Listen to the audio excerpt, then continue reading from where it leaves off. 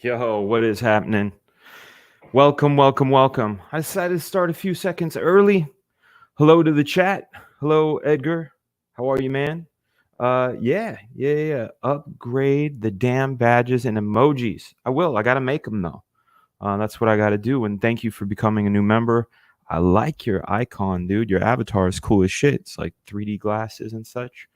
I just felt like doing a fun little Sunday stream. See how you guys are doing today on this crazy 3-day weekend.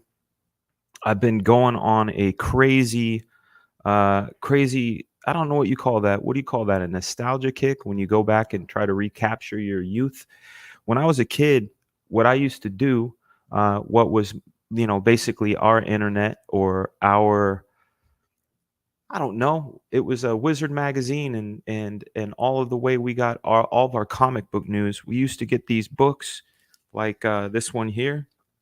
This one was one that I had as a kid. It was called Comic Scene. I don't know if you guys remember Comic Scene or the Comic Scene Spectacular. This is the Todd McFarlane issue. Also, the other one that I used to really be into, and this is what's exciting to me about this stuff, because some of these I'd never seen before because they were before my time, but is Comics Interview. Of course, the green screen's going to fuck it up. Let me turn the green screen off for a second. Break the illusion. Let's break the illusion. Guys, I have to break it to you.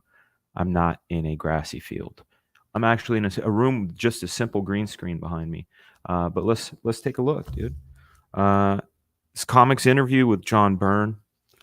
We've got Comics Interview with Arthur Adams. Comics Interview with George Perez. Todd McFarlane. This is one of my favorite of all time. In fact, I bought it. This is mine from when I was a kid, but I bought an extra one on eBay. This is Electra Lives Again Spectacular. It's a special. I got the Lobo issue. What's really cool about these, and this is a good one too, Amazing Heroes. It's the Todd McFarlane interview. What's really, really exciting about this stuff, at least for me, is they're these little time capsules. These interviews are time capsules because they happen at a certain time in comic history when things were popping. And my favorite comic of all time, a lot of you guys know this, is The Dark Knight Returns by Frank Miller. It came out in 1986. I was a wee boy of 12 and 13. My birthday's right in the middle of June, so I'm always, every year I'm two ages. I'm always like this year, I'm 46 and 47. What's up, Michael Green? I'll get to my point in a second. I want to say hello to the chat. You guys are always amazing. Always just make my heart smile. I don't even know how to express it other than to say that it makes my heart smile. Thank you again, Edgar Tarley, for the becoming a new member. And we're going to update those badges and icons. That's a really great idea. What's up, Keaton Smith? How are you, man? Good to see you. Tomba, Gable, I Borrow Ideas, GK, 1. It's good to see you, man. You're new. Andreas Jacobson, hello. Billy D, hello. Mr. Wonderful, how are you? Spirits Car, hey. Red Valkyrie, hey. How are you? I know you. Go Centurion, hey. Mike TV, what's up, man? Ronan Blade, good day to you as well. Jerry, hopefully I say it right. Cincini? I think it's Cincini. Hopefully I'm pronouncing that right. I always had a last name that was always mispronounced, so that's why you get this little guy here.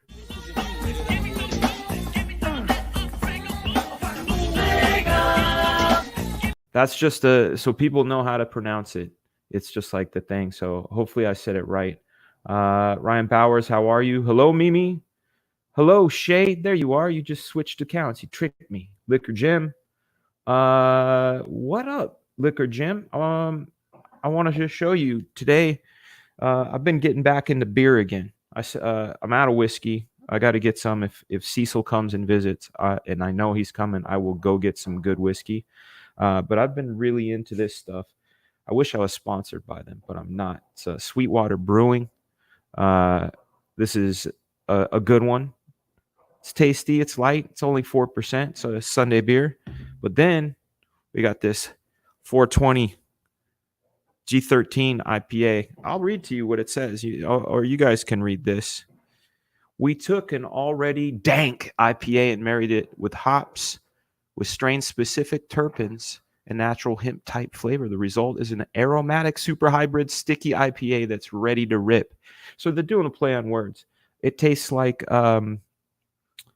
flour, green herbs. It's got a nice, fresh, funky taste. I enjoy them. So we're probably going to have 2 of these during the stream. But good to see you, Liquor Jam. Johnny Rando, what up? Yeah, man. I'll tell you, nostalgia will get you. Hello, Leroy. Hail, Leroy. Big love to you, sir. Ewell Carter, how are you? Yeah, Amazing Heroes. Exactly. I have so much shit on back order right now. I went on eBay. I went on Amazon.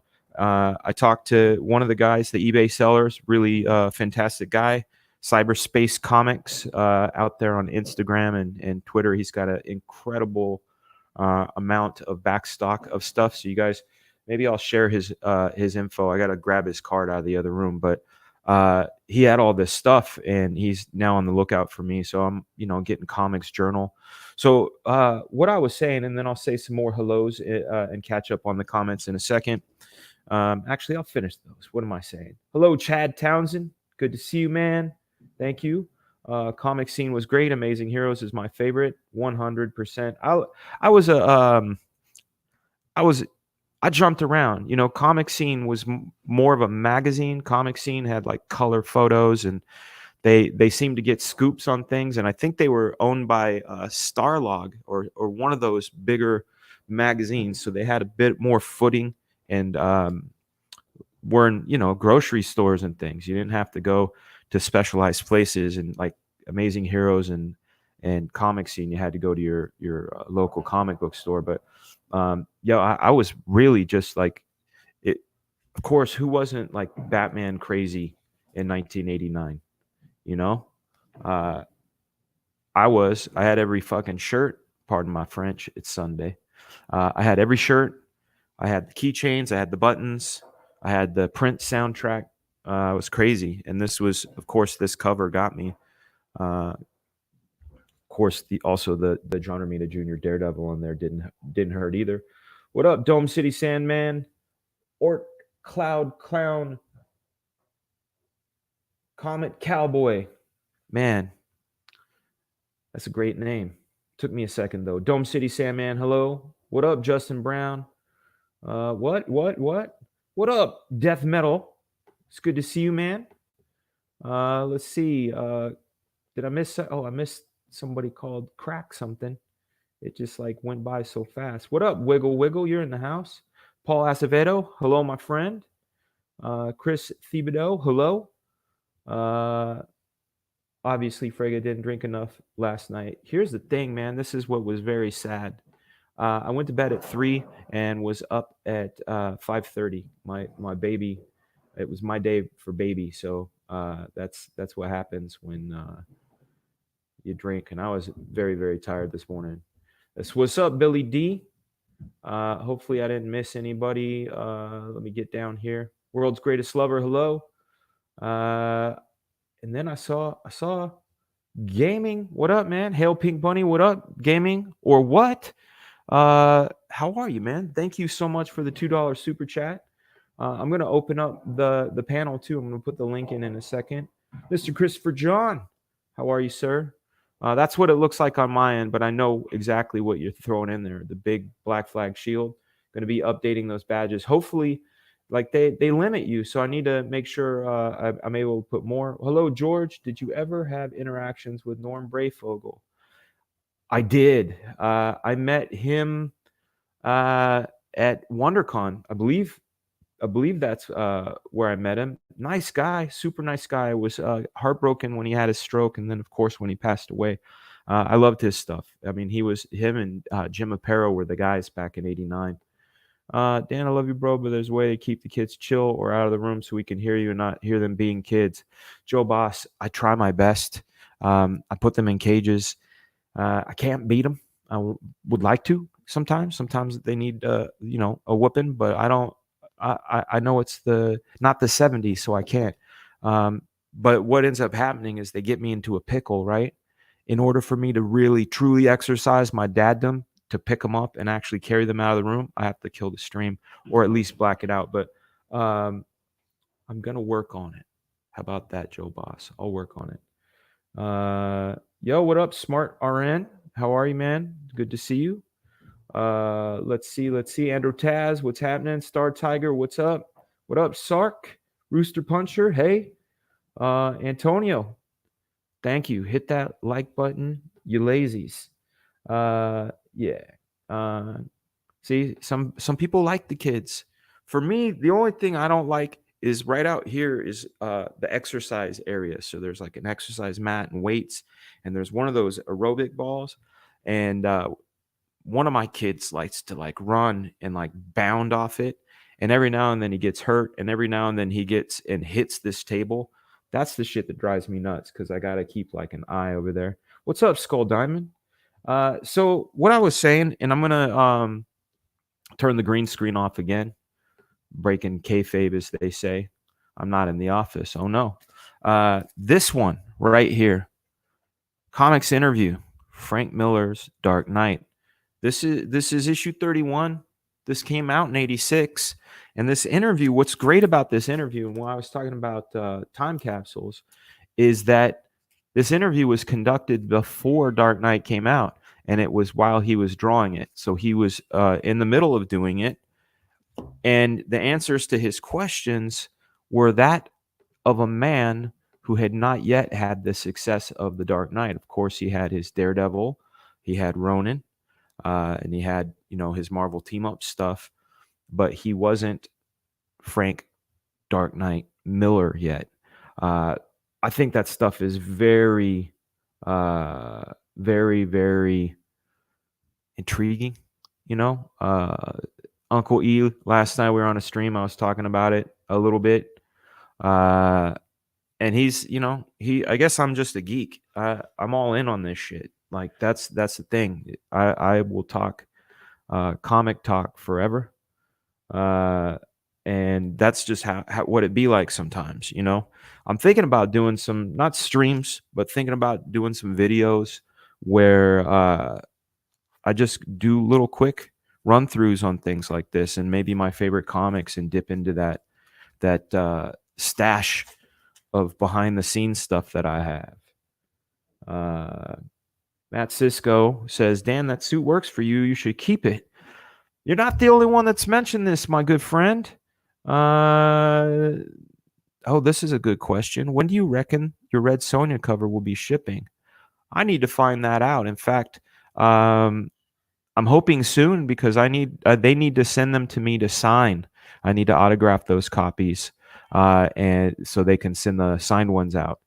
So that would be, I think the answer is soon, but I will definitely find out for you, Mr. Smith.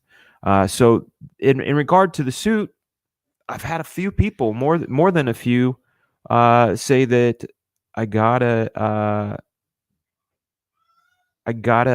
keep the suit. Here's the stretch goal, though.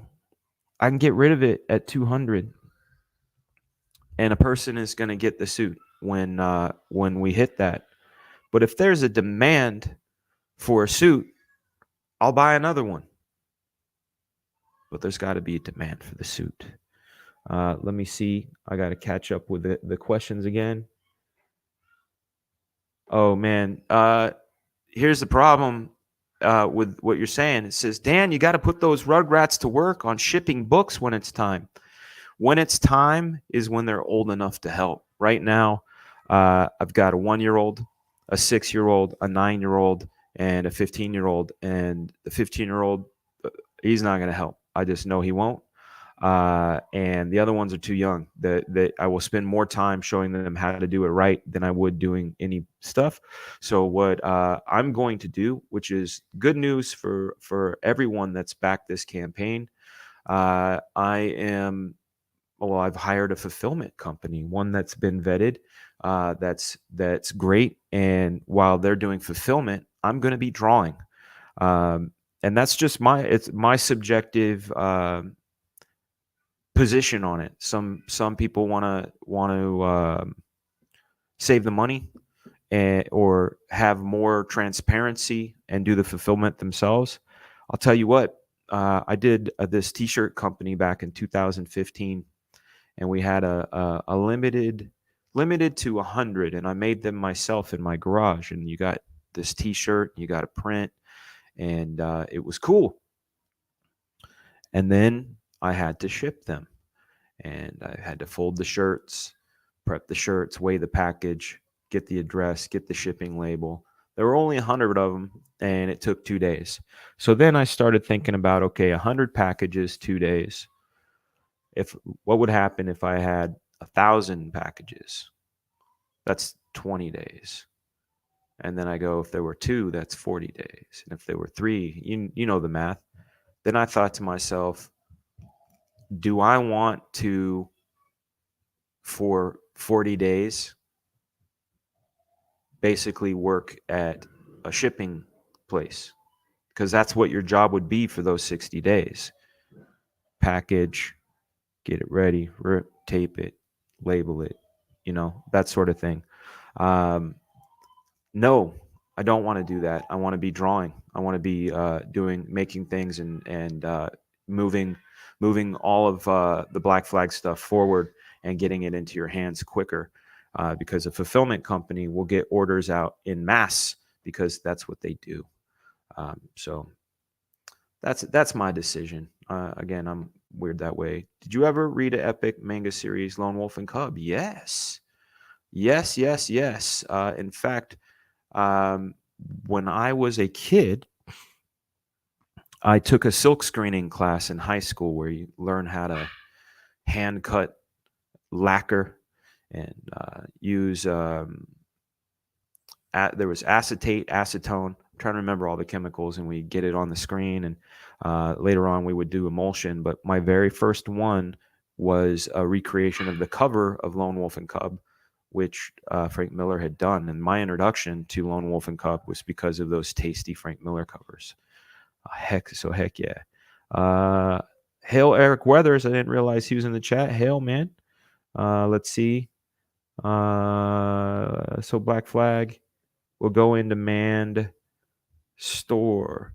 I think so, maybe. I mean, we've got 2 days left, guys. We have 2 days left. I think the campaign ends tomorrow at midnight. If I choose to extend it, I get another 30 days. If there's a demand, I'll definitely put it in demand. When we do that, all the kind of under the hood stuff is that you have to make sure you overprint.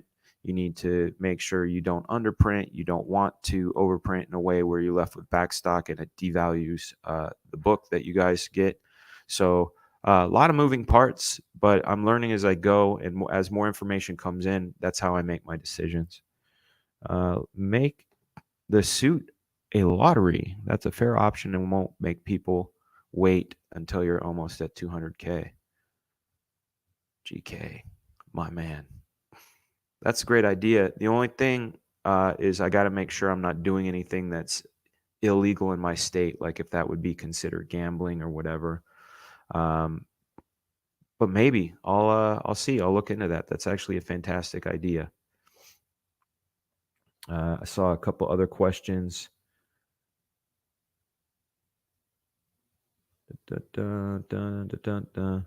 That's right. I'm an art bunny, not a United States Postal Service bunny. And then specialization matters. Recognize where you're most productive and outsource the rest, or hire to do if the volume is good. That's right. And I think that's what's up. What's up, Berserk Guts? How are you, man? Good to see you. So yeah, see, what does this say? Extend it, man. Got to keep up the pace with Uncle E and your boy. Yeah, man. That's something to consider too. I mean, like I said, for me, the main thing I want to get these books into your hands. I can't wait for you to read it. I can't wait for the excitement for the second issue to build. I know the whole story. I know all the cliffhangers and basically the punchlines to all the setups. And the way I've explained it before, I think I was on that Star Wars Girl stream when I said this.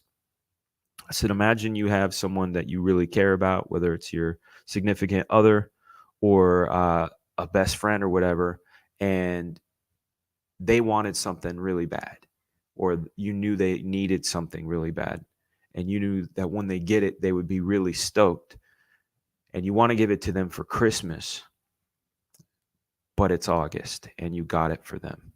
You know that feeling you have, like every now and then you want to like give it to them early. You want, you're just kind of really excited about this thing you're about to do. That's how I feel 24/7. Like every time someone says, "Tell us about your book," I'm like, "Oh, I can only say so much." This thing is going to have all kinds of meta ideas. I don't know if you know meta. Very, very trippy stuff. Action packed, but trippy. I'm not gonna give you more than that.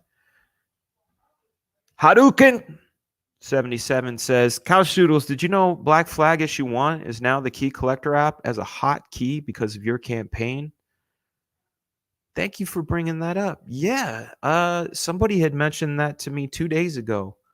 That brings me joy because I remember about 2 years ago, somebody was talking to me about some of my books being in the bargain bin, the 50-cent bin, the dollar bin. And I noticed, and I bought a few. Black Flag, that same Black Flag was a 99-cent book. And I remember turning to the retailer and I said, I'm going to leave a few in here.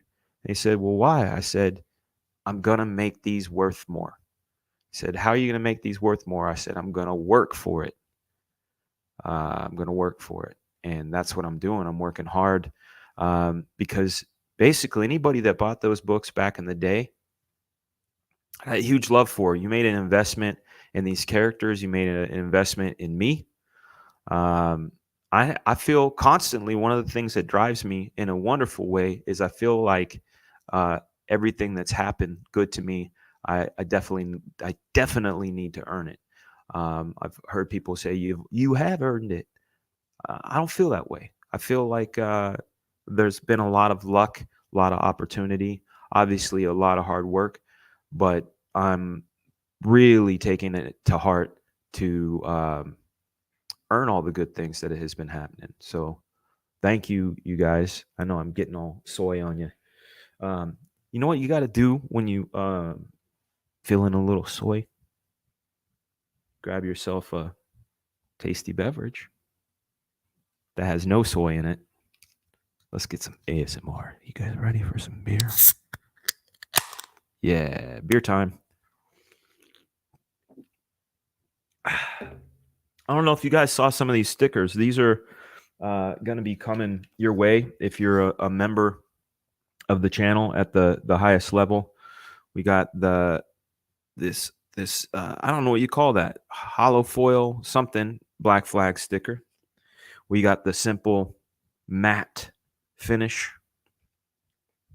And this one, I like this one. It's the Fragaboom sticker. This one's die cut. Working on some more. Really, really stoked. Oh, New Noise. I don't know if New Noise is in there or if you guys are talking about the song New Noise by the Refused. That's one of my absolute favorite songs. I don't know if you guys ever heard New Noise before by the Refused, but if you guys ever want to feel hype, people say, what is a song you would do if you had these giant speakers? Or Christopher John is asking a very good question. Does that brewski smell like dank? 100%. That it smells like a fresh bag of the finest of herb, and it tastes like it too. And I know some people think that's weird, but anybody that is into cannabis like I am, I'll tell you a story, guys, and why. Like some people, they think it's a funny thing, like, oh, Freg is a pothead. Am I? Or am I a connoisseur? And I'll tell you the benefits of being a connoisseur. Back in 2001, there was a magazine, I think it still exists, called High Times Magazine. And High Times Magazine is dedicated to all things hemp, cannabis related, the growing of, the procuring of, the different sciences, the different apparatuses, things like that. Well, there's something called the Cannabis Cup, and it's held every year in Amsterdam. And because of my quote unquote reputation with enjoying cannabis, I was contacted by the publisher of High Times Magazine and this place called 420 Tours, and they wanted to know if I was two things. Would I be interested in being a celebrity judge at the Cannabis Cup? That was one question, right? And then the other question was, would you like to draw the poster art for the Cannabis Cup? And the theme was space, because it was 2001, and you know, drew a space man with the Cannabis Cup with like an herb floating out of it in 0G. Did that, and they paid my rate. They paid Matt Yackey's rate. Then they also flew me, my wife, Matt Yackey, and my brother to Amsterdam for the Cannabis Cup. Not only that, when we got there, there was a tackle box. Like, I got to the hotel, they're like, Mr. Frega, here's your box. And I'm like, my box. I open up the box. There were 13 bags of different cannabis. I have a picture of it somewhere. I got to find it. 13 bags of different cannabis labeled A through K. Was it A through K? No, it was A through M, I believe, because there were 13. So it was A through M. And a little list. We got the sativas. All the men judges got sativas. All the females got the indicas. They gave us a little list, and we had to give a ranking system on how does it smell, how does it taste, how does it feel, like when, you know, was it brittle, was it nice and moist, was it too moist, you know, all that stuff. We look at the trichomes. Anybody that's into it, you're looking at the trichomes. What up, Cat and Chokeout? You know what I'm going to put? I'm putting the link in the chat. Anybody that wants to talk some of this stuff. You know, oh, dude, see, Audio Odyssey. This is my brother David. He was there. So he knows this story. So we get there, we get this thing, and it's like, how is the effect? How does it fall off? You know, how does it go up? How does it fall off? You know, did you get the munchies? Any sort of like extra notes that you could add to the thing? The one thing I can say about the Cannabis Cup, as far as the organization, no one ever showed up on time to any of the meetings. As a celebrity judge, we had to do little things because we had to go up and give talks and give awards. And that award show was some of the craziest shit I've ever seen. They were giving the wrong awards to the wrong people, that sort of stuff. Oh, man, the stream is about to get real furry right now. No pun. What up, Wiggle Wiggle? Oh, what up, Wiggle Wiggle? How are you, man? How you doing? How you doing, Fraga? Hail, brother. Hail. Yeah, just talking about the cannabis and why I enjoy it so much. It helps me out a lot too with my PTSD. I'm not gonna lie. Dude, it helped me out. I used to have crazy depression. I used to have severe like ADD to a point where I couldn't decide what to do, when to do it, how to do it, because there were too many options. Like, that's how, like, my mind was that crazy. And it really just like slowed helps things me focus, down. man. Yeah, That's it helps right. me focus. Yeah. Yeah. If a train is going by and you can't see things, but as it goes slow, you're able to do that. It makes life way better. Captain Chokeout, what up, my man? Hey guys, what's going on? Chilling. Brother. I know you know your herb, man. I know you know. We herbing right now. Yeah. Lucky, man. You're lucky. Out here in Georgia, we're not as easy. It's not as easy to come by. And California though, that was the place. I used to find it hard to get good weed in Florida. Yeah. Yeah, I ended up getting it off a retired cop. Nice. They know because they know who has it. They know who's holding. Yeah. So yeah, I remember the very first time when I was in Amsterdam with my brother and my then wife and Matt Yackey. We were there in Thanksgiving. We were there during Thanksgiving in the United States. I know you guys out there in the UK don't have it choke out because we're celebrating leaving your island. No, that's July 4th. That's July 4th. But nah, we had Thanksgiving and one of the things that was really bizarre there is they have their Christmas parade there, and their Santa Claus over there is called Sinterklaas.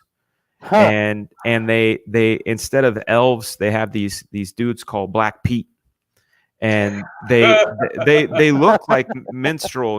They're basically Dutch people in blackface. And I remember going like to my buddy Fuad who lives out there. I was like, Fuad, what the fuck is this? He's like, that's Black Pete. If you're a bad kid, they take you back to the North Pole and turn you into a Black Pete. I'm like, okay. And he's like, they're really cool. So we're fucked up out of our minds because here's the thing. As much as we were very grateful to have 13 different strains of what you would call the world's finest. This is the Cannabis Cup. It was our job, our duty to judge that sativa over that week. Oh, you judged the cup, huh? Yeah. I was 2 doors down from our hotel was this place called the Rookery. I know the Rookery very well. Okay, so I know the back of my hand, brother. Okay, so I was at the hotel, like 2 doors to the left of Rookery, just right over here. So we go in, and my brother's like, "Yo, we should try some hash," and I'm like, "I've never had hash. Let's do it." And I remember thinking how awesome it was because they go and they pull out these sort of like banana bread loaf sized chunks and they cut it with a knife and they gave me like the size of something like a stick of gum, like a big stick of gum. And we sat in there on the little pillows and we got the little hash pipe and we smoked it. And I'll tell you the thing that was crazy. I just remember exactly how I felt. And I turned to Matt Yackey and my brother and I said, if that weed we just smoked was the escalator, this is the elevator. Like it just it went so fast, so high. But so anyway, that's the state of mind we were in when we stumbled upon this parade. We were out of our minds. I'm seeing these guys in blackface, wondering what's going on. We see Sinterklaas out in the distance in his sled, music. There's a crowd. We would hear this boom, boom. And see people scatter right around where the boom was. And then they'd all get up and just crazy mayhem.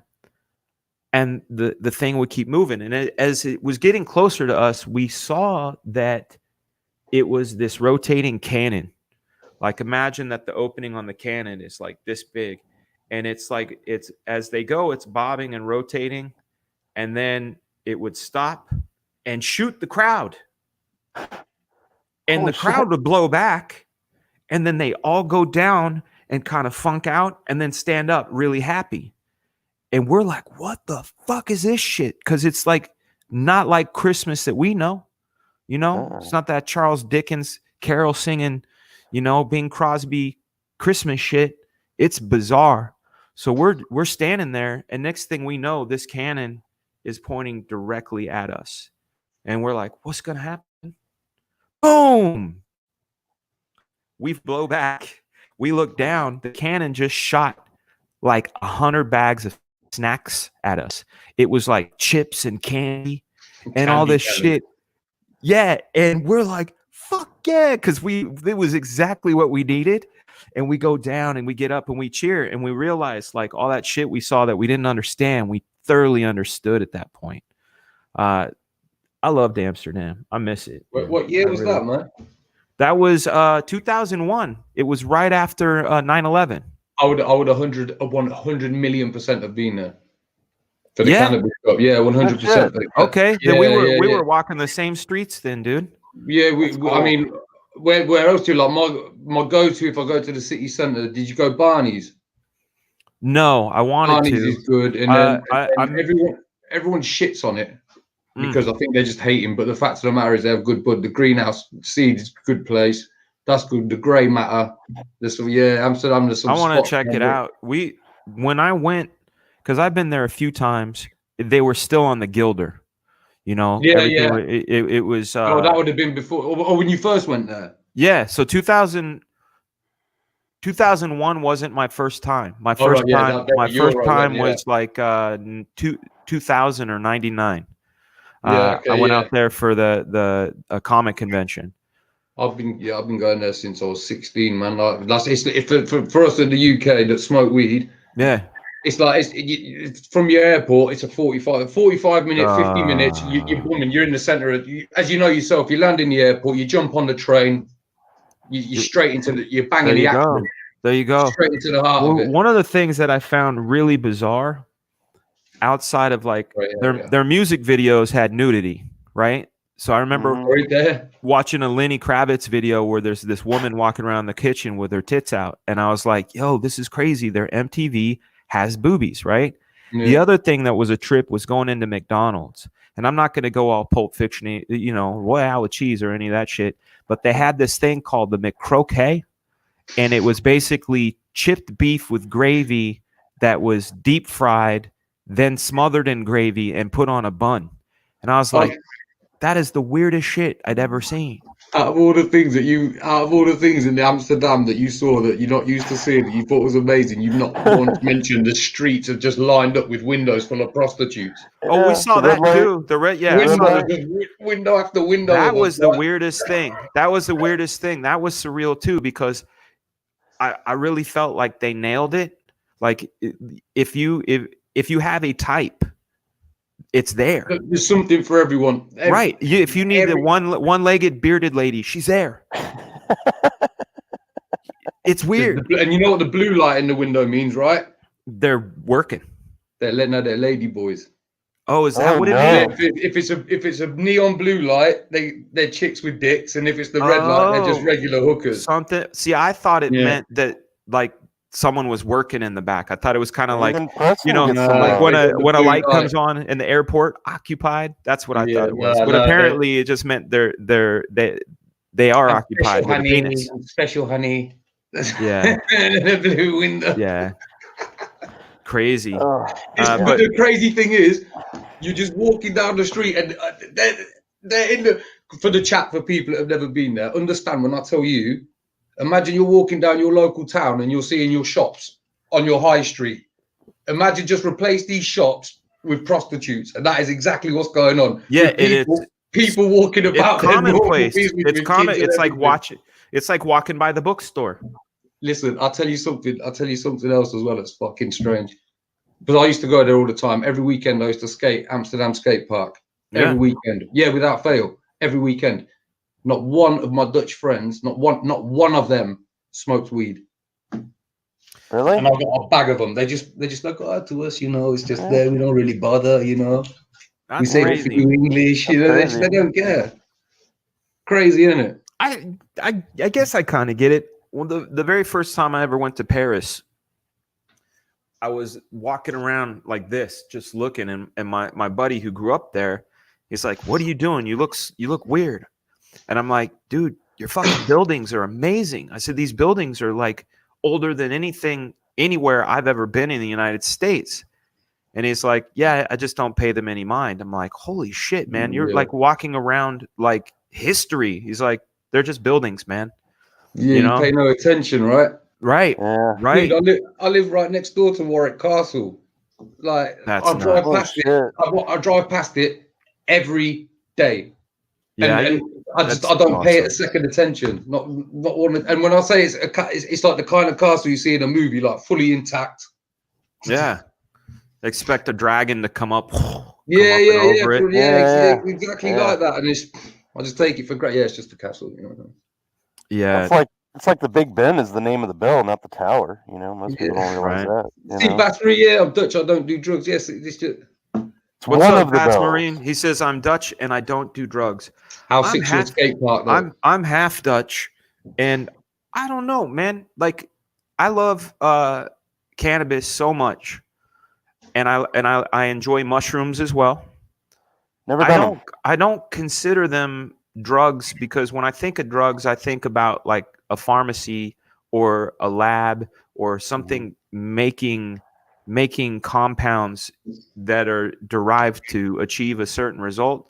I feel like when I eat sushi, I get a little bit of a buzz off of sushi. They call it a sushi high, but I don't consider sushi a drug, right? I don't know. There's so many benefits.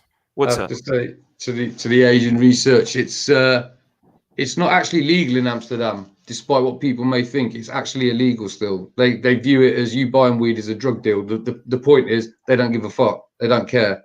Is that what it is? Yeah. The biggest guy in, I suppose you could maybe say in the European industry, is a guy called Aryan. And he runs the Greenhouse Seed Company. So like anything with a haze in, it's got Aryan's haze in, blah blah blah. It's all from him. He's I think he's a billionaire. I'm not sure. I could be wrong. But either way, he wins all the cannabis cups. He always wins them. The Greenhouse Seed. And Does he live in Canada now? Sorry, he moved to Canada. Didn't he move to Canada, or is that a different? Yeah, he got arrested. He always gets arrested. Yeah. It's Aryan. Yeah, and his buddy died. Frank. Because they have big plantations out in Africa as well. Out in Congo and stuff, but he always gets arrested. It's actually a drug deal. They just they don't care. They don't give a fuck. And like in Spain, again, people think it's legal in Spain. It's not. It's decriminalized. You can smoke it in Spain if you're in a club. So what they do is they organize like a local place that they say, right, this is our clubhouse. You then become a member and you pay membership. And then once you're in the club, you can get the weed. Yeah, so it's not, it's all loopholes. It's not like it is in the States where you can just walk in and say, boom, what you got for them? It's not like that. Want to say what's up to Charlie's London? How are you, lady? Hey, Charlie. Yeah, man, that's the thing. I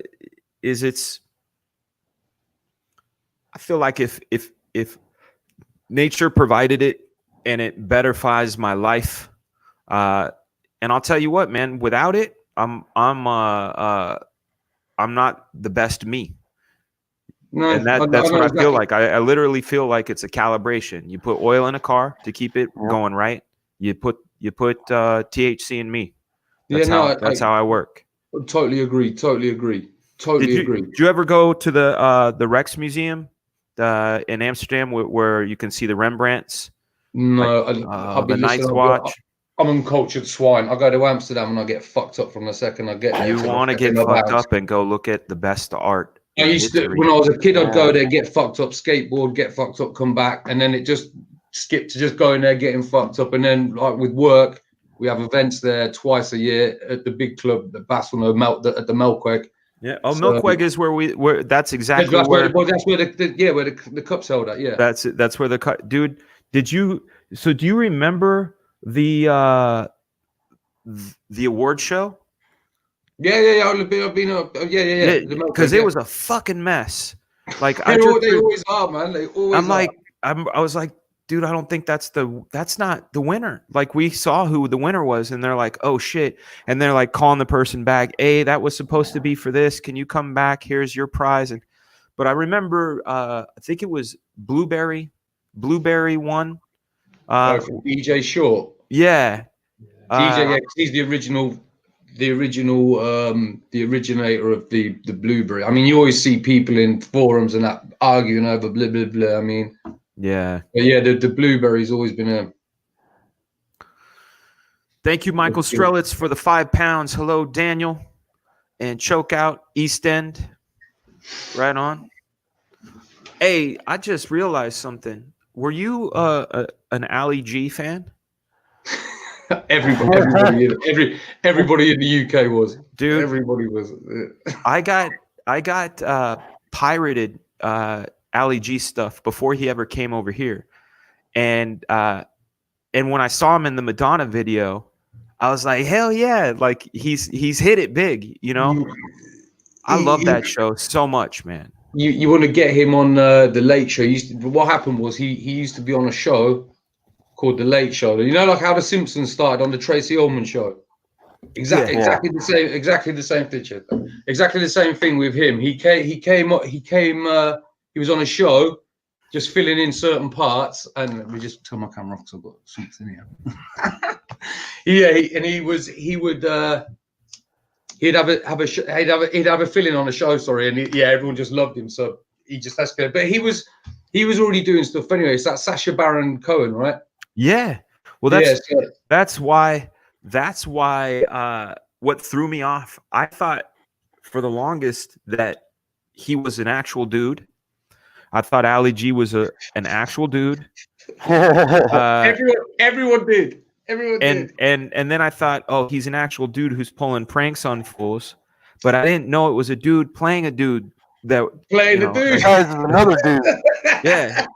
But I didn't know that. And then of course, you know, we saw Borat and all that other stuff. And yeah, he was incredible. I mean, I used to want to be able to roll a joint by the same way he would do it. And they always did it great, you know, the clothes flying on and all the sound effects. No. I'm hearing the chat saying that he turned pro cent. Did he really? Oh, did he? Yeah. How could you know what? Listen, I'm going to be really honest with you. That's really shocked me. That has genuinely shocked me. That has. Yeah. That's incredible to me. That's unfortunate. If that's true, I'm gonna have to look into that. That's look at young Captain Chuck. That actually is me as well. I caught the beating of my life for that as well, by the way. Yeah, it's interesting you were bringing up Refused, Fraga. Like that video is part of the reason I even own this suit. Yeah. Yeah, I mean, you just never know, you know. I mean, I don't know. Be wild, crazy, do whatever you want. Fucking live the dream, man. Definitely live the dream. That's what we try to do every day, right? Like that every day. And every day there's this concept that I heard about. It's an acronym. It's CANI. CANI. Constant and never-ending improvement. And basically what the concept is behind that is like what I always say, to be and do your best and find out what your best is. Like, that's why I was saying, like, the best me is one that has THC in the system. I actually think more clearly. I can articulate my thoughts much better. I know that's redundant. I'm high as fuck right now. And I'm handling business. Yep. You know, here. Charlie's London, thank you so much for the £5. Ali in the countryside. He asked a British politician if kids could still get canned at school. Sniffs his hand. Creased up. So they should be getting good cane, yeah? He says the kids should be getting good cane, yeah? And he's like, kids should be getting good cane, yeah? That was so fucking good. Yeah, he's an asshole. But I'm the same. No, I smoke all. You hear that they're testing it for COVID as well now, against COVID.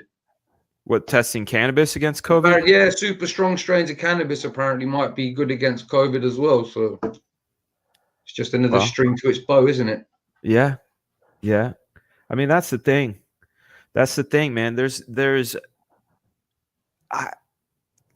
I've had many discussions with my friends, especially the ones that partake in cannabis, about when's a good time. Like, I'll tell you this, I didn't try anything at all until after I was 18 years old. I had big respect for my parents, but I said once I'm under my jurisdiction, like, I don't want them getting in trouble, but once I can get myself into trouble, I'm gonna go find some trouble. First thing I ever did, way even before weed, was this is the order I went. So anybody that says cannabis is a gateway drug doesn't understand. This is the order I tried things. LSD first, mushroom second, weed third. And I won't there's nothing else. I won't do anything else. And basically LSD, I wanted to know. I just wanted to know. I wanted to find out what would happen. Mushrooms, they're natural. Of course, you guys maybe have heard the story. The first time I ever took mushrooms, I actually ate half a bag, thinking that was the right amount, because my friend and I went and bought some, told the guy we wanted enough for 2 people, and he sold us a sandwich bag, Ziploc bag full. And we thought, okay, you eat half, I eat half. So that was not a good time. But my very first time smoking weed, the munchies I realized were real. But because I ate half a lasagna with my homie. You get past that though eventually, don't you? Yeah. Oh yeah. Yeah. I don't get the munchies. And the giggles. I can remember being on the fucking floor in the front room of this girl I went to school with. Her, 2 of her other mates, and her older brother was upstairs smashing the life out of this girl, and we could all hear it. And I can remember it all. Honestly, I swear I can remember it. I can remember it like it was yesterday. Yeah. And we were on the floor just laughing till our sides were fucking hurting and like tears were coming out of our eyes, and it'd stop, and then we'd be off again. All of us just on the floor, absolutely fucking pissing ourselves out, and I couldn't stop. But yeah, cannabis worked. I smoked. No, I drank first. I drank booze for. Well, you see my avatar picture. That's me. Yeah. God knows what age there. So, you know what I mean? So that's way before cannabis. So no, it's not a gateway drug. Alcohol and cigarettes are a gateway drug. Yeah, I don't like cigarettes. I've never done LSD or mushrooms. Personally. Oh, LSD is fucking great. Mushrooms are far better though. Yeah, mushrooms are great. You just gotta the phrase of know thyself is very important. You know, I've never had a bad trip. Never. Mushrooms I have. LSD I haven't. Mushrooms I had a very bad trip. That half a bag was insane. Yeah, it wasn't that I was scared of it. It was more of like I just wasn't in the right setting. I wasn't with the right people. I wasn't, you know what I mean? Like it's one of those things that you just kind of, I don't know. You definitely want to have it in the right settings. Yeah, Jesus. Yeah. I know people that have it. Like I've heard you lot say, I've heard you lot talk about it before, right? I don't understand how anybody has acid, mushrooms, anything, and then goes to a fucking rave or to a club. Are you crazy? that'd be the last place I would want to be. Yeah. And if you are, then our shit's a lot stronger, because boy, I've done a lot of drugs. Yeah. In my time. I want to watch cartoons when I'm on mushrooms. Yeah, I want to watch cartoons. Jesus, I'd be a paranoid, quivering fucking wreck in the corner. Yeah. If I was in a club on acid or on mushrooms, oh Jesus, get me out of here. Acid. Last time it's been so long. The last time I took acid was right before I went to see The Gladiator with Russell Crowe. Nice. And so it's been a while. What was really weird though is that I could feel it coming in, and right when, and hopefully I'm not spoiling anything, right when Commodus is gonna fight Russell Crowe. Yeah, I know. The film got stuck in the projector, and it did the thing where the light burned it. It burnt and snapped, and I thought it was me. Oh no! I thought it was me. I was like, "Oh my god, this trip is insane!" And then, of course, the lights come on. I'm like, "What is happening?" But it was awesome. Like, you know, I remember looking at the carpet in the movie theater, and they had that elaborate pattern, and it was crazy. But yeah, this is the thing. Death metal got it right. That's the point I was getting at earlier. I don't see it as a drug in the same way I don't see having chamomile tea or valerian root or anything like that. Or even caffeine. Right. Or even caffeine. Anything that's naturally occurring. I want to show you guys. Well, before I show you guys this, the point I was going to get at is I don't think anybody should be taking any mind-altering substances while their brain is still developing. Absolutely. I think a lot of the stuff that ends up happening, especially when people go, "Oh, weed turns you lazy," or you know, any of that stuff. I think it could, but I also think it amplifies things that are already in you. You know, and it also, like for me, creativity is through the roof. I have tons of drive. And again, like I was saying to Wiggle before you hopped on, Choke Out, I was saying it slows things down for me. Like it makes things manageable. Things aren't going by too fast, you know. Okay. It's like when a fan is on high and you can't see the blades. Imagine those blades are thoughts and you're just trying to, you know, get one. Yeah. When I smoke cannabis, man, it's like putting on the low setting and I can see all the blades and I can focus. And so check this out. I showed this on John Malin's stream. This is I found this in my closet. This is a Kid Supreme ash can. It's called the trash can ash can. I put this out in 1996, and it had like a bunch of my sketches and that sort of stuff. But what I thought was really cool, and I had totally forgotten about it, is my layout to my Cyberfrog covers in there. Oh I God! did a cover for Hell Martel yeah. E. This was 24 years ago that I did that, and that's the layout for the cover. And this is an artifact of those times.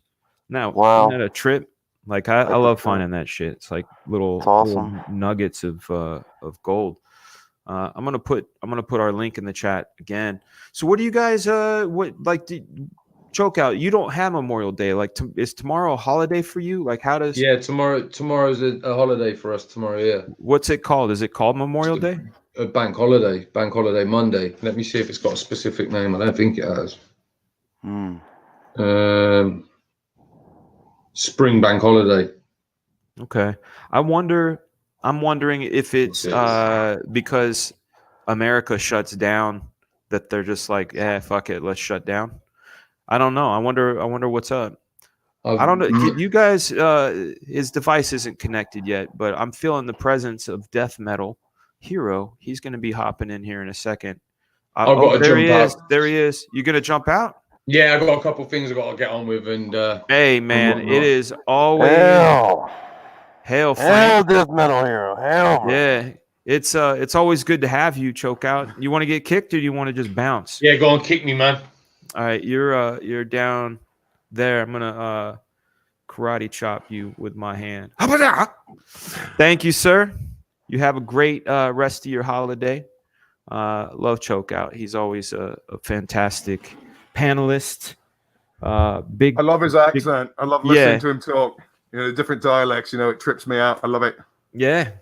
How you doing today, Death Metal? I'm hanging in there, man. I got my coffee. Yeah. I got my extracurricular activities. I'm good. I got my beer fridges. I call them beer fridges because it's a beer fridge. I'm gonna have to look that one up. It sounds tasty. It is Sweetwater. Of course, I could drink beer. You got a wheat thing? Yeah, I don't know. I get migraines really bad, man. Ever since like I got past like 26, I drink a lot of beer. Yeah. Fuck, dude, 2-3 beers in, I'm done. It just that headaches. Sucks, man. It does suck. Yeah. Let's welcome Comedy Cowboy. What's up, buddy? How are you? Hell. How we doing? Hell. Chilling, man. Happy Sunday to you, dude. Yes. Happy Sunday to you.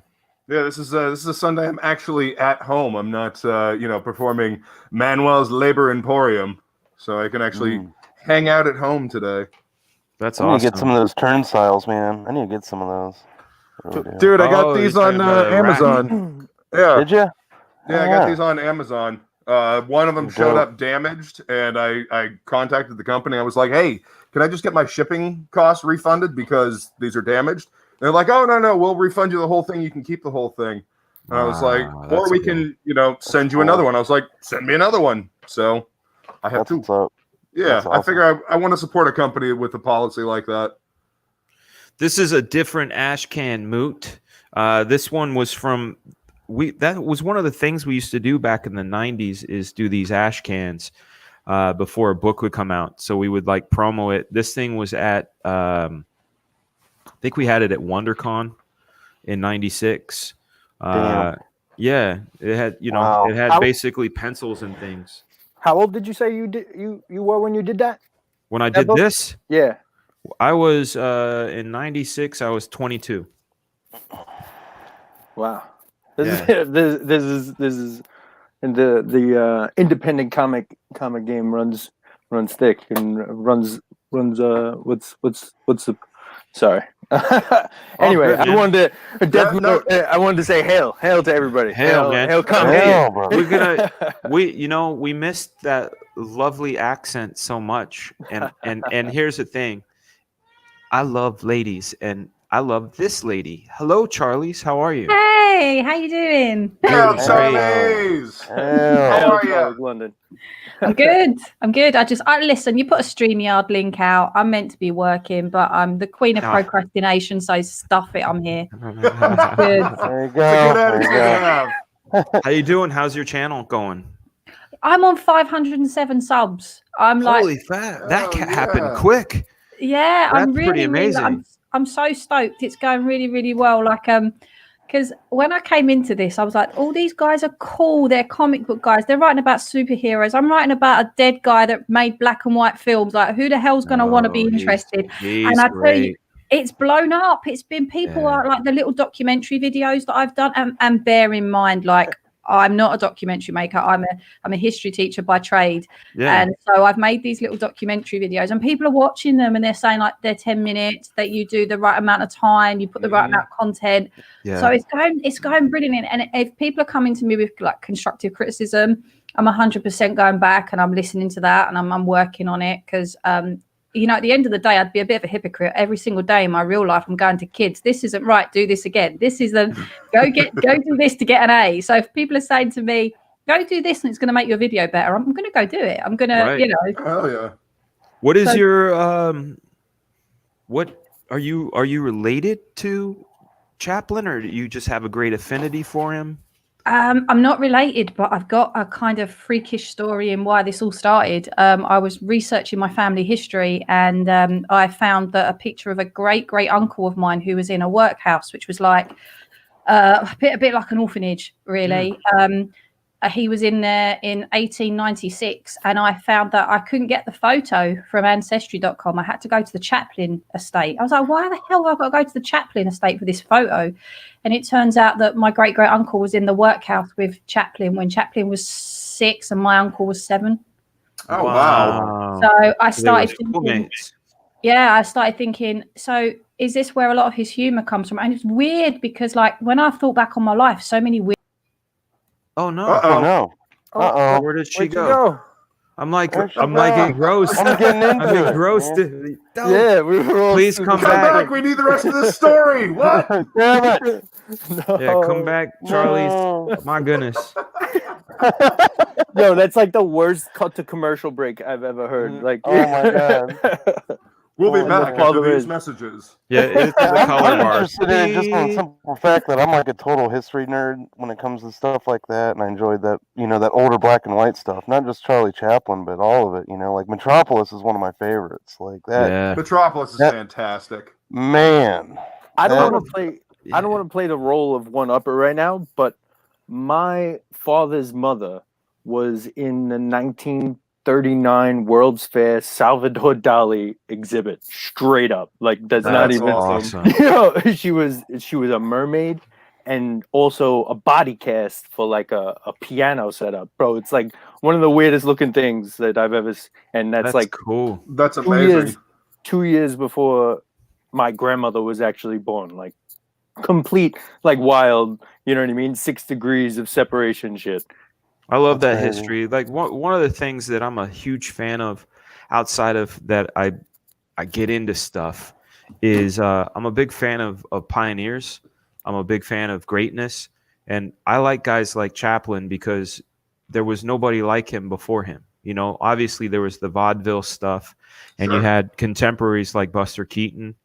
But Right. there wasn't anybody pushing things as hard as he was and breaking that ground. And it's like those, we as consumers, and I find this because it's, you know, human nature. Like if you think about the idea that like for my kids, with the exception of my stepson, every one of my kids were born after an iPhone. 2 of my kids were born after iPads. So Oh, man. it's all they know, and they take it for granted because it's always Yep. been there, like Right. like us with Yep. a television or whatever. A lot of times with people, I've given this example before, but there's a book by a guy named William Gibson, and it's called Neuromancer. And Neuromancer is basically like the Matrix and Johnny Mnemonic and all these things. Well, Johnny Mnemonic was a William Gibson book too, but short the story. Matrix, the Matrix took so much from the Neuromancer that when my friend went to make the movie, everything that he was doing was essentially already cliche and trope, but this was the source. But he couldn't make the movie because it had already become commonplace, the ideas that were in this book.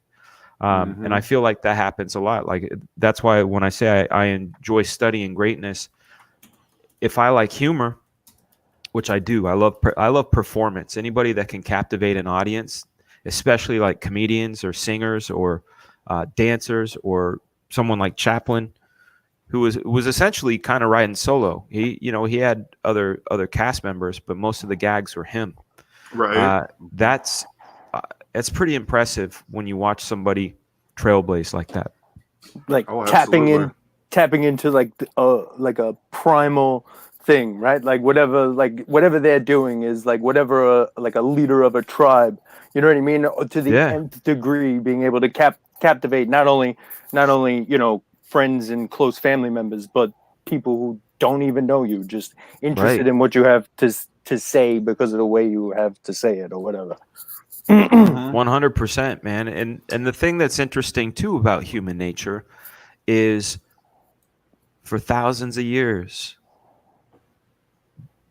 recorded history. That was a nice dramatic pause. Nobody could run a mile under 4 minutes. Nobody. And then someone did it. And then within 2 or 3 years after that, it was commonplace that people could run a 4-minute mile.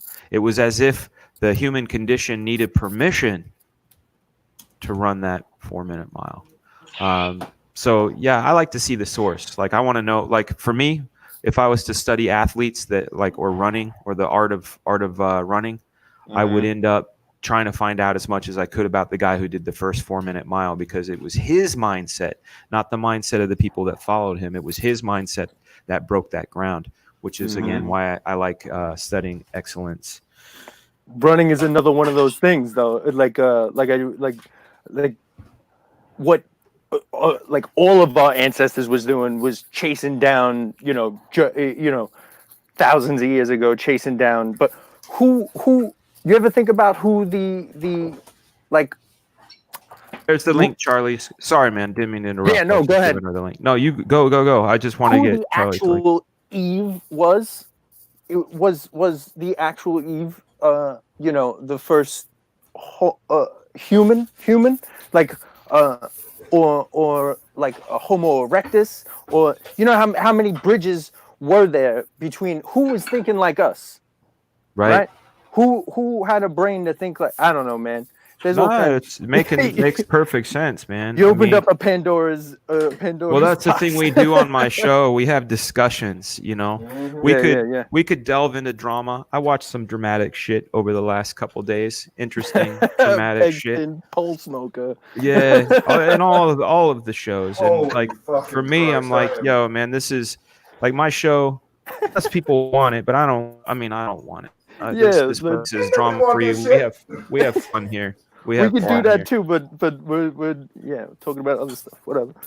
Yeah, but philosophy, and I don't mean like we are just dust in the wind and like bullshit like that. My study over life, what my mission is, and why I have the mission I do on my channel is the study of excellence. What's a mindset that makes someone want to be better than they are? What's a mindset that makes someone set a goal that to other people seems ridiculous? And what's that mindset in the face of adversity and their loved ones telling them you can't do that or you're crazy for that? What is it about that person that perseveres and pushes through that shit and achieves? What is it? I'm all about that, man. I'm 100% about that, and that's why I'm fans of a lot of people I'm fans of. There's a rapper named Logic. A lot of you guys aren't hip hop fans. I'm a hip hop fan. Logic is dope.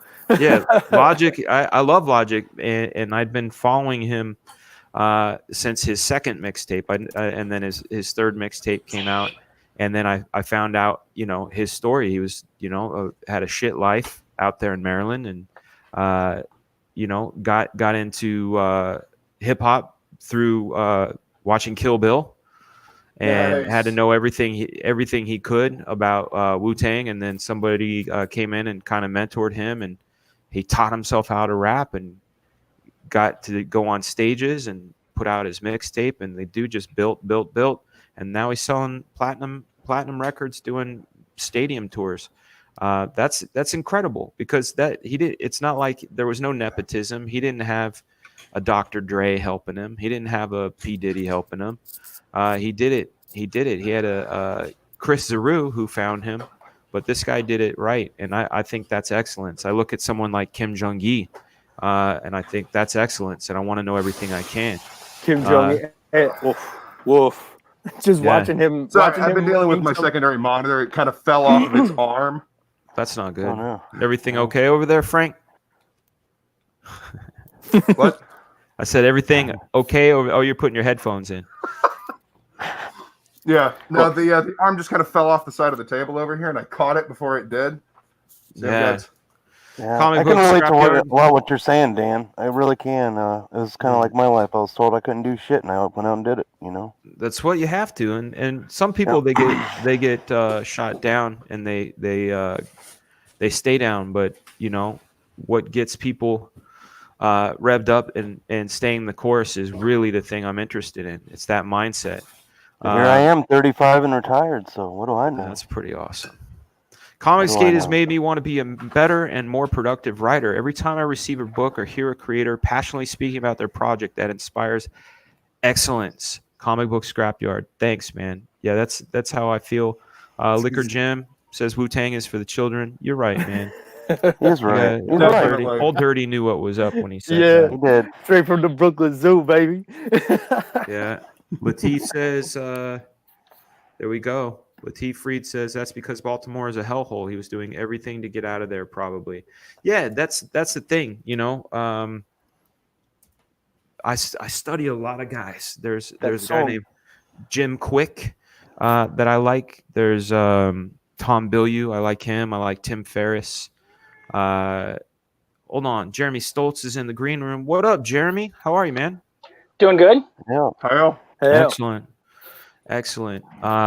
But I think about Running Black Flag. Oh, dude, see, those are the shirts I was talking about earlier. Let me make it big. Look at that. That was one of those handcrafted shirts that I made in my garage. Hell Yep, I had to get one. Yeah, Jeremy has one, and he has the prints. But that was a lesson of why I don't ever want to do fulfillment on my own. Yeah, Bass Marine's got it right. Stand up and fight. Right. Well, that's the thing, man. I read books. Like there's a book by Malcolm Gladwell called The Outliers, and he talks about guys like George Lucas and Steve Jobs, and how a lot of what made them great was the fact that they were born at the right time in the right geography, like being born in the Bay Area. Same with like David Fincher, the fact that George Lucas lived down the street from his house influenced him in thinking that someone that makes movies is an everyday job, which put the mindset in his mind that he could do it. There was no not doing it. Where someone, let's say they live in Wichita, and the idea of working in movies seems so fucking foreign that they don't consider it. And then, hold on a second, and that's where maybe he got his humor from, Charlie's London. Oh God, I was on such a roll, and then all of a sudden I'm looking at you, and you weren't moving. It's apparently it's Chrome. It's done it to me twice today. There's something going on with Chrome, so I've just had to download Firefox, which I was advised to do. Firefox is a lot better. That's what I use. I've been using Firefox for like almost a decade now. I've changed over to Brave because Firefox won't allow you to share audio. Brave does. But maybe that might be a Mac thing. It could be. That's possible. Thing. This is another good might book. be. This is another good It book. might be. 48 Laws of Power and Mastery. Yeah. 48 Laws of Power, 100%. That's a must read. That's like Sun Tzu's, Art of War. It's like it's just one of those books you have to. If you don't imbibe, what are you wasting time doing elsewhere? Charlie's. So Yeah. this. I'm gonna recap for the people that weren't here, and then I'll just have you, slide right in there where it happened. You were on Ancestry.com looking up some stuff for your uncle. They wouldn't give you the photo. You had to go to the Chaplin estate. Mm-hmm. You're like, why would I have to do this? And as you said, it turned out that your uncle and Chaplin went to essentially like a grade school / orphanage house together. And you said perhaps that's where some of the humor came from. Yeah. Carry on. So it was pretty much my I was watching the Robert Downey Jr. film with my grandmother, and she was very much the bit when he has the beer thrown over him in the London pub because he apparently was a coward, didn't sign up in the First World War. He was like, that would never have happened. That wasn't how people felt. And I was like, well, why is she so adamant? So I started reading all this stuff, and I started looking at him, and I realized that actually there's a lot of his sort of family and the way that he thought about things. It mimicked a lot of the stuff that I'd known growing up, and it was really, really interesting to see this sort of parallels between his humor and someone that grew up in South London, where I grew up, and it got me just massively interested in it. And I went and I've done talks and things, and it's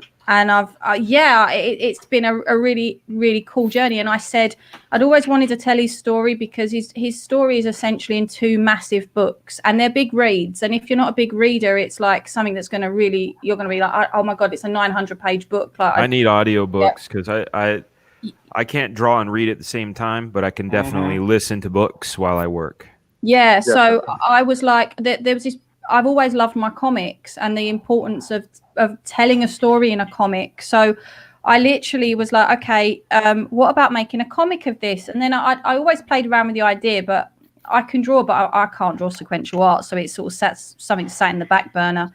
And then I got very involved in CG, and then it was more and more burning that I wanted to do this. And the more I was listening to stories about CG, the idea about people being shunned by the mainstream, this misinterpretation of what their views and their ideas are. It was very much like him and about the life that he had. And I thought, my God, this is a CG story. Right.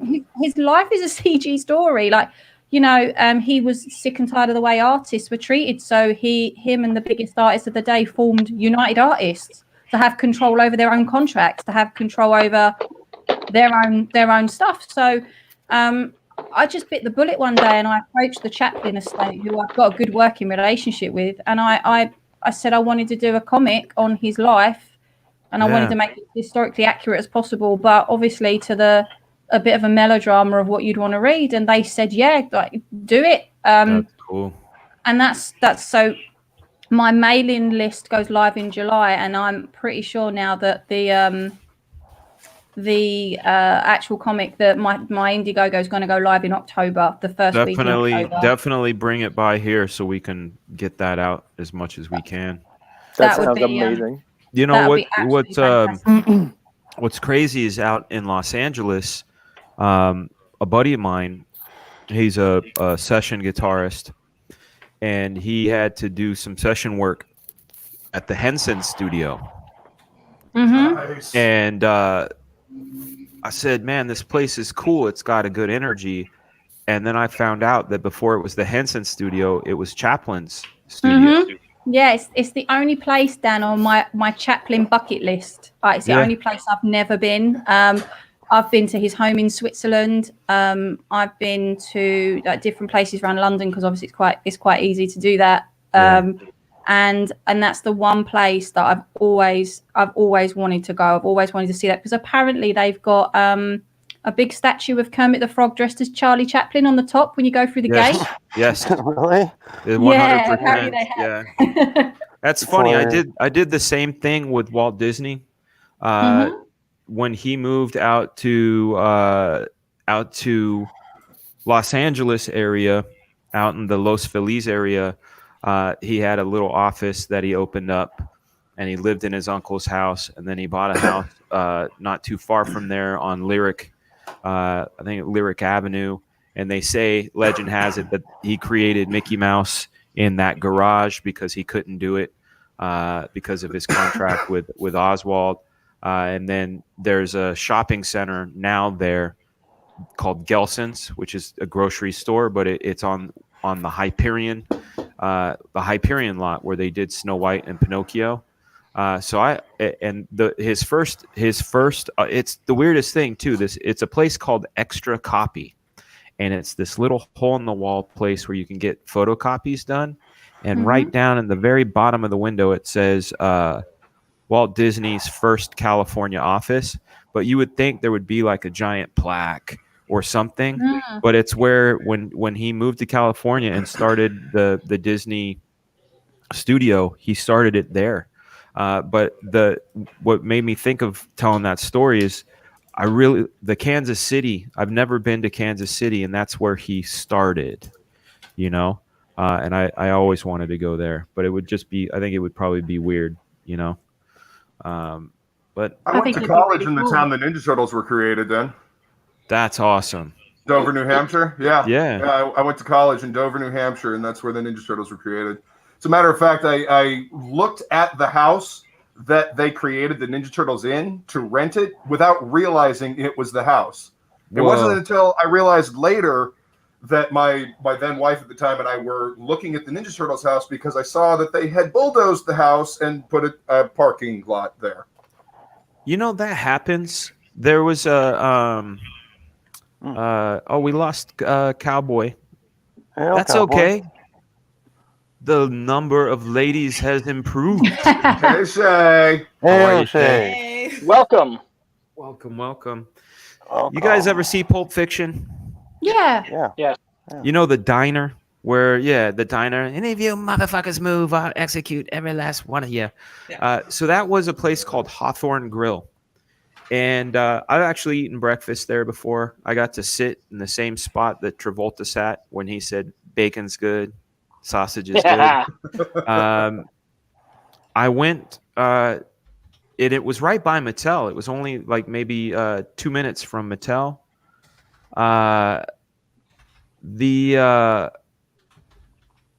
They turned it into an AutoZone. I went to visit it, and I was telling of all people, the rapper Logic. I was telling him about it, and I said, "Yeah, dude, it's down the street." He's like, "Oh, you got to take a picture." And I get there, and I'm like, "It's a motherfucking AutoZone." Like they raised it and put an AutoZone there, and you just go, "Dude, I don't understand. Like, why is there no reverence? Or maybe there is no reverence. It's just a location. Who knows?" Yeah, well, that's how some people view it. It's just a building, you know? It's like the thing when you said in France. It's just a building, right? Right. Well, that's how we felt. Like, I used to live 5 minutes from Disneyland. And we did have, like, when my stepson was younger, we had the annual pass, and we would go a lot. But, like, there's a proliferation of Disney stuff all over that area. And we're at the point we just didn't notice it, you know? Even though it was the Mickey Land. Shay, what are you doing today? Do you have a day off? Do you have the holiday off? So I'm not working either of my jobs, so I'm just streaming. I actually have a stream with SK for Terra Olympus 2, and then we have our writing stream tonight, and I just finished. I'm so excited. I just finished my intro video. Awesome. Nice. I'm not going to lie, it's pretty badass. It makes me really happy. It has quotes from everybody who was on the first 2 episodes. I wonder what Will Perdomo's quote is.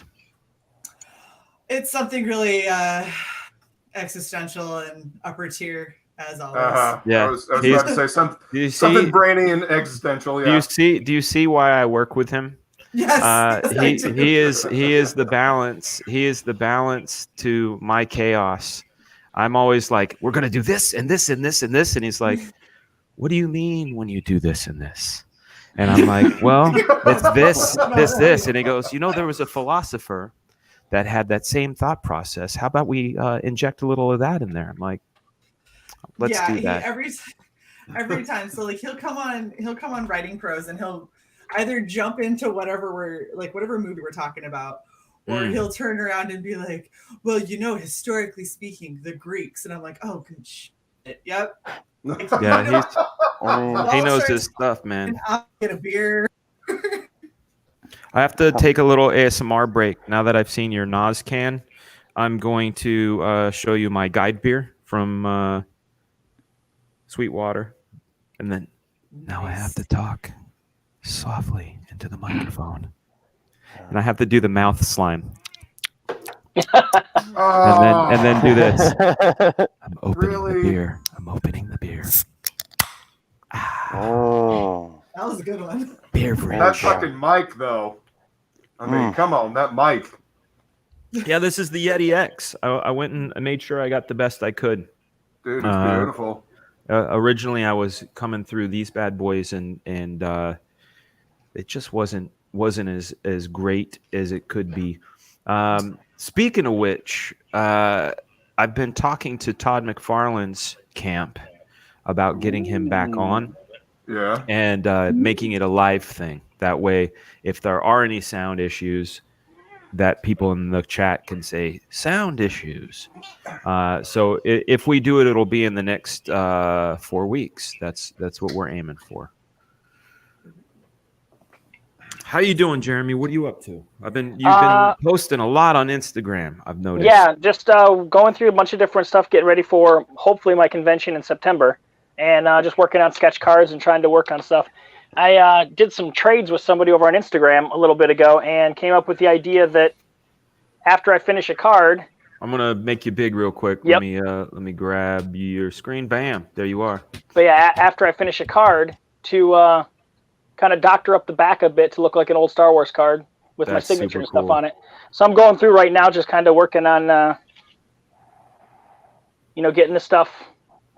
Yeah, that's ready. Awesome. So kind of do some work while I listen to a great show. You having a good time? Nice. Yeah.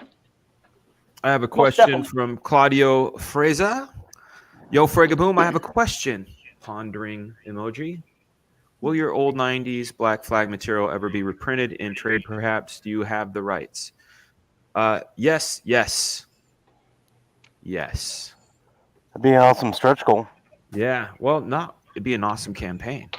Yeah, you're right. Yeah, because right now you can download the PDF for free. I want everybody to have it, but if I do put it out, I want to make it bells and whistles, extras, best it can be. I just got through the first episode or first issue, and it's really fun. I'm kind of a slow burn kind of guy. I've never been a binge reader, you know what I mean, watcher. Yeah, I know. I like to digest it, That's why I'm still. I bought this when it came out, and I'm still haven't even got through the first disc yet because I'm just kind of like it's a slow. I like to, I don't get to chew up as much material as I want to. That's the thing. It's like between the 4 kids, the streaming, the drawing, audiobooks is the way I can do it. And any sort of like visual material that I want to see, it has to be something I've already seen that I can play in the background. Yeah, because I gotta have eyes on things. Artist edition? Ask Johnny Rando. You know it. Yeah, we're gonna do that at the end of all of this. I want to do the big version. Charlie's. Mm-hmm. Hello. I had so much fun with you on the show where we did a thing about a thing about a thing. Mm-hmm. What was the name of that show again? That was called. Was it called Funhouse? CG UK. Yeah, our CG UK show. Yeah, we're a bit crazy over there. Von Klaus called us the Monty Python of CG, which I'm happy to take that. I'll have that. I'll 100% own that. That's a compliment. Yeah. This week, massive compliment. This week we did a murder mystery because let's face it, Von Klaus, you're having Von Klaus on, you're going to do a murder mystery. And rather than create all new characters, what we did was we actually dressed up or we mimicked each other. And so that morning, Commie Mark had said to me, I want you to be me. He went, you and me just take the mickey out of each other all the time. Like we've got very similar sense of humor. We have great banter. He went, I know that you'll go to town. I said, what do you want me to do? And he said, just like put a fake moustache or whatever on. So I turn up with a full like painted on beard. I turn up with a hammer and sickle sellotapes to my t-shirt, a cardigan, a scarf on my head that was made to look like long hair, and I was doing the whole it's meta in it, like the whole thing. And he was hosting the show, and he was trying not to cry of laughter. The amount of times it's been clipped. There's memes of me floating around now, me as myself with Charlie's London before she reads The Adventures of Kim Wilson and Best Career. And the picture underneath is me at dazed as Commie Mark going after she's read The Adventures of Kim Wilson and Best Career. So it's all fun. It's all hilarious. Did you have memes are jokes, people? Remember that. Memes are jokes. Remember. Did you get the tinfoil chromium comic? Did you make a prop or anything like that? No, what we're doing though, he wants me to come back on and do it again when he does his Russian Troll Factory show on a Friday. He's asked me if I'll like come on and guest host. And you know, he did the book. He's done a book called Not Daredevil. He wants me to come on as not Commie Mark. So I come on as that with I've actually got a prop that I'm making of the chromium comic. So it's gonna be funny. But that's the thing, is that it's a very British thing to take the piss out of each other all the time. I think it's something that you do when you love somebody. You know? Oh yeah, like we're very close. Like we will literally get in a hangout and just have a chat at least once or twice a week. That's awesome. So the thing is because everything is the way it is in the world, it's actually really nice because it means social interaction with people outside of your home that you feel like you're partly normal. Because at the moment, there's nothing normal about the world, is there? No, it's insane, and I'm in here caged with 4 children and 2 other adults. It's a nice weekend. I don't have the kids this weekend. They're off with their grandparents. That's got to be about to go fishing after this. Yeah. I want to give a big shout out to Stupendous. Hail Stupendous. Hail Stupendous. Good to see you, sir. Oh man, Job of the Coach. Hail. Job of the Coach. He's up in here too. Scott McCullough, how are you, man? Looking forward to Door Kickers and Peregrine. Very cool. Very much looking forward to Door Kickers. That looks awesome. Yeah, really Stupendous. They liked them. I got to get them to color them up. So maybe what I'll do is print them out on something else because I like the black and whites too. It's like you can't have your cake and eat it too situation. So I want to make sure I have a black and white and the color. He was kind enough to send my kids some really cool cartoons. Yeah. That's really cool. DMH is looking good too. I modified the mask. I have a pair of sunglasses glued to the inside so I can actually see out of the mask, and then I cut the mouth open so I can breathe. That's a good idea. See, it's nicer when it's all nice and wet. After I've been on the stream for a while, you know. Man. It's full of passion, brother. It's full of passion, brother. Well, that's like what Ascension Cinema. What's happening? I made Ascension's really, really small. He's good. He's very talented. Yeah. Very talented. We had a really, really good. I was the first person that interviewed him about the trailer. I felt really privileged because, like, he approached. I'd said some really nice things, things I felt genuinely passionate about his trailer when I was in the chat on Ethan's stream, and he messaged me and he was like, "Thank you so much for being so nice." And I said, "Look, listen, my reaction when it was shown on the CG Ladies Night stream was a real reaction. Like I really was so blown away by it. So I he came on my show on Friday. It was really cool because I got to just talk some real cool technical stuff about film. That is my other sort of thing that I love to do as well. So it was really good talking to him, and I know that he's massively embraced the community and he wants to do different things with different people. So, and as I said to him, just because you can't draw doesn't mean you don't have a place in CG. Oh, he definitely does. Yeah, I'm gonna show him something. He says he does hip hop music. He'll know what this is then. Nice. You know what it is, my man. Yeah, let's definitely talk, man. I like your stuff. Let's definitely talk.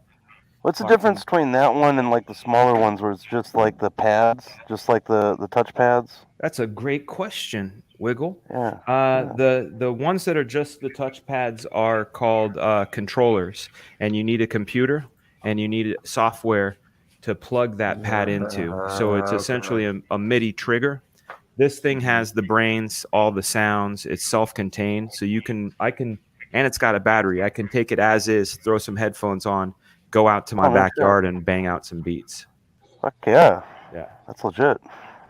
That's a touch screen on there, that screen? Yes, it is.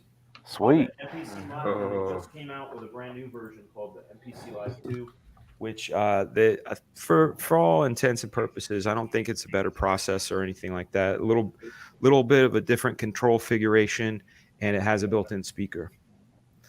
Latifas, was that a 3000? No, it's a MPC Live, and it's got a 2 gigs built in with a capacity to add extra storage either through a card or you can install an SSD drive into it. No shit. Yeah, I'm a big lover of that thing. Dude. Check You're it talking out. my language now, man. I love taking shit apart and. Yeah, you just open up the bottom, put an SSD in there. That's fantastic. So it's basically like a travel studio. You can make your shit. It is, and plug it in. They just upgraded the firmware now that you can put a bunch of other MIDI devices on it. So let's say I've got my drum triggers, and instead I have a sound pack or an expansion, or I sampled something that I can then map across keys. I can now put my keyboard in. I can also have other control surfaces that allow me to utilize that. The only thing it doesn't have straight up is an XLR for recording vocals, but you can work around that with adapters and things. What about for live instruments? 100%. 100%. Yeah. Hell yeah. All right. And my favorite part is, and it's the reason I bought a turntable to go with my vinyl records, is it's got RCA, so you can just sample right off of vinyl as well. Yes. I mean, that's that rich sound. That's the weird thing about YouTube. You know, I've watched a lot of videos on YouTube on how to make a good channel, and what does it say? So you can connect a virus to it? Nah, well, can't connect a virus to it. I hope not. Yeah, Stupendous is giving you some love, Jeremy. Thank you very much. I love my vinyls. I absolutely love my vinyls. I've got all my mum's old 60s vinyls. Oh, shit. Somebody got Mary Boys in. Sorry. Hey! I got excited. I'm sorry. I'm waiting for my copy. I can't wait. I can't It's wait. brilliant. I've got it. Hell I've yeah. got it. Can't wait. It's stunning. Cannot And wait. actually, I want to give a shout out to Cole because Cole I was racking my brains like for who I wanted for an artist for my comic. I knew I wanted something that was comic-y, but I wanted something that was realistic. And everybody that I really wanted in CG was busy on other projects. And he put me in touch with a friend of his who the guy is incredible. His art is out of this world, and Carl was fantastic enough to hook me up with him. So I'm really blessed, and that's another thing why CG is so brilliant, because even though the artist is outside of CG, I got him through CG. So the network within this place is awesome. That's awesome. I'm gonna dial up my campaign. I haven't looked at it this whole stream, and we're on the last 2 days. It finishes up tomorrow, which is kind of cool that it's a holiday. I didn't realize that when I did the stream that it would, or when I did the campaign, that it would its last day of the 30 went in on a holiday. So that's good. It means people will be home. We're at $119,867 with 1,607 backers. This is the number for me. I mean, obviously the money I'm very ecstatic about, but the backer number is really crucial to me. I want to get this book in as many hands as possible. We have stretch goals at 125,000. Sort of a soft stretch goal. It's adding more trading cards. If you bought the trading card add-on, Instead of getting 5 cards, you're now going to get 8. This is the big one, guys. This is the one that I'm most excited about. 150,000. We get a special reunion Black Flag issue. It'll be added to every order of anybody who's ordered a book. That'll be basically a brand new comic book with brand new art from Pat Lee, David Pahikainen, Matt Weldon, Carl Alstetter. Wow. Like I'm bringing all the old gang back, and also you're going to see stuff from people that have created stuff like Christopher John. I know this guy here. See turntables more than drum machines. Christopher John is working on a Rascal piece that I want to put in there. So we're gonna have a lot of fun. But I got to hit that 150. That's the main thing. So Let's you're see. staying in demand for a That's while, right? that's the concept. Brewster. That's the concept. Yeah. See, he says you can fulfill that in 2 weeks on your own, Dan. You heathen. Hey, don't be coming doesn't down on necessarily heathens mean now. that doesn't mean that many packages. That's backers, but that could mean 2,000 packages. And if I do 50 a day, that's 40 days. You got to remember, I'm one guy. So that would be that, 2,000 packages would be, even if I went fast, would take me a month. That's a month of not drawing. That's a month of not streaming. That's a month of every day getting up, putting in a 9 to 5 of being a shipping person, and shipping people are valuable, and that's why I'm willing to pay for that. Mm-hmm. So are you still making it so people can we can still unlock stretch goals while you're in demand? Like, when are you cutting off the stretch goal? That's interesting. I didn't know you could. Can you extend stretch goals when you're in demand? Stretch goals are something inherent to you. Yeah. You Yeah. choose when you put them up. Yeah. It's up to you. We have a new member, Antonio Cardenas. Thank you so much. I hope you get to use those badges and emojis wisely. We'll see the level you're at. If you're at the 2nd level, we're going to be setting up that private stream soon. If you're at the 3rd level, make sure you get your address sent out. If you look at the communities tab, you'll get your sticker sent to you. We're going to come up with some other things. I was also thinking about creating a whole nother level where people get something from my Couchdoodle sketch stack. I have thousands of sketches that I can just get rid of. That would be good. Toffee says, get the kids working. If you can get my kids working, that would be fucking amazing. Apex says the same thing. My 1-year-old can't help. My 6-year-old can't help. My 9-year-old can't help.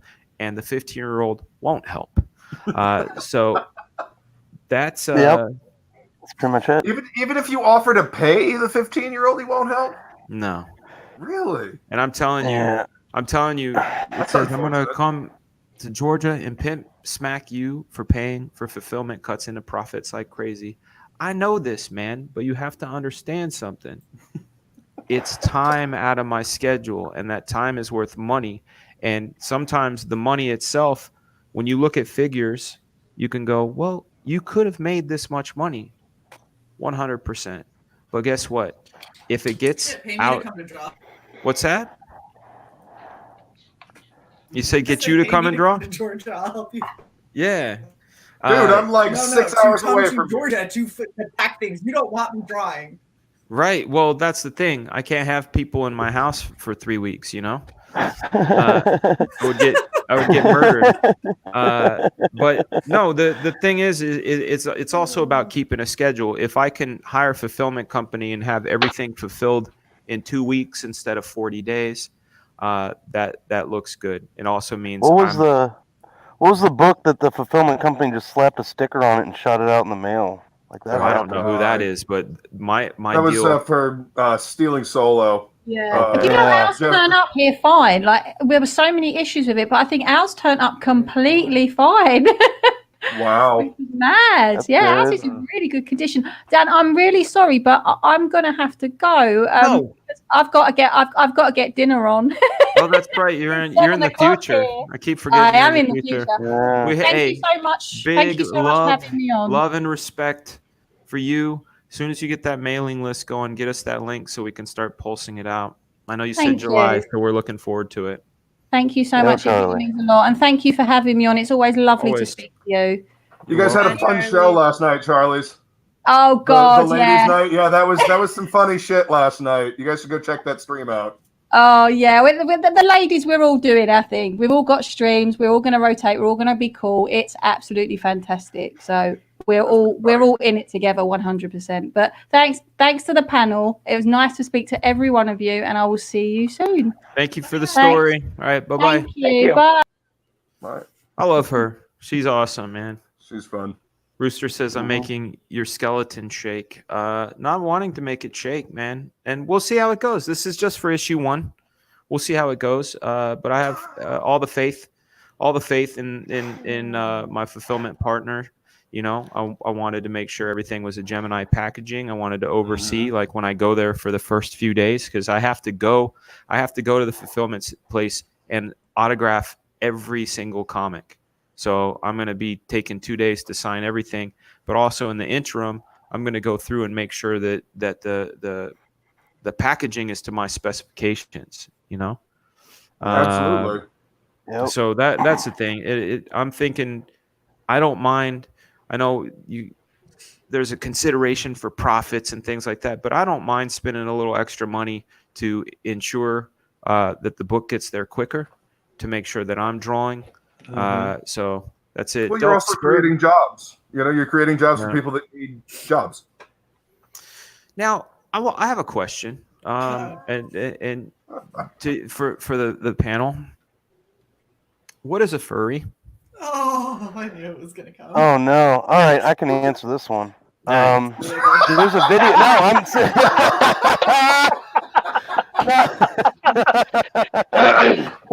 Wiggle Wiggle's like, all right, let me tell This one, School is in no, session. there's a few videos, like Internet Historian has done some stuff about this. Dude, there's these people, they take these like personas, they call them fursonas. It's really weird shit. They make their own species and stuff, and that's what they identify as, and it's a really Usually sticky, some disgusting form of rabbit wolf. hole. That's What's funny. that? It's Yeah. usually some form of wolf. Yeah, When usually. it comes to furries. Yeah. Now, and is it a sexual thing? Oh yeah, it's some creepy stuff. What is the difference between a furry and a plushie? Plushie doesn't have a human in it. No, but because I heard that like one time, and this is the thing, the very first time I ever encountered anything like furry or anything like that was at a convention in 1992. It was my first WonderCon as a professional. I had just started working at Extreme, and I was handed a flyer for a party, an after party after the convention. Come to they called it the Pussy Party, and they said it's perfect. And I'm like, in 1992, I was almost 19, so of course I was already, sorry, Shay, when you're a 19-year-old boy, all you want to do is, do the do. I like how you think I don't know this. I know you know. Zoom, zoom. Yeah. So I'm like, I'm going to the Pussy Party. This is going to be awesome. I get there and I'm like, is this a costume party? And I'm talking to this girl. She's dressed as like a cat, or like Omaha, that character Omaha or something like that. And as I'm talking to her, everything she's doing is when she's talking, and I'm like, what are you doing? She's like, I'm a cat. And I was like, you're really fucking into this. Like, no. She's like, no, I am a cat. And I was like, you're not breaking character. Like, this is fucking nuts. Otherkin. But then I started turning to people going, this shit's nuts, right? And it's like a dude dressed as a dog, and he's like, what do you mean it's nuts? And I'm like, oh fuck, I'm like fully outnumbered here. And yeah, so it was my first time. But then I said to someone, they said, oh man, this is, for furries. And I said to another person, I'm like, oh, you're a furry. And they're like, I'm a plushie. I'm like, what? I don't know. What's that? I guess that is a thing. That's a thing. I'm going to look it up right now. Oh gosh. Oh no, don't do it. Don't do it. Versus plushie. And suddenly Frag is on the list. Yeah. Oh no, it gets screen better. share that. So in the building that I work in, and that I clean in at night. So I've gone in at night, and there's this one desk, and it's a dude's desk, and he has a shit ton of My Little Pony plushies that are like 1.5 feet, 2 feet long, right? They're huge. They're insanely intricate. And every time I saw it, I was like, I think this dude's a brony. And everyone was like, well, you know, maybe he's just really like, maybe it's not a dude, maybe it's a chick, blah, blah, blah. So I finally go over to clean his desk one day, and he's got around the neck of one of the little plush animal things, he has a, what was it? It was like an advisor for BronyCon. Like, he is somebody who brings people in and gets them through BronyCon. Wow. And it had his name on it for his brony name and everything. And I was reading this and I was like, I work with this dude during the day and I clean his desk at night, and all I can think of is, holy shit. Is his name like Appleball Sparkle or something? No. He was Brosona. It was like Furry Blaster or something really just terrible and quite on the nose. You can't see the look of horror on my face right now, but it's there. Yeah. Probably similar to the look I had, because I was going to wipe his desk off because we're supposed to dust, and I go over and I saw that and I was like, nope, and I just nope the fuck. I was like, your desk is never getting cleaned again by me. Someone else is gonna have to do it. I'm never touching it. Use like a Swiffer, just get one of the really long Swiffers and just do it from afar. Fire hose. Yeah. That's insanity. Yeah. Apparently, Wiggle, you're right. I looked it up, and I guess the plushie is people that have an affinity for stuffed animals. Yeah. I don't know if I was making a joke. I guess I was right. Maybe they're railing. They're railing against it. Like, it just seems like there's so many subsets of subsets. It's like there's a lot of pages on Pornhub. Is there? Yeah. I'm sure. Look, did a lot of research. No, there's just like little dark tendrils that seep out of Reddit every now and then. You're like, what the hell is that? Like, once you open the door to, well, we need to accept, like, you must accept this, then the goalpost moves on the next thing that you must accept. And that is how we ended up here with all of this, is because we just kept moving the goalposts. Everyone was like, look, I don't care what you do. And then the goalpost became the post. Yeah. We are where we're at now.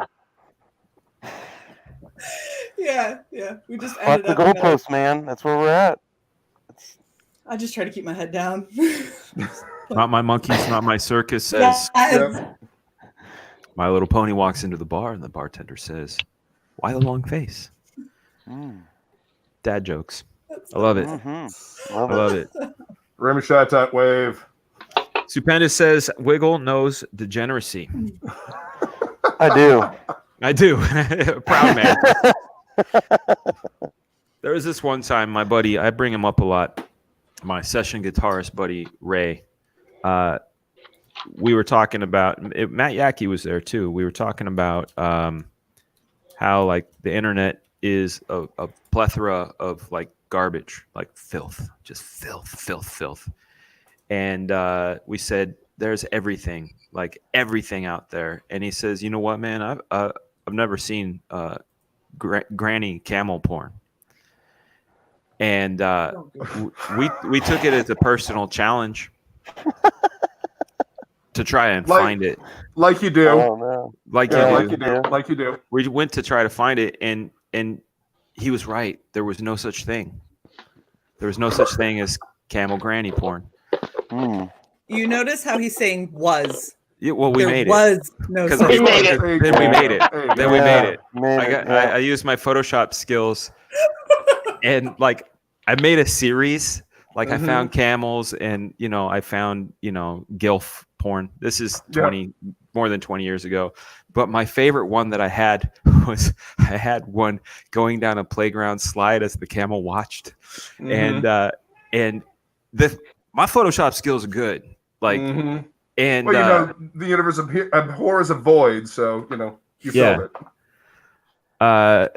And Swinging cod. Phrasing, Luke. Swinging cod. I saw the goalpost going into Press's tiny little hole. Say it. Oh, no. Say it. No. Thank you for the $2. You help the channel very much. Strelitz is saying stop. Yeah. Stop, please.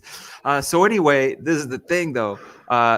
We also had money on it, and I wanted that money, so we showed it to him, and he believed us. And then my buddy Josh like fully said, "Nah, man, he made it. I watched him make it, and I had to give the money back." But we did. We crafted granny camel porn for my friend Ray. Of course, we didn't distribute it. You're never gonna find those pictures, but I do.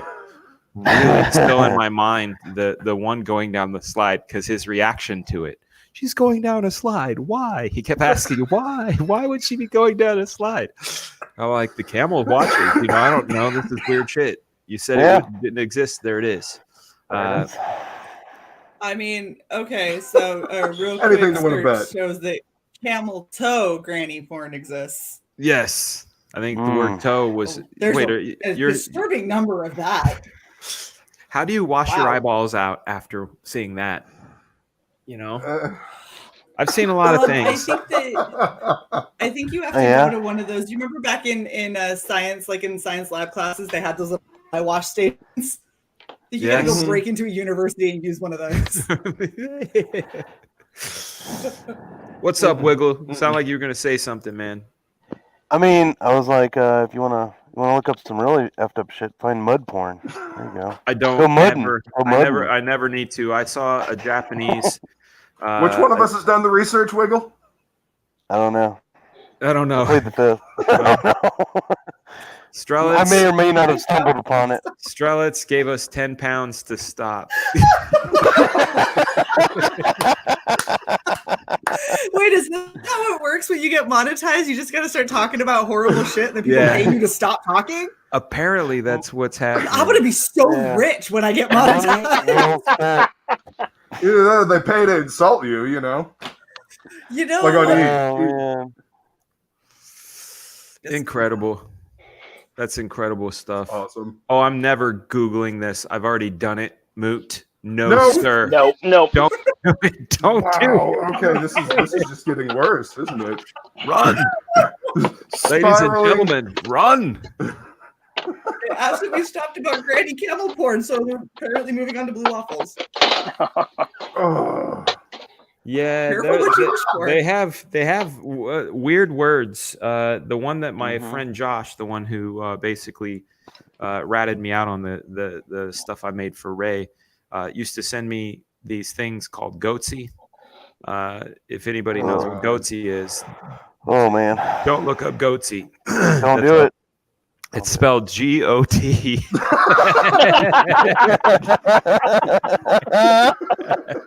Taste this. See if it's bad. Yeah, don't look it up. But just in case. Just in case. In case you were wondering. Yeah. Educational purposes. That rings a very vague, horrific bell. Yeah, Goatsy. Well, it's a man gaping himself out. It's OG internet. What's that? It's OG. Like my favorite one is a little girl holding a baking tin of Goatsy cookies. Oh no. Yeah, it's awful. Oh, no. It's awful. Dying. He's dying. Or the one that really, really hurt me was Lemon Party. Because I was told, look at their faces. Worst thing I'd ever seen. Liquor Jim. And the plastic underwear was pretty awful. That was. Google one guy. One. No, don't do it. We're gonna start talking about bacon. Liquor Jim is requesting bacon. Bacon is amazing. Well, that bacon shot that was mentioned in your comments, that sounded pretty awesome. It did, right? What was that? Yeah, what was that? Bourbon coffee with a side of bacon, man. That's man. Yeah, hook a brother. That sounded fire as hell. Sending you I'd try it. covered bacon. I'd try it. So I bought a giant stack of comics at my LCS the other day. Oh, you want to show us what you got, man? This is a good way to segue out of what we were into. Let's go. Hook a brother up. old school Grendel. Grendel, yeah. Yeah, There you Matt go. Wagner back Grendel. today. Dude, this is a Kaluta King, Conan the King cover with Silvestri and Isherwood interiors. No way. Yeah, dude. I got it just because it was a Kaluta cover. 50 cent bin. Yeah. I met I'm- him I'm when I was wow. 14. Nice guy. Dude, I love his stuff. Him and P. Craig Russell, I feel like they have like a similar line quality. Yeah. You know, I dig their stuff. But yeah, Fluid. this is great. 50 cent bin finds. Look at that. Nice. Wow. Is that Mouse? Bill Mouse? Yes, I think so. Yep. Nice, man. Very, very cool. You got some Brett Booth. With Yeah, Kindred. Kindred Grifter. Yeah. Good stuff. Brett's always quality. Some Brigade. I got a Quality. whole shit Quality ton of Murat Brigade. Michaels. Yeah, dude. He's fantastic. I think that was the run where Alve was inking him, if I remember correctly. Could I be think wrong. you're right. I Yeah. could be wrong. Anyway, yeah, I rated the 50 cent bin and Strike the Force best Moratori. You guys ever read this? yeah, dude. That's Carl Potts, right? Yeah, man. Yeah. Yeah. Dude, this book was fantastic. A buddy of mine sent me the trade when I was recovering from getting my tonsils taken out. This came out around the same time as Watchmen and Dark Knight. And it totally got passed over because it wasn't, as dark and brutal as the other two. It was New Universe stuff. Yeah. That's the problem. New Universe was trying to go up against Dark Knight. Yeah. It's a hard one to do. Well, I mean, Frank Miller's a hell of a writer, Well, yeah, I've been on a big time Frank Miller kick. Anthony Perron. Ever got a notification for this, dude? I don't know what the. Oh, dude, look at that. That's excellent. Garth Ennis. Yeah. Garth Ennis and William Simpson, Dangerous Habits. This is the one where he discovers he has lung cancer. Oof. Yeah. Nice. Mark Millar's Starlight. Yeah. Yeah, my shop will put together like little packets. Like this is 1 through 4, and she'll sell them as a packet. Ask them if they've got any comics interview or heroes or comic scene or any of that stuff. I'm on the lookout. All right, I'll ask her. Hey, Tyron, you missed all kinds of stuff. We talked about weed. We talked about granny porn. Machine Man, excellent. Yeah, dude. Excellent. These covers. Barry Windsor Smith, man. Dude, he's that my fourth dude. issue. So Herb Trimpe did the breakdowns, and Barry Windsor Smith basically ignored them. And then on issue 4, he did all the work himself. You got Iron Man 2020 in there. That's definitely a big pickup, dude. So good. So Yeah, good. man. I'm gonna. I got him for to the $5. stream. What's up, Sim? How are you, man? What's up? How are How's you? it going, guys? Doing well. My favorite Canadian Puerto Rican. Hail, Mano. Hell. How's it And going? this was the Mano? last Wiggle, the wiggle. last thing that I picked up. Hold on. It's called Stalkers. Stop. Never heard of it before, but I like the cover. Yeah. Pretty dope. It's Mark Texiera art. Gotta love Mark. Yeah. I've been Oh, yeah. reacting like a geek boy. Like I was watching from the back from the backstage showing the Machine Man and stuff. Like, oh shit, Hell yeah, man. Yeah, dude. dude, this is the stuff I grew up on. This is awesome. Mm-hmm. Well, Okay, you have to do a stream and make us go through your entire collection, guy. Oh, all this? Yes. Oh, hell. It's gonna be like a 4-hour Dude. stream. I was thinking of doing a spinner rack stream. That'd be Hell cool. yes, man. That'd be Or cool. either that or just do a spinner rack video that I can edit because there's going to be a lot of boring parts of unbagging books and shit. I actually Right. started shopping for one. I actually won one. Did I want you? a spinner rack. Yeah, I want one. Like I want to buy one. I want one like in the bag, but they're expensive. I'm looking for one. Yeah. Yeah. We were just talking about that at the beginning of the stream. Yeah. Yeah. What's up, Mr. You guys ever check out I'm sorry, go ahead. No, I was just saying hi to Mr. Strange. Go ahead. Az from Heel versus Babyface and Gary from Neurotic did a stream one morning where they were just sitting there bagging and boarding old books, talking about, what's going on in the world and pop culture and whatnot. It was an awesome stream. We could do something like that. Yeah. That'd be fun. Man. Organize your books, just fucking hang out on stream, talk about shit, bag and board books. Mm-hmm.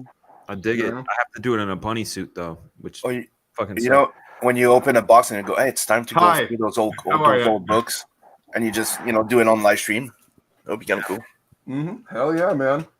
You know, I need to go back through. I ended up winning a long box, like a really nice long box in some drawing, and they sent it to me, and I was like, "Sweet, this is awesome!" And I opened it up, and he sent me a shit ton of comics that I've never seen before. Nice. So I don't even know what I have, to be perfectly honest. There's a lot of Star Wars in there. Burn 'em. So I'm gonna have to go through and kind of see what. Like hold up. The Dark Horse Star Wars, or there was like 4 people at once. They asked, "Is it?" You're feeling like Preston right now, aren't you? Yeah. Sorry. A bit under pressure. That was a lot. Yeah. No, they were asking if I can go. I mean, it's downstairs. Was it Dark Horse Star Wars, or is it the new one where they make Luke look like a Karen? Yeah. No, it was not the new stuff. Okay. The Dark Horse. The Dark Horse Star Wars. In fact, give me. I'll run down and grab it. Oh, by the way, Dan, we've been talking so much about Mara Baron around in CG that I found that deluxe edition limited to 1,500 copies. Really? And I ordered it, dude. They did an English version. It's a box set and a slipcase. It's beautiful as hell. It's limited to 1,500, and they still have some available on Amazon. Please send me the link, man. I gonna mean, send it to I you right showed now. you on that draw stream. I got the big, thick phone book one, but it would be nice. The one I got. Yeah, but the other one is like European size, like really huge. I'm Not down with X-Men that. huge. That X-Men is like it's cumbersome. That's the thing. It's like I'm such an avid fan of stuff. Like I've got the Absolute Batman. I've got the Batman Artist Edition for Dark Knight. Yeah. But I went and I bought that special edition slipcase because there's still something about, like I did it with Watchmen too, having the one issue. When it's this big bulk, sometimes it's too much book. Yeah. Yeah. The X-Men is that one. I got it, and dude, it's the size of a freaking like it's a coffee table. Like yeah. You could put 5 comics on that thing. Like Yeah, that's big. Like I just got in the mail. I got what was it? The Penthouse comics, like from back in the day. Oh, I got one of those in the mail. Yeah. Did that? Yeah, those are Yeah, nice. it's big as hell, man. It's cool. Those are very nice. Yeah. Let's see. Have you guys ever seen, heard of this? No. By Inky What is Bilal. It's a European book, man. It showed up Which in one? it's Yes, Monster. I have this. Oh, that's hardback. Yes, the Wow, monsters. holy Yeah, shit. I have his entire collection. I have the monster. Yeah, and Dude, this guy is amazing.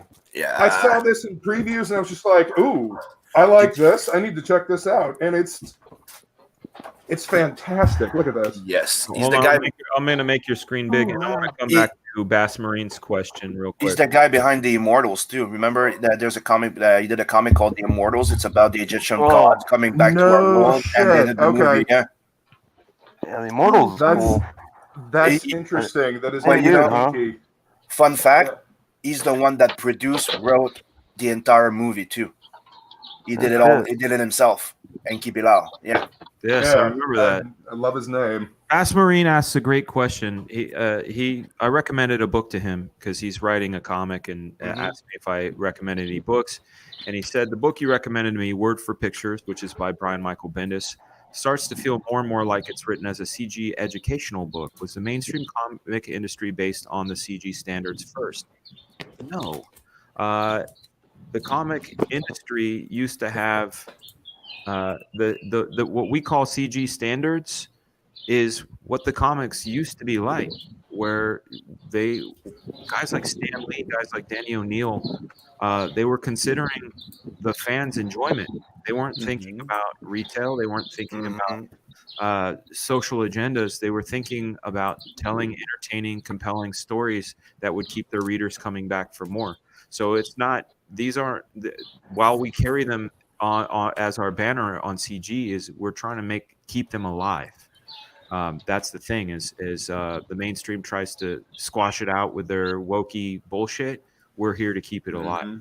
Dan, brother, I sent you the link. Hurry up. There's only one left. Oh shit! You sent it in the private chat? No, I sent it to you in DM and Twitter DM. Okay. There's only he one doesn't left. trust the rest of us. All right. You didn't ask for it. Thank you for $2. Where were we supposed to send fan art? Well, it's not a word because it's still around. It's ICU, which is Incredible Comics Universe. ICUtryoutHUB at gmail.com. So ICUtryoutHUB at gmail.com. That is where you can send stuff. We won't be looking at things until late June, just because we're in the middle of the campaign and getting things going. But Matt Yaki, who is our art director, and I will take a good look.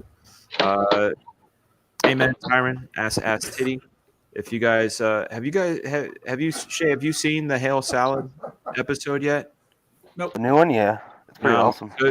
Out of context, it would seem weird, right? Ass Titty. Mm-hmm. But what had happened is somebody made a meme where they took Assassin's Creed identity and they blocked out some of the letters, and it said ass titty. So I made a rap about it. I just said, I'm chilling in the city, ass titty. Well, Camel Moon, who makes these wonderful animations, decided he was going to feature me in one of the animations as a rapping bunny rabbit with an Easter egg head.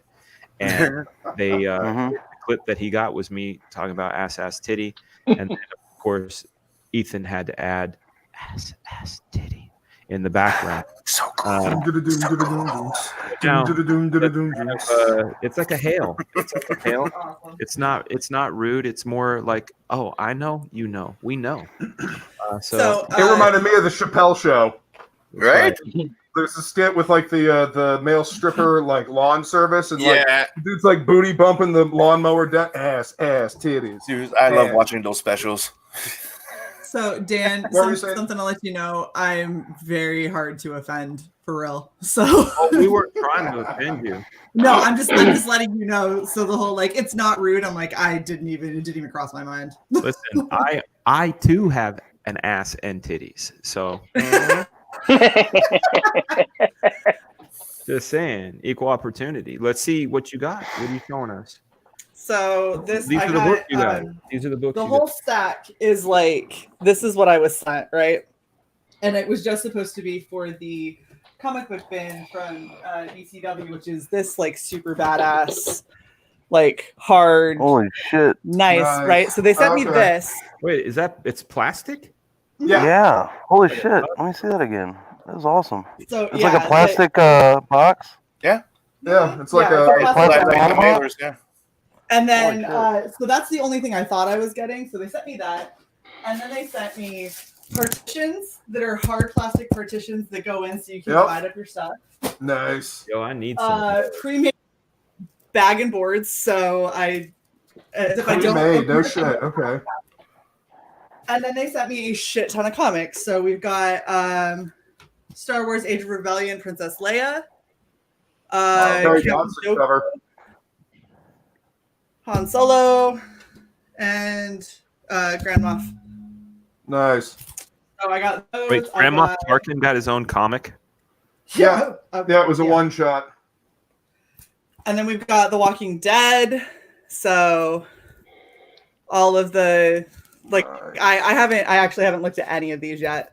But got some really cool Walking Dead. We've got I didn't know this existed. This made me really happy. Batman and Teenage Mutant Ninja Turtles.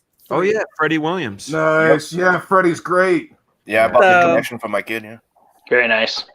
I grew up with a massive crush on Raphael when I was a kid. So does that make you a furry?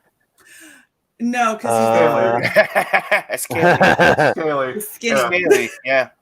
Thank you so much for the $10 super chat, man. I'll put this. It says, can you put the info about the fan art in the description, please? Your guest decided it was the perfect time to bang stuffing in front of their mics. I didn't hear a word of it. No problem. Let me see if I can go into my description right now and alter it. You guys carry on. I personally really enjoyed Batman versus Judge Dredd. That shit is awesome. on. That was one. By Bisley? Yes. Yeah, Yes. yeah. That was his first US work, you know this? Like he did Slain, then after that he had that contract, and then that was his shit. invasion of the No state. shit, that was his first US work. That's dope, That's man. great. That's great. And dude, it was all like oil paintings and dude, I own 5 copies of that. Plus the deluxe edition. Oh, nice. My favorite part of that Batman Judge Dredd is when the Scarecrow gets sprayed. Yeah. The Judge Death gets sprayed with the stuff. And he sees the fluffies and all that. Yeah. Yeah, that shit's hilarious. Like Scarecrow just owns him. It reminded me of remember in Lobo goes to dies. Lobo's back again. Yes. When he dies, and he goes, no, hell's too sweet for you. Mark C, take a look at the description. I've edited it to add the ICUtryoutHUB at gmail.com link at your request, my brother. Let's see what you have, Shay. Hold on, making you big again. You were holding up some Oh, stuff. okay. So we got some Superman comics. I like the Virgin covers. Yeah. Those alt covers are always better. That's Dave Finch. Yep. Nice. The Liefeld cover. Holy smokes. That's Nice. not easy. Wow. That's a hard one to get. Not my mom. Circus is asking, can you Yanks recommend the ultimate bourbon for a limey to try? Luke, you go first. I have my favorites. I know you have yours. And don't worry, Shay, we'll get back to these. This is no, that's fine. Bourbon. More. Shit, man. I'm more whiskey than I am bourbon, but I've had some Canadian bourbon that was pretty good. And you can't go wrong with Tennessee. Yeah. Tennessee's always a good state. I'm trying to think of what you can get out there. Captain Chokeout, I recommended to Captain Chokeout some Buffalo Trace. It's pretty good. It's got a great mash bill. It plays a lot more expensive in your mouth than it seems to be. Let's see what else would be good. If you can get your hands on any Pappy Van Winkle, good luck on that. But if you can get your hands on it, and there's a brand called Willet that is pretty good as well. Going back to Shay's blue chair. I want a chair like that. Me, I rarely drink, but my favorite drink is I like dark rum with Coke. So I like Kraken, Appleton Estate type of thing. Yeah. But I also like bourbon. What if I said to you, what's cracking? Don't get the coffee cracking though, because my cousin and I got that shit and it dyed everything blue. That stuff. You said I'm drinking that now. What are you drinking, Not My Monkeys? Are you drinking some Buffalo Trace? That'd be awesome. And if you're drinking Pappy, I'm gonna find my way to your place because I haven't had any Pappy or Willet in a long time. Would very much like that. Shay, you want to continue your comic extravaganza? Yeah, you were up to Lady Mechanica. That's at least a good one. Yeah, Benitez. One good one out of those. My homie Joe. He's fantastic. Yeah, he's great. Probably one of the coolest Xena covers I think I've ever seen. That's a David Mack. Right? Yep. Yeah, it looks like it. Yeah, you can't go wrong with Weller. Jim Cox knows what's up. Sabrina the Teenage Witch got her own comic. Nice. Yep. Oh yeah. What's next? The freaking Marianne. That's a Hildebrand cover. That's Hildebrand Brothers. So Lansing, Kelly Thompson, and Kirchhoff. Yeah, it's Hildebrand. Oh, the Hildebrand. Did the cover work? Yeah. It's awesome. And then 2 Year of the Villains. So nice. So they just hook you up. They're like, here's a box and some comics to put in it. Yeah, they super hooked me up. It was they in this situation. I want to be friends with them. I'm gonna have to go back and check who did it, but it was the guys that it was the guys from BCW. Really? So those boxes. I need to buy like 20 of them because I like. You can find them on Amazon. I was shopping on for bags and boards the other day, and I found those. Yeah, it's a new product. They even have it in a bigger size. Yeah.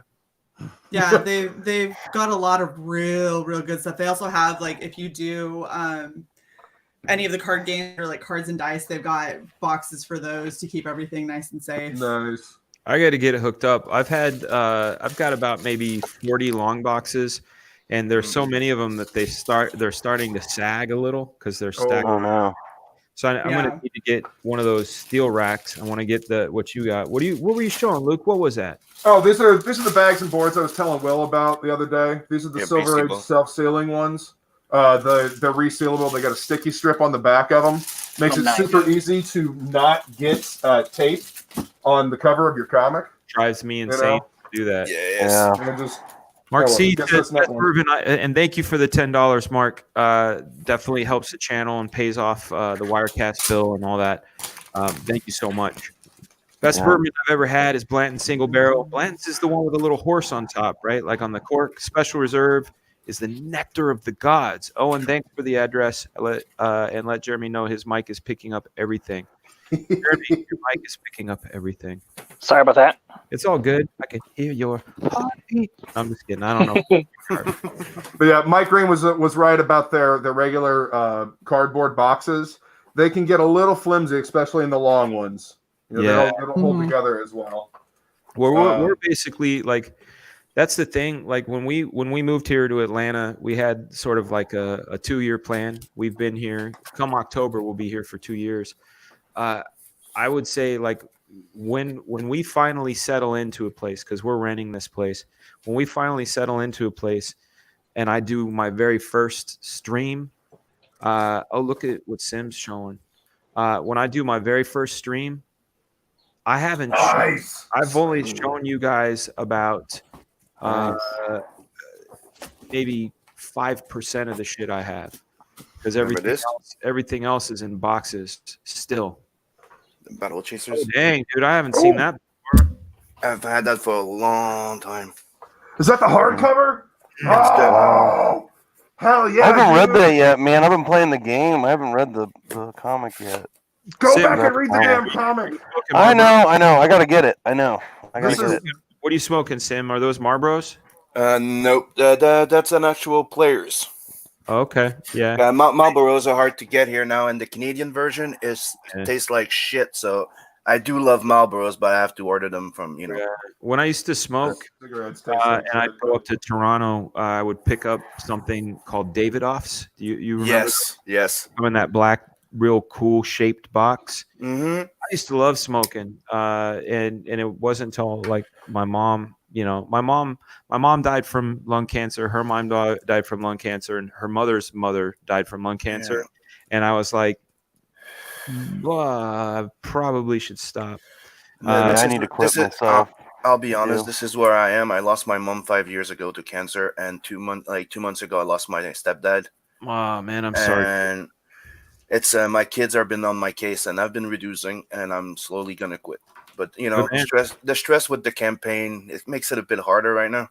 Yeah, I hear you. I've reduced from smoking I got up to a pack a day. Now I'm down to like a half a pack a day. Good on you. Yep. And it's slow battle, man. Is it the same in Canada where there's 20 per pack? 25. 25. Whoa! Wow. And they want you people to die. Yeah. See, I'm not joking. Yeah, when I was working in Mexico, what is that?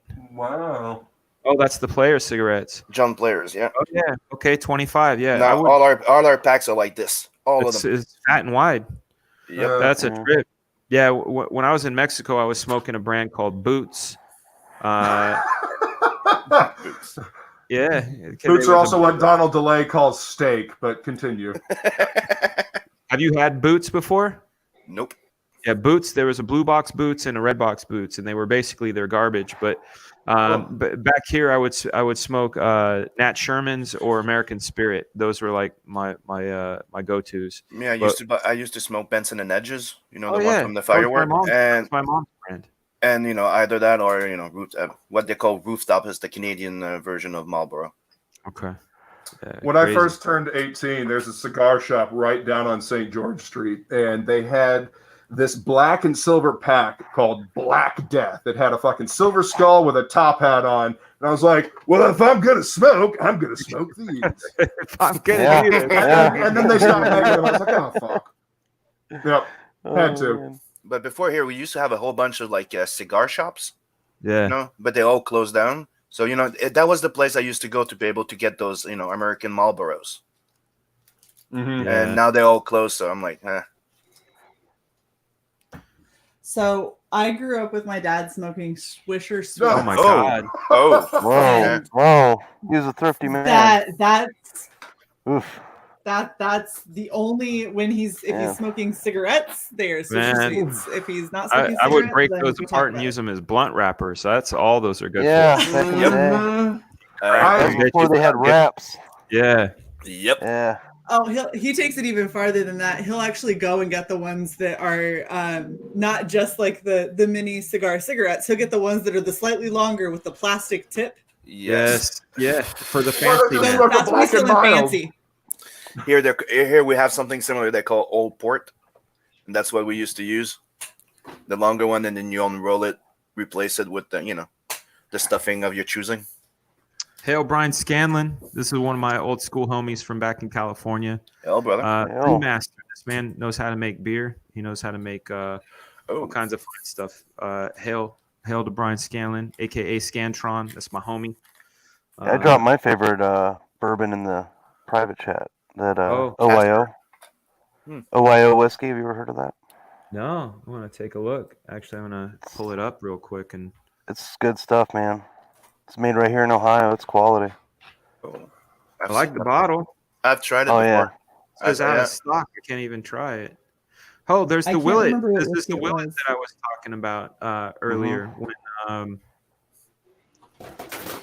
not my circus, not my monkeys was asking about my preference, and I said Willet. This is the one. This is the one that I was talking about right here.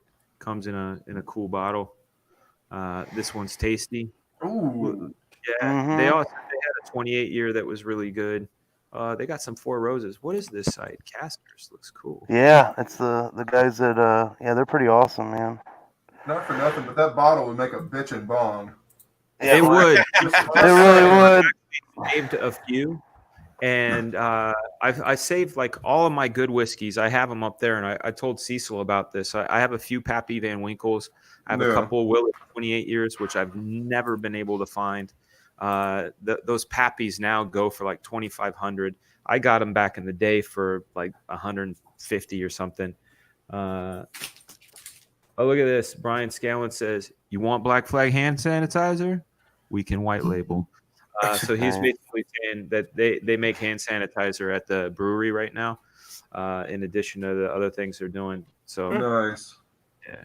But Black Yeah, Flag. Casters is a really cool site, man. You can order it. You can find all kinds of stuff on there. It's a really cool site. They're straight up using vodka at a lot of places. Yeah. What up, Brian Blevins, my man, my homie, my arcade guru. How are you, sir? Hope you're doing well. Yeah, Brian. Hope you're doing great, man.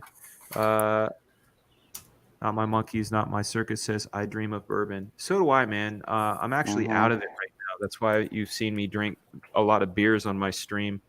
Is I'm all out, and we don't go out enough, and like my wife doesn't drink, and so trying to send her to the liquor store is a bad idea. So I have to do it. But even my barrels are out. It makes me sad. And damn! Even the reserves are tapped dry. That's right. But yeah, just the Taka Weller is good.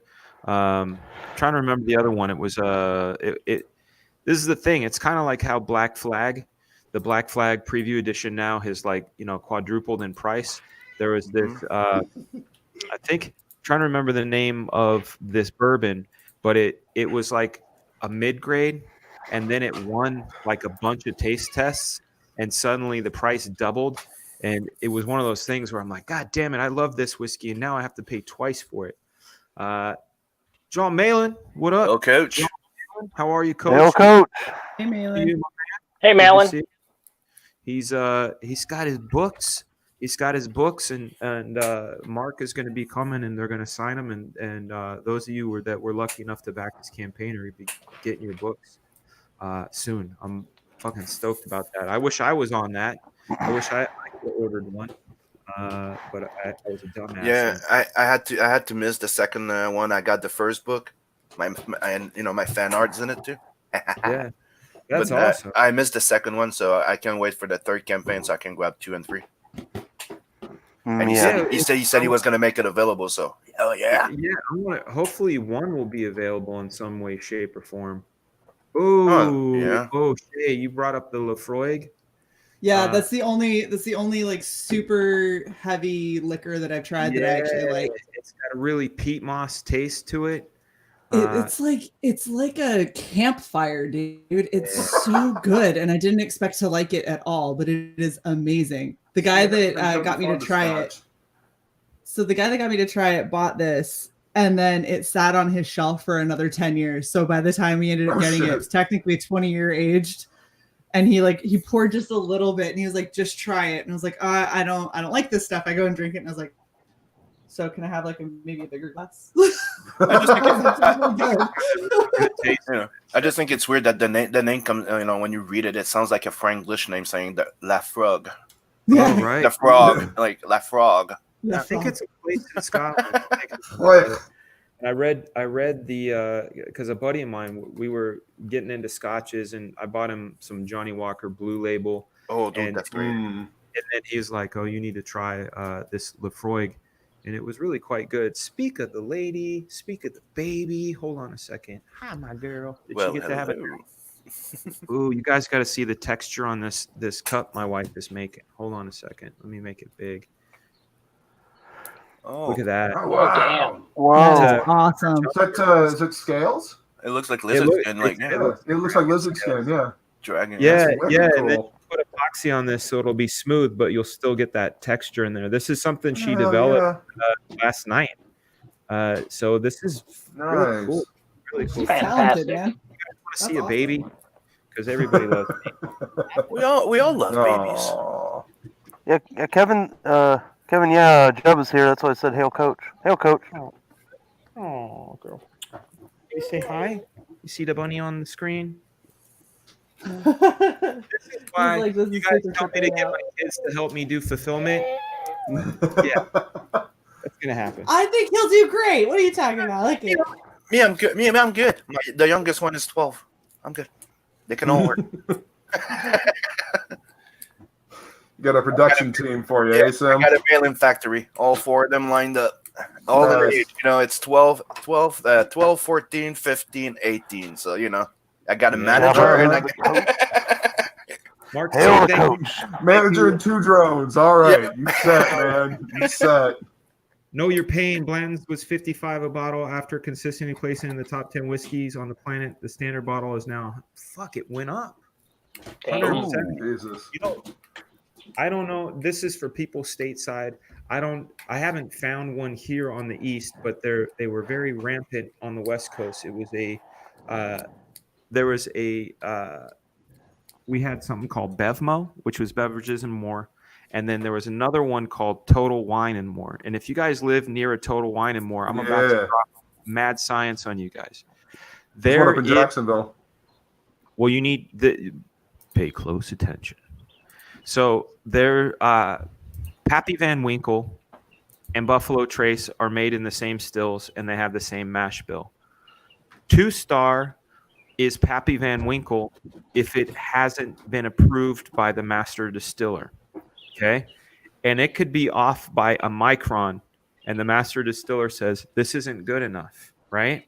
So they go and off batch it, and they call it 2-star. Well, 2-star was entering into these whiskey competitions and winning, and the company since then has pulled it off because it's considered their discount brand. It's like when you go to Ross for Less or Marshall's, when like a stitch is off on something, they have to discount it. Mm-hmm. Well, this is essentially high dollar whiskey in a low dollar price tag. It's called 2-star, and it's literally the Marshall's version of a whiskey that costs 4 times what they're charging. So if you can get a hold of 2-star, do it. That is my public service Making a trip. today. That is a good trip. Yeah. Yep. Mm-hmm. But yeah, man, Mark C, if you can get a hold of some 2-star, definitely do it. I love bourbon. I miss it. You guys are making me want to drink, and not because you're making me want to drink, but you're making me want to drink. You If sip, that makes you sense. sip, you sip. Yeah. You know, Man. sipping So yeah. whiskey. But not my monkey, not my circus. You're over yonder. You called us Yanks. So I don't know if you're in Canada, if you're in Mexico, wherever you are. You can't get it because it was an exclusive. Total Wine and More said we will buy all of it, and they have the exclusive to it. Let me see if I can pull it up. Let me see if I can pull it up and show you what the bottle looks like. 2-star whiskey. Dun, dun, dun. Images. Yeah, only at Total Wine and More. That's the thing that's crazy. There it is, right there. 2 stars. Total Wine has a bunch of mead that I want to try. Yeah, Total Wine. There's like this habanero mango mead that I really want to try. So habanero mango? I think that's what it is. It's necro something. Total Wine, is Hang on. that a place where you can go buy it and also go make your own wine? Thank you, CG Raven. I don't know if you can make No, your own wine. it's like a giant wine warehouse almost. Okay, It is. okay, because here we have something similar, but there's also a place where you can go there and they have like a warehouse with all the barrels, and you can go there and make your own wine with them. They guide you and they show you how. That's pretty Oh, cool. nice. Oh yeah. We have a distillery here in town, and we also have a winery in town. It's the San Sebastian Winery. Mm. Yep. Also, we've got a really, really old fort, like right down there on the waterfront in downtown. Scallon says the wide mead-based smashes all due to the gluten wars. He knows all the stuff. That's what I was saying. He's definitely a specialist. You guys, I need to go pee these beers out. So I'll be right back. You guys talk amongst yourselves. Will do. Yeah. I was checking the Alright. campaign. He passed the 120K. So Oh, we're nice. we're getting really Yeah. freaking close to that 150, and we Yeah, we get need an that extra 150. story. Yeah, we get an extra story. Hell yes. That's awesome. I want Yeah, that 0.5 issue. he's at 120 and 86. So let's keep it going, guys. How's everybody else's campaigns going? Oh, I broke the Where's that one? 12K 3 days ago. So right now, yeah, I'm at 12K Oh, 180. Hell yeah. Hell, bro. Congrats.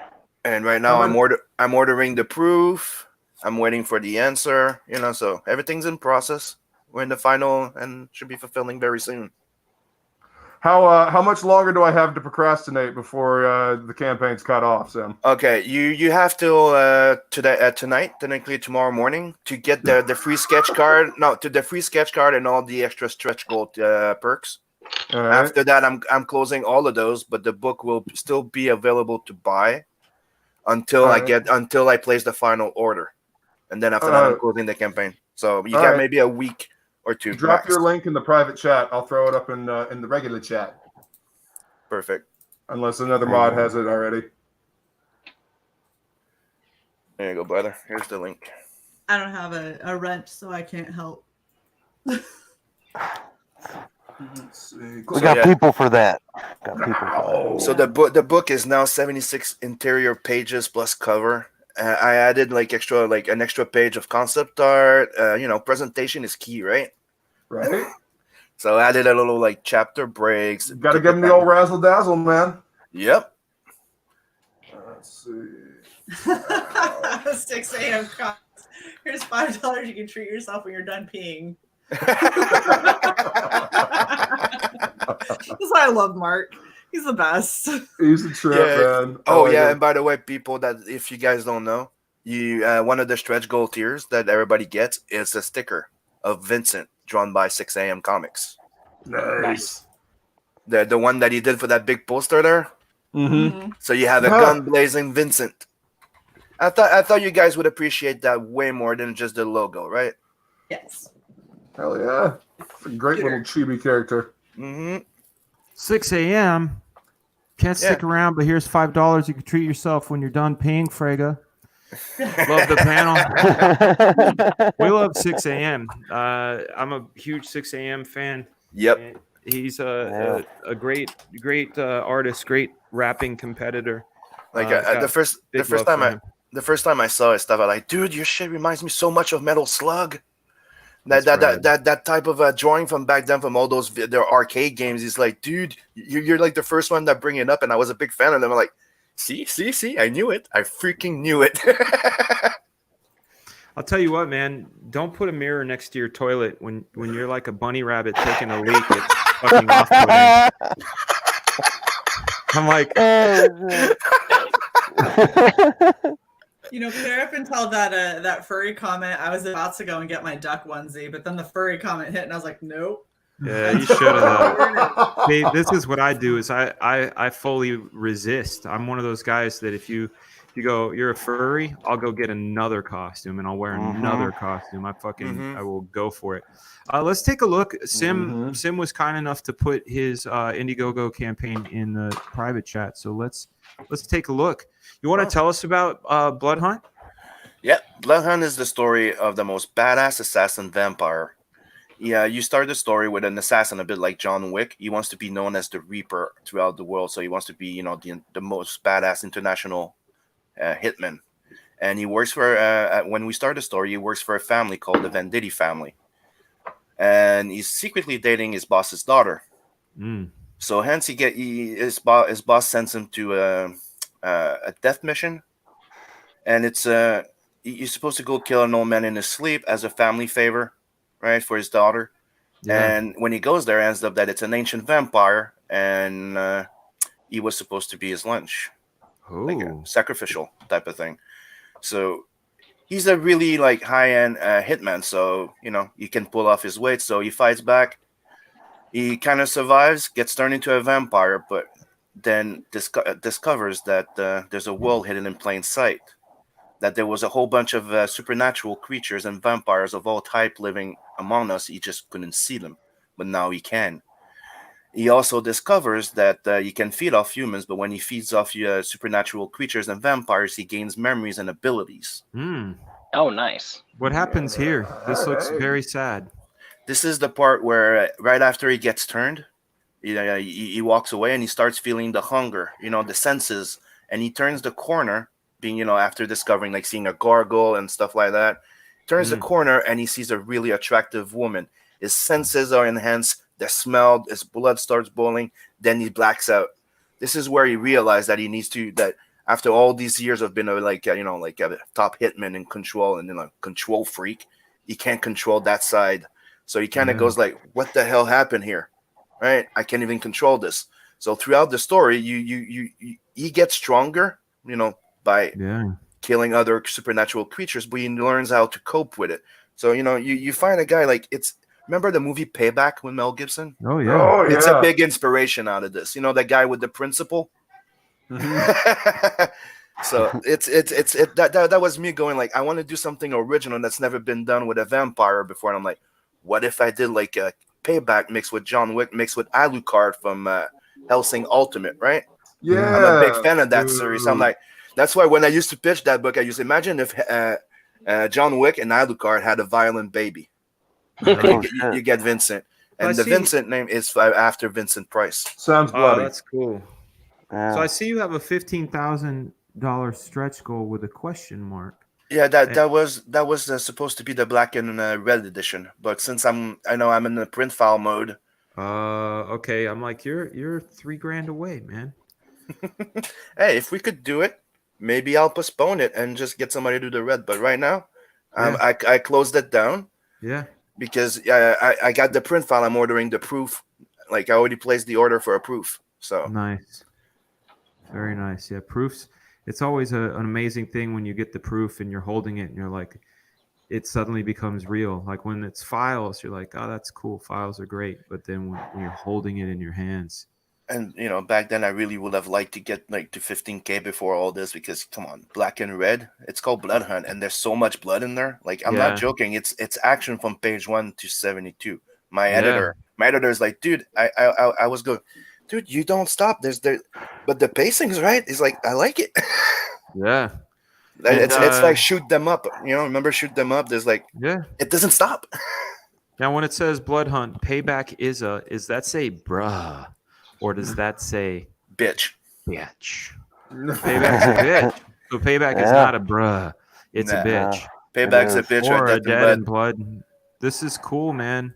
Well, thank you. And all perks are available still? Some of them are gone because some people had to be a werewolf. You had to be a vampire. Those are all sold out. Yeah. So all that's left right now. It's get the book. When you get the $25 book, you get the colored cover. When you get the 2 book tier, the all in, you get the variant cover. That's a black and white wraparound cover. And on it, I've put the Tug, that umbrella guy. Yeah, of course. Rose in there. All the people that have been supporting Blood Hunt from the first campaign, I've put them on the variant cover, dead. Yeah. In the background, getting killed by Vincent. When you're gonna go through the book, if you know a lot of CGers, you're gonna see a whole bunch of them being vampires and getting murdered. It's my way of saying thank you. That's awesome, man. Thank you so much. You guys in the chat, you guys want to check out something awesome? Hitman, Vampire, Bloodlust, awesome violence, action-packed. Blood Hunt is a 72-page action-packed supernatural horror fantasy by our friend Simon down there in Canada. Puerto Rico, Canada. Yeah. And I'd like to mention one thing. I'm an image boy to heart, so this is like good old 90s days. So we love the 90s, man, big time. love the 90s. Yeah. Let's take a look in the chat and see here. Not my monkeys, not my circuses. I normally drink Macallan. Is it McKellen? Macallan? How do you say that? McKellen, yeah. McKellen, yeah. But you chaps are inspiring me. Let's see here. Reading. So cheers, brothers. Yeah, big cheer. Oh, that triggers me. Triggers me just right. Makes me want to go to the other room. I was muting my mic, but whatever. Yeah, man. This is good for me. I don't smoke in my house, so I don't. Yeah. It's good for me. You're wise, man. My studio's in my room, close to a window. I'm alone in here. Yeah, mine is in the basement, and every now and then my wife will come down. The whole house smells like weed.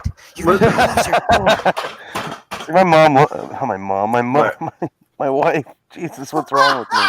Oh my God, she's gonna kill me. She's right behind me. She's gonna kill me. Well, it's a kid thing, man. Like when you got kids, like you know what I mean. You got kids, and you can't call her by your name, so it's like go talk to listen mommy. to your mom, and it's the weirdest thing. If I ever hear if my wife ever said, "Hey Dan," I'd be like, "The fuck are you? Who are you?" Or if she called me Fragaboom, I'd be like, "What are you doing?" Who are you? It's like the first time when my older son called me Sim. Like, no, that's weird. Yeah, it's the same thing. Like she has to don't say his name, just call him Dad, because she'll slip up or something. It's really weird, but she loves the smell, so Yeah. Smell of the ganj. I love it too. I love the smell. I love it too, yeah. I love the varieties of it. That's it's the thing, man. Right now, I got diesel. Slick Rick, you said I worked out the censor comments problem. It's just switching the chat from top to live. So it was what you were saying. Oh my God. That happened too. I thought I was being shadow banned on one of the things I was watching because I had opened up another window to go on YouTube and check, and then I noticed in this browser there were a lot more, and this one it had stopped at this, and I was like, what the fuck is happening? And I found that same thing, the top chat versus the all chat or live chat. It's really helpful when you're in a really big live stream with 3,000 people or something, but well, I've never hosted one. I think the most my show has ever had was somewhere around 400 people. And it was a big one. I think it was launch day or a day that Ethan was on, one of those days. But those are fun. Those are fun, but they're also hard to track. Like when the Oh, chat's moving that fast, you know, you don't want to miss super chats. I had to be taught a trick. Like you go to YouTube, you go into YouTube Studio, you go over to monetization, and you look at super chats, and you actually can see them all in order. You know, and that way you don't lose them. By the way, Dan, while you were gone to take a pee, I went to check out your campaign. You passed the 120K.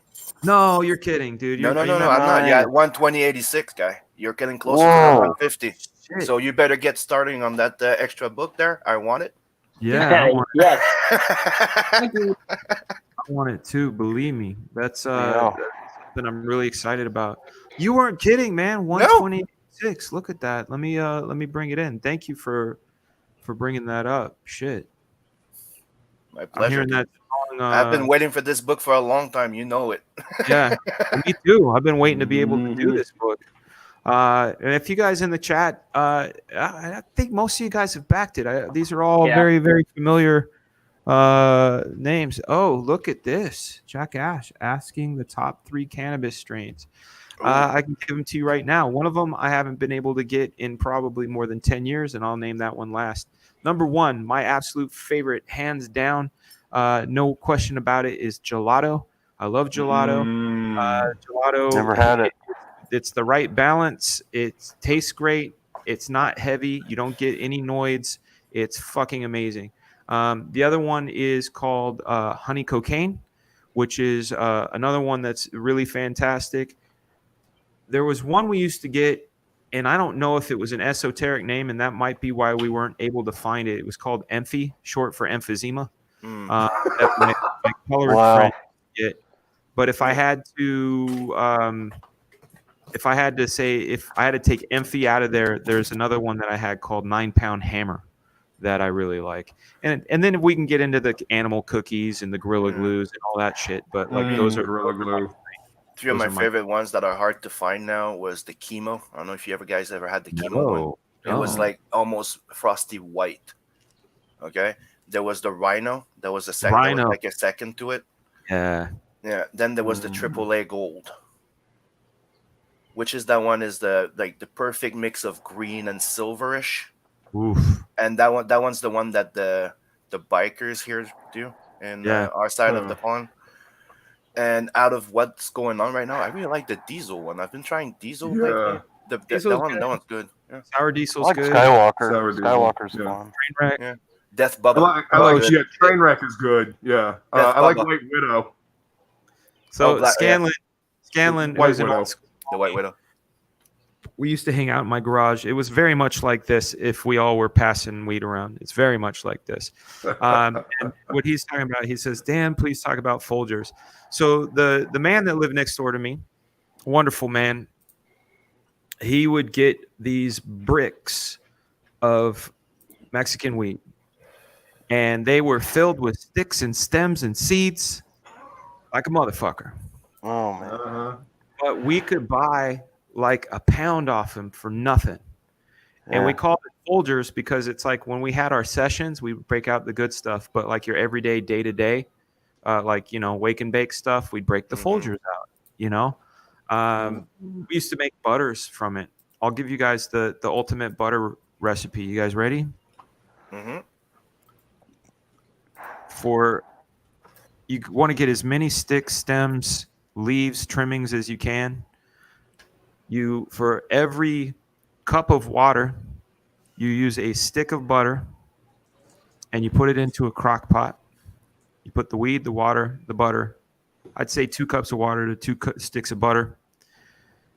You put it in the crock pot on the lowest setting on the crock pot. You let it go for at least 12 hours. 14 is the best. You then get a T-shirt or cheesecloth and you get red party cups. The red party cup thing is essential. You pour the water / butter / weed mix into the T-shirt and you wring that liquid out into those red party cups. And that separates all the fibrous parts of the weed out. The reason why the red party cups, you take that hot liquid and you put it in your fridge, and all the lipids and fat rise to the top and solidify, and it creates these little hockey pucks. Why the red party cup is so when you squeeze it, the disc pops straight up. So now you have these nice discs of butter. And if you want the perfect recipe for cookies, you go to your local grocery store, you buy a canister of Quaker Oats. On the underside of the lid is a raisin oatmeal cookie recipe. Take out the raisins, put cranberries in instead. Follow it to the T, but use your butter instead. Half a cookie. We'll send you to the fucking moon. You're seeing one of these, Dan? Yeah, big old ghee ball. Hold on a second. Let me look at that. Look at that. Let's see it, dude. You're going to make some bubble hash in that, yeah? Well, I haven't yet, but I have made butter in it. I got it for my wife for her birthday a couple years ago. That's rad. Oh, it's a butter maker. Yeah, it's a butter maker, man. Check this That's out. rad.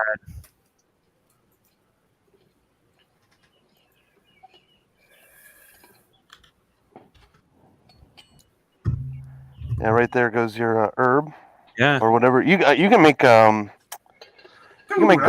butter with this, like anything. And it has this little thing inside of there. You see that? It's all silicone coated or whatever. It's got a liner in there. It's all high tech and shit. Oh, dude, it's awesome. They're only about like $80. They're really not that bad. You can fit a lot in this thing. Look at that. It's huge. Yeah. And then whatever's left is in the bottom. You know. There we go. That's nuts. My my Italian espresso stovetop coffee pot operates very similar to that. Yeah, you see the little bleeder right there? Yeah. Yeah. Michael Beacon says, I tune in for a comic stream, and all you're talking about is the devil's lettuce.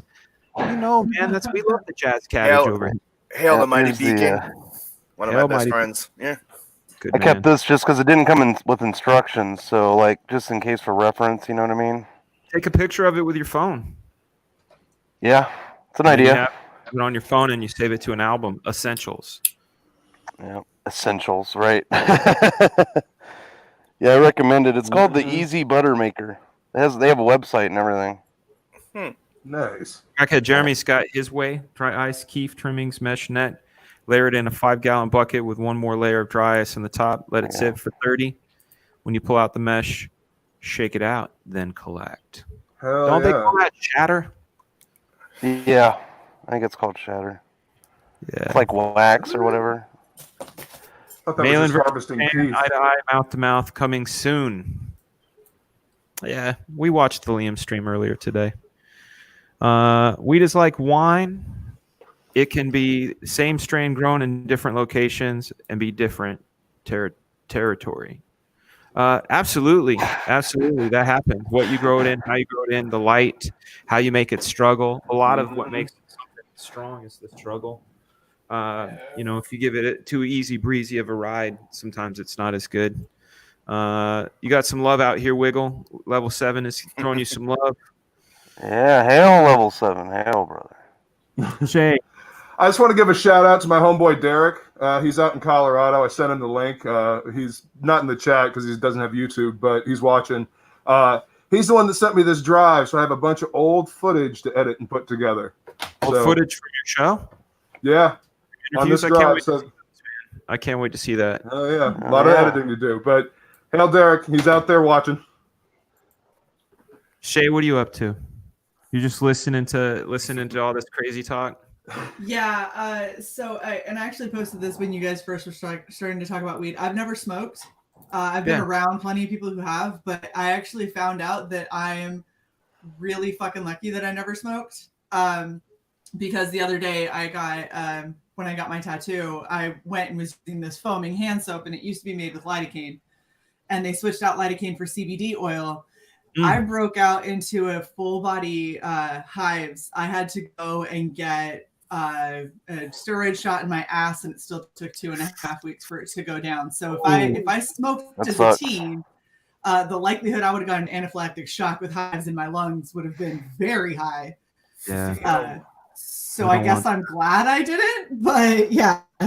So it's interesting to hear everything that goes into it. Is talking about this battle again. I'll tell you where I stand on any of this stuff. I love everyone. I have big respect for War Campaign and everything War Campaign does. I also have big respect for Malin. And when I see this stuff going down, I feel like it's stupid.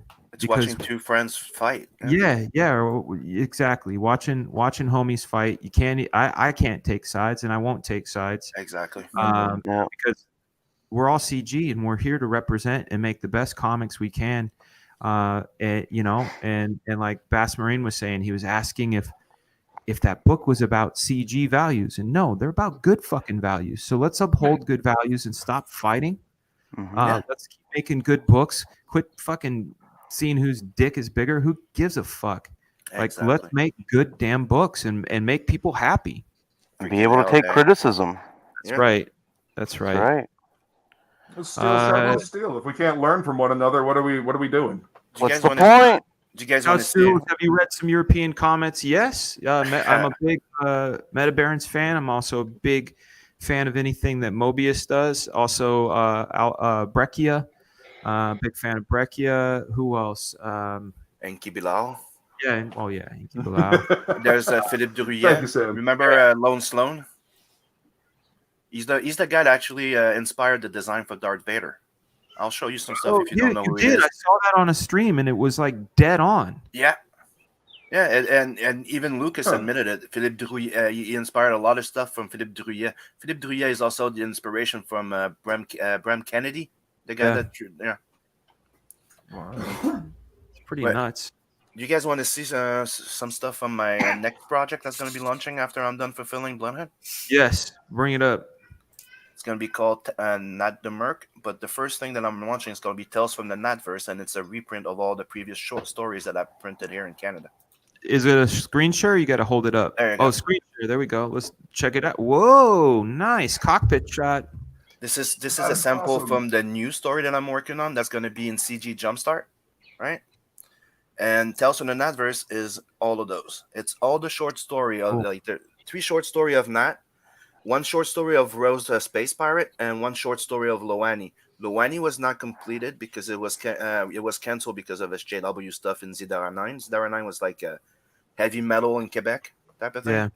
Nice. So I'm finishing it right now. That's what I'm working on because I want it I would like to add it to the final book, right? So I have the idea is to have Nat the Merc the series going, like the book, and having Tales of the Natverse being like a companion book going along where you're gonna have side stories of characters within the Natverse. Like you're gonna break this one up smaller than 72 pages. I feel like with your other book, I felt like 72 pages was a lot. You could have broke that up a little.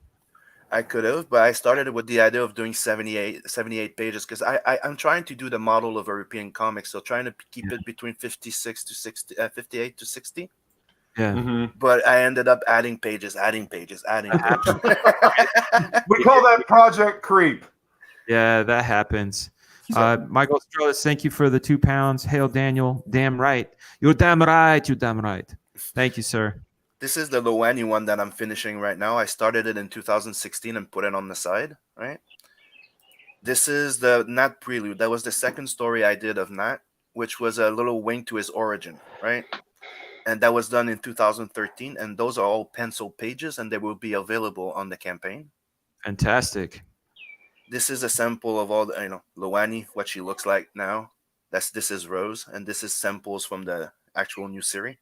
Oh, dude, I saw this when I was on the Replicators. Replicator in Clayton. I saw that character. I thought these characters are great looking. This is the first ever story I did of Nat. And it's all connected to the main story because the idea was to build with short story, laying down the ground, right?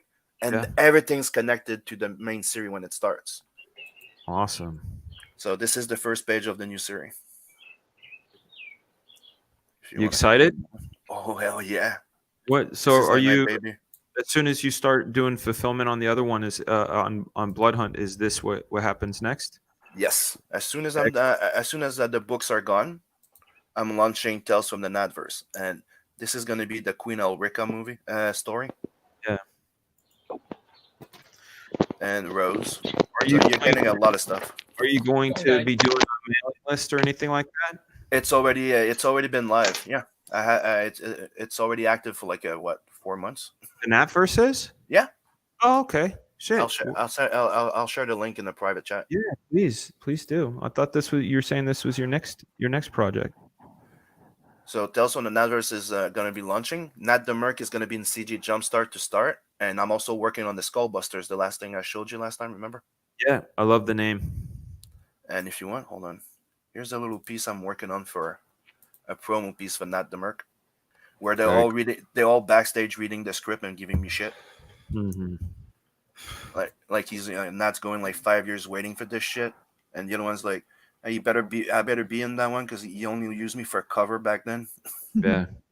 Rotten Glory's in the house. Not too late to grab your copy of Blood Hunt. Definitely check it out. Rotten Glory, I'm sorry I missed you Friday, man. I ended up going to bed like probably around midnight. Next time. I love going on their stream and just rapping. This is a sample of a new page I'm working on. From Nat the Merc. Beautiful. And this is the first page of the Skullbusters.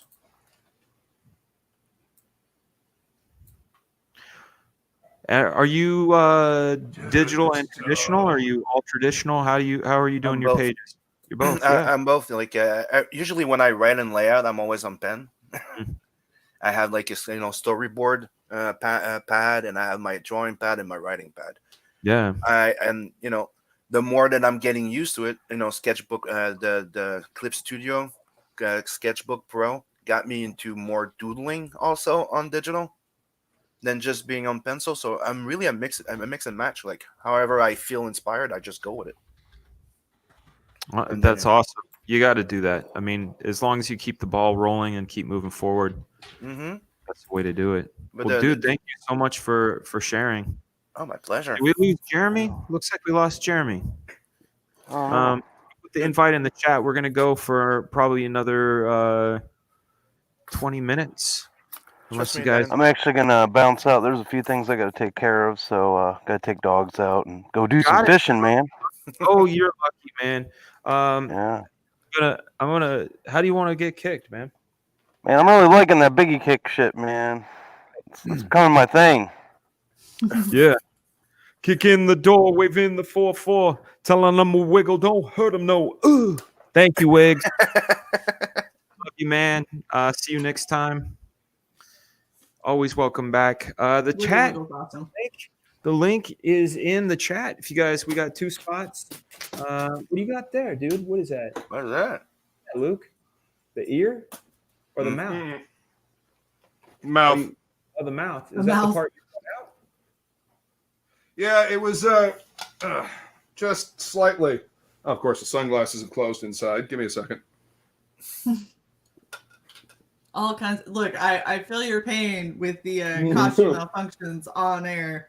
It happened a couple of times. Man. More costume lost than eyeball. Feels better now? Oh yeah, I cut out the eyes and glued some sunglasses in here, and now I cut out the bottom jaw. So, You guys don't want me to go get my my other mask. Yes? Yeah, it's a very scary luchador mask that my kids tell me I'm not allowed to wear. So yes. Nice. I can go get it. Go. I can show it. Hold on a second. Do it. Look at the sky and grass. I need to get my parents to give me they have this gigantic troll mask, and like my dad's 5'11", 6 foot tall, right? If he puts this thing on, it is literally 2/3 of his body. Like it's a gigantic face, the huge nose, huge ears and everything, and then it has this massive beard that will go down to like the top of his thigh. I need this. I need them to just give it to me. I'm just gonna start streaming in it. Oh, dude, I like looking like death metal. You're still muted. If you're talking, we don't hear you. Oh, thanks. I'm gonna have to turn off the green screen because the mask has green in it, and it'll look like some weird invisible thing. So hold on. Here we go. None. Kayfabe broken. Oh, sweet. There we go. I think it's messed The up. angel and the Wow. demon. Yeah. Yeah, this is look at that thing. This is cool. But yeah, it wouldn't work. It wouldn't work with green screen. I mean, Nope. maybe it would. Let's see what happens. Let's see. I'm not going to put it on yet. I mean, at all. You'd be half faced with just the eye and the teeth showing. Yeah. That would be weird. cool though. Yeah. It's the same thing when I like bring my parrot out with a green screen. All you see is his beak and his eye. Whoa, that would be cool. Try it on. It's like a galio. Let's see what happens.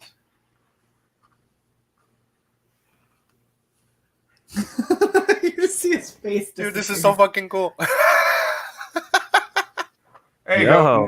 Now put the bunny ears up. Yeah. Yeah. That is.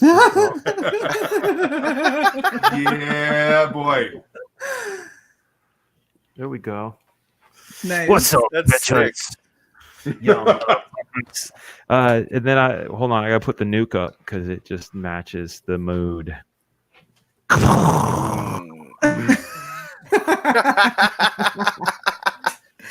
It's freaking sweet. Yeah, I did like when I was doing Doc Salem and I had painted my face and everything green. I didn't take into account when I was starting it that I wasn't going to be able to use my green screen, and so I had everything up and then I got on camera and I hop on green screen and I went, oh shit! I had to take it all down.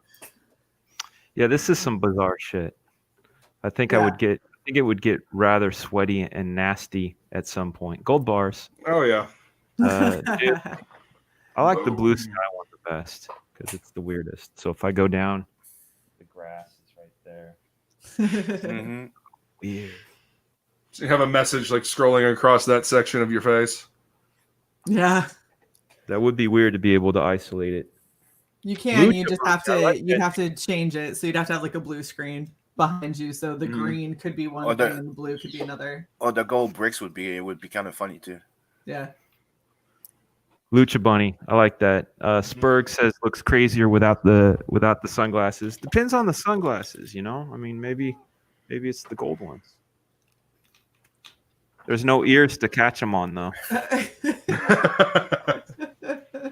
Fuck. Yeah, I don't think this thing's gonna be making I heard a cork. I heard a cork. Somebody having whiskey? Yeah, it would seem like it. Know nothing about what you're talking about, sir. You're making So things up. obviously Luke. What you talking about? So I guess this is the villain bunny. Yeah. Oh, I love it. Gotta breathe. Yeah, crazy. Especially when I do it like that. No bunny ears. Yeah. Am I here or am I not here? I'm of half a mind about it. All right. Rimshot.mp3. That was good. Fast. I did a stream where I was in an all green suit because I was doing Heidi from Monster MD. So I was all green and then I wore like oh my gosh, a corset and like a hat and a necklace and everything like that. So everything was just floating. Insane. Wait, I think there's somebody else in the house. Let me see here. 1, 2, 3, 4. Rotten Glory is in the house. What's up? Hey, Rotten you. Glory? How are you, sir? How are Hey, you Rod. guys doing? Sim, Hey, how you Rod. doing? Shay, how you doing? Death Metal Hero. Chilling. Dan, Yo. my apologies for Friday night. Oh, dude, you know what? I That missed, was my twice. bad. I missed twice, and this time I was like, all right, I'm ready to go. I know. And then I went to bed. I'm like, I guess there's no link. And then I woke up and I'm like, fuck, there was a link. Oh, I hit every single branch on the way down last Friday night, dude. It was a shit show. Was it? Oh yeah, it was a mess. I actually think I'm gonna have a roast rot 10 on the next show, and maybe you can come in there and just drop some raps on my head. Oh, you want me to roast you? Dude. Yeah. I want to get roasted. He felt so bad about it. He wrote an entire post. Like I missed the stream, and he was like, "I would just like to sincerely apologize for what happened on Friday." And I was like, "Where's the stream?" Yeah, it was a mess. It was a mess. But that's we learn and move on, right? I was playing Vermintide 2. I stop. I go, I'm gonna go see how their show's going. I jump on the link and I'm like, where's Rod? Like, oh, you ditched. Everybody thought I just left and like left everybody hanging with a big piece of art blocking everybody. No, my shit crashed. I thought the stream it went down, so I just went to bed. Somebody new to the show, somebody we haven't had on before. J Broke HD. What up, J Broke HD? Ooh. Yo, what's happening? What's happening? I'm coming straight from the trailer park, yo. Oh no! Straight from the trailer park. You got rhymes? I'm whiter than white can be.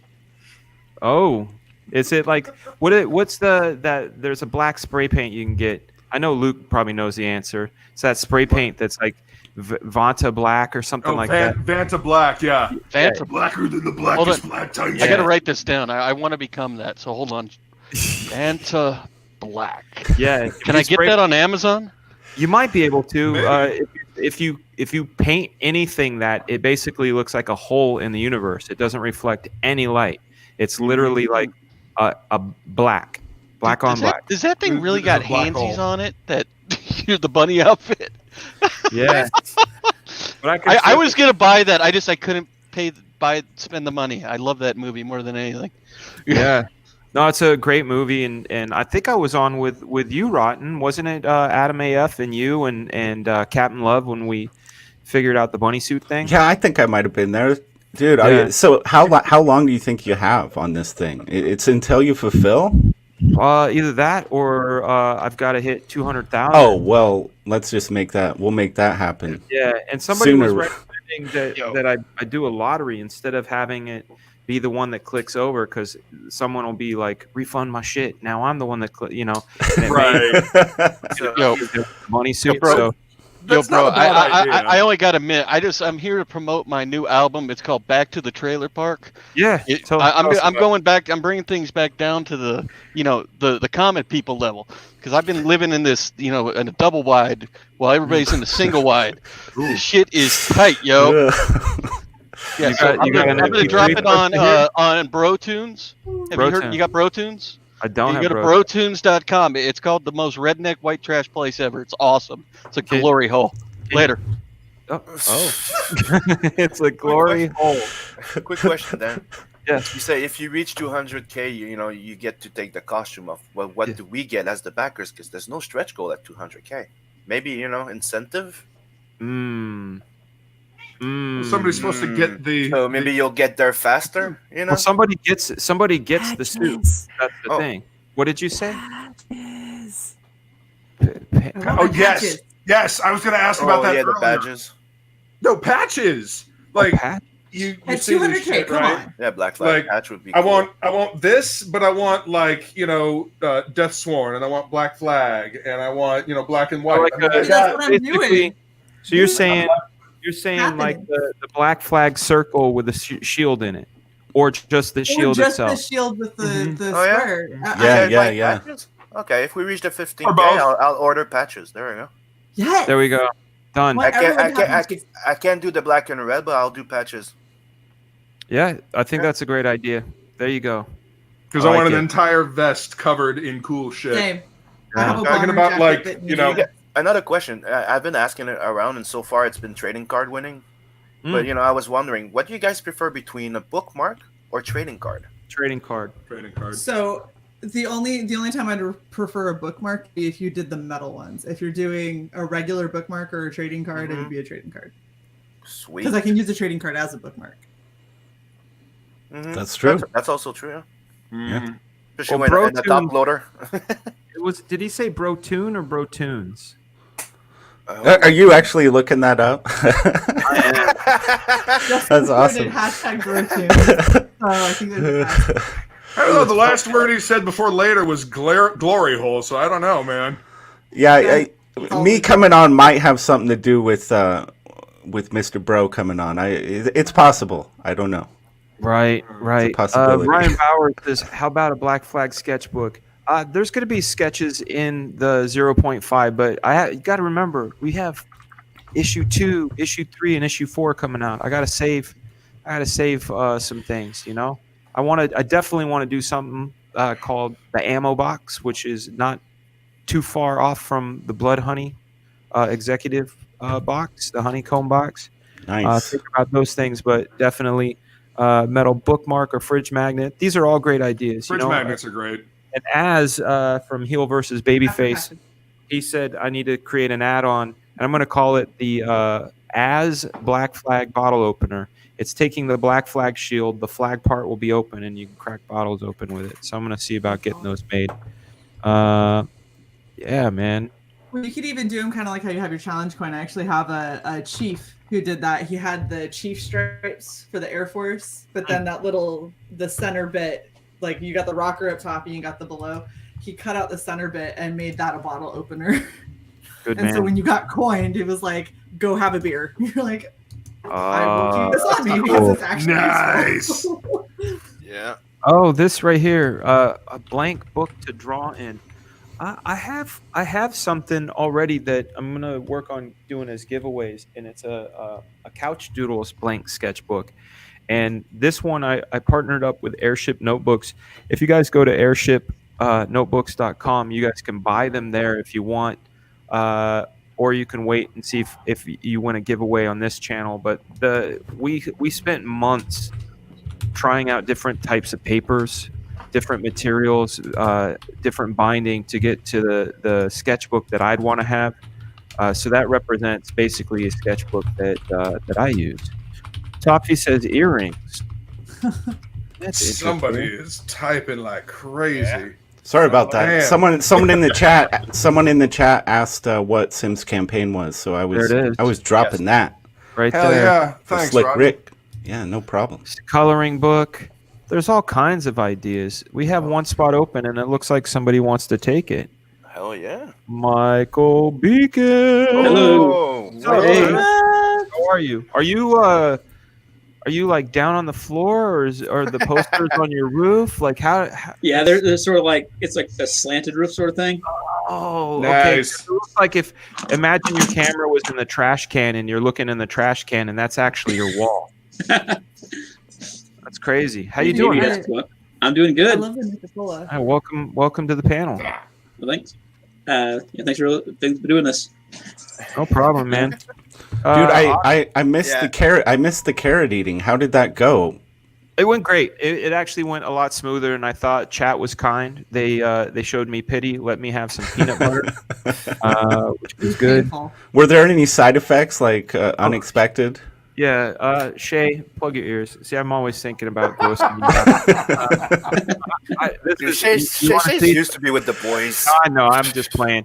Okay, I'm going to do my impersonation of the day after. Here's the day of. Carrots. Chomp, chomp, chomp. I feel fine.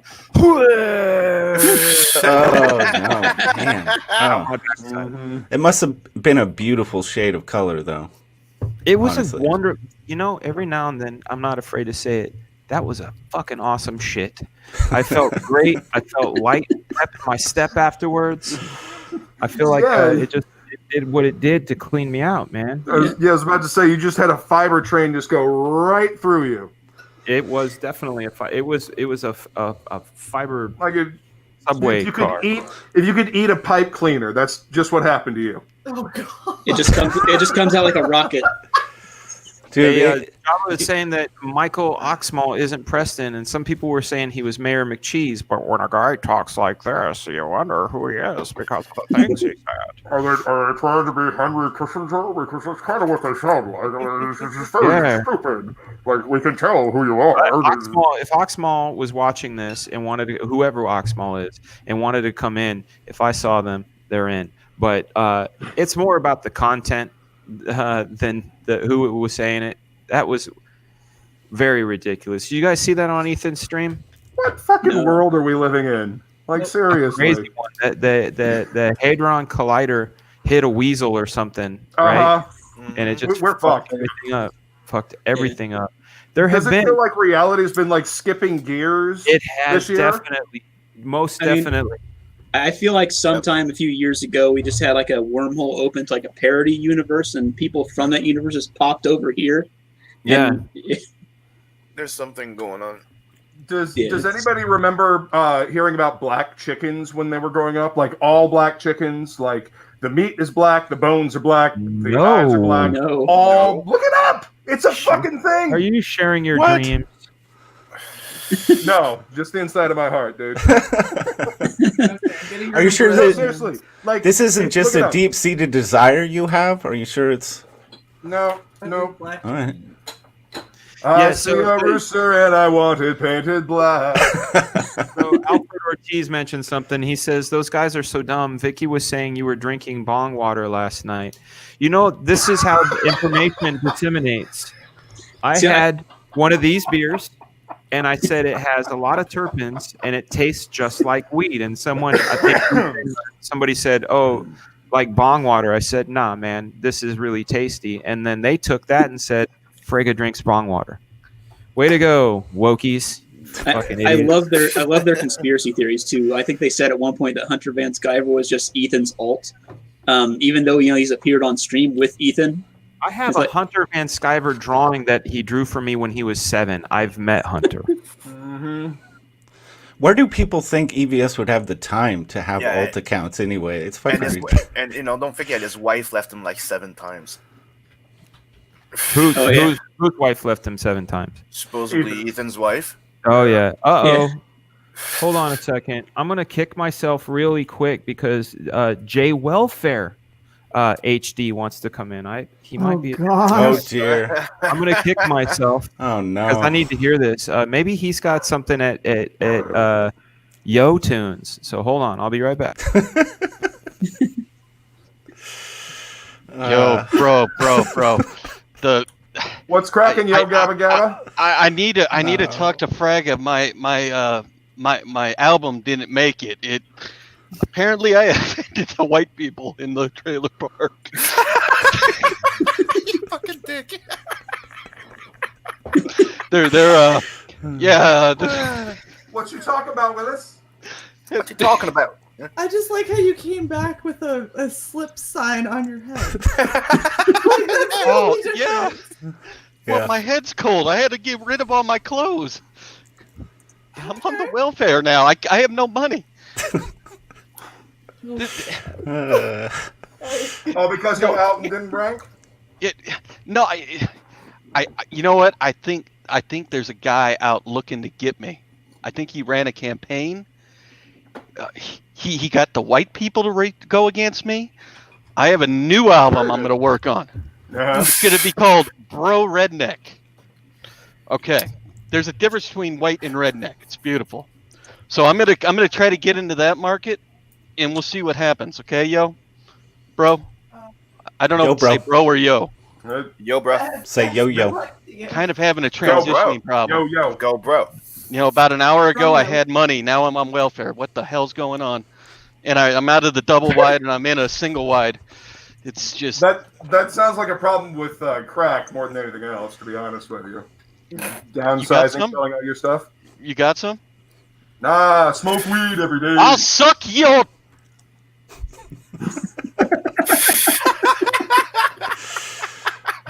Yep. Oh shit! Sunday, bloody Sunday. What should we call that guy? Because he's J fill in the blank HD. We should just call him HD. We call him Trailer. We call him Yo. We can just call him Yo Bro. I like Yo Bro. Yo Bro's great. Yo Bro. There we go. Yeah, even the chat's saying Yo Bro, Yo Bro. Cool story, bro. Hey, bro.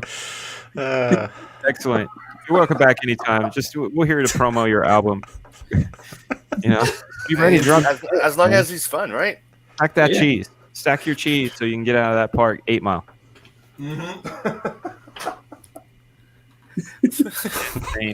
Well, guys, we're hitting 3 hours and 28 minutes. That gives us time for everybody to get their time. What I like to do here on the Couchdoodles Live is give everybody a minute to talk about whatever they want to talk about. They get the screen, the floor is theirs, and then they get to choose how they get kicked. I go in clockwise order, so that means you, Death Metal Hero, get to go first. Are you ready? You ready? Yeah. The floor is yours. Read what you love, enjoy what you love, and I've got more San Diego Comic-Con footage from 2007 and MegaCon 2008 footage finally, thanks to this drive. So there will be new content coming on my channel soon. So please stay tuned. Like, subscribe, share. Let me know what you think. Let me know what you want to see. And I will talk to you all soon. Awesome. Matt Yackey, I'm going to be kicking Death Metal Hero and getting you in here for just a minute. Hey, Yackey! Just a minute. How do you want to go, Luke? Bruce Lee style, buddy. Always. You don't even get nothing but the speed, yo. We love you, Luke. We will see you on the next one, bro. Thank you so much. Matt Yackey, come on in, man. I've just put the link in the chat if you want to come up in here. Shay, you get a minute. What would you like to say? The floor is yours. So thanks for having me. This has been super fun. And we've got some really cool stuff going on in Red Valkyrie. Today we're going to be going over Terra Olympus 2. So make sure to come check that out. I think I know what I'm doing for a cosplay. And we have these super awesome writing pros tonight with our brand new intro that I'm super excited. So make sure that you come out, sub to Red Valkyrie. And yeah, we'll check you guys there. Awesome. Thank you so much. And thanks for putting up with us. Please. I know you play. You guys are awesome. How would you like to be kicked? You know what? Your choice. My choice. Mm-hmm. Bunny, bunny, bunny, bunny. Kick. There we go. Soft and light. You're welcome back anytime. She's I will call her one of the ladies at Couchdoodles. We got somebody new coming in. Somebody new. It's not Matt Yackey. It's Soy Rage. Hello, Soy Rage. Why are you raging? Well, because all you war campaigners and you comic skaters are grifting all the money out of the comic book industry. It's not funny. Marvel and DC are the only people you should be giving any money to. Fraga, you and your Fraga, whatever they call you. Yes. You and you had it good when you were with that Maximum Press and Robert Liefeld. Oh, precious Robbie. He knew how to run a company, and now you're with this Comicsgate nonsense. I've had enough of it. Care to respond? Give us a chance, Soy Rage. Give us a chance. Her. You can have a free download. Just go to my campaign and get a free download. There's no grift there. If you like it, get some more. Well, digital is the way to go. Digital is the future.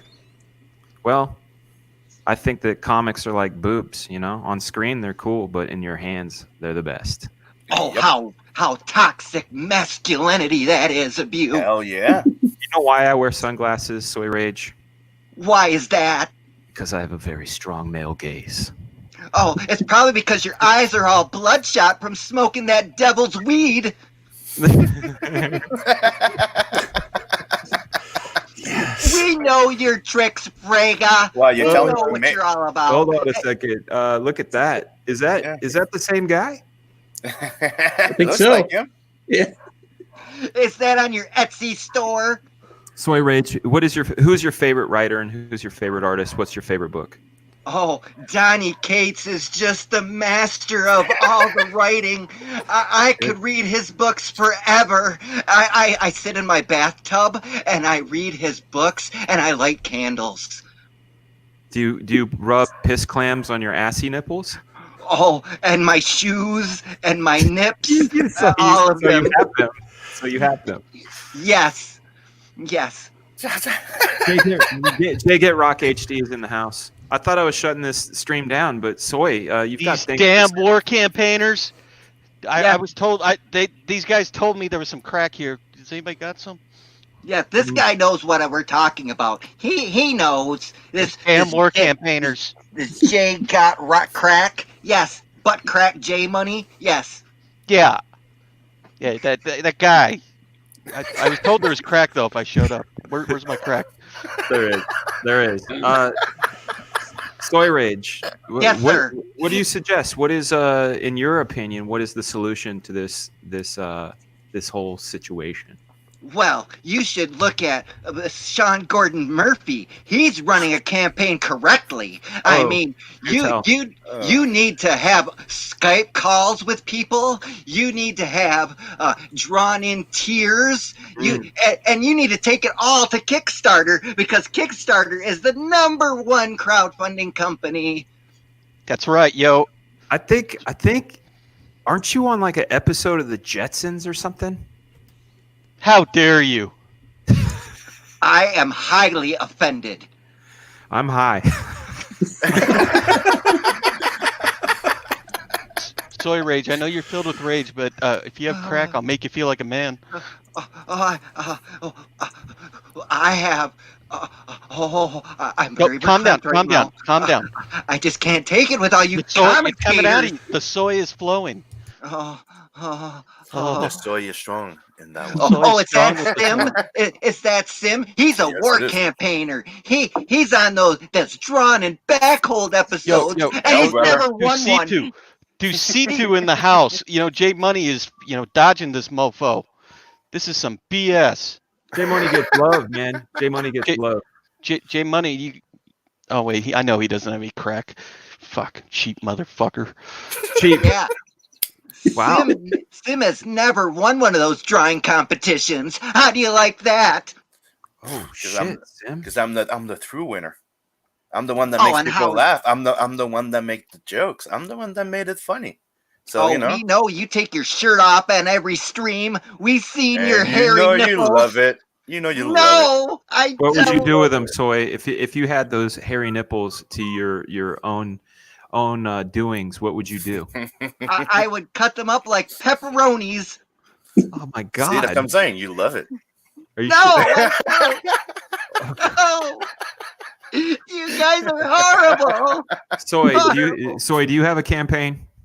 I would like to start one, but since Marvel and DC are coming back, we will have no more need for any campaigns, and Indiegogo will fall off the face of the map, and Comicsgate will be dead forever. Aren't we already dead? And Comicsgate already dead? You're dead in my heart.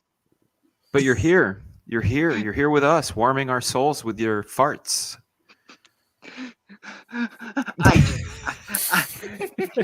You comic skaters are the worst thing that has ever happened to comics. You're all grifters. You're all the Cosa Nostra. You guys are the mafia. You take the money and move it to here and move it to here. It's all dirty money.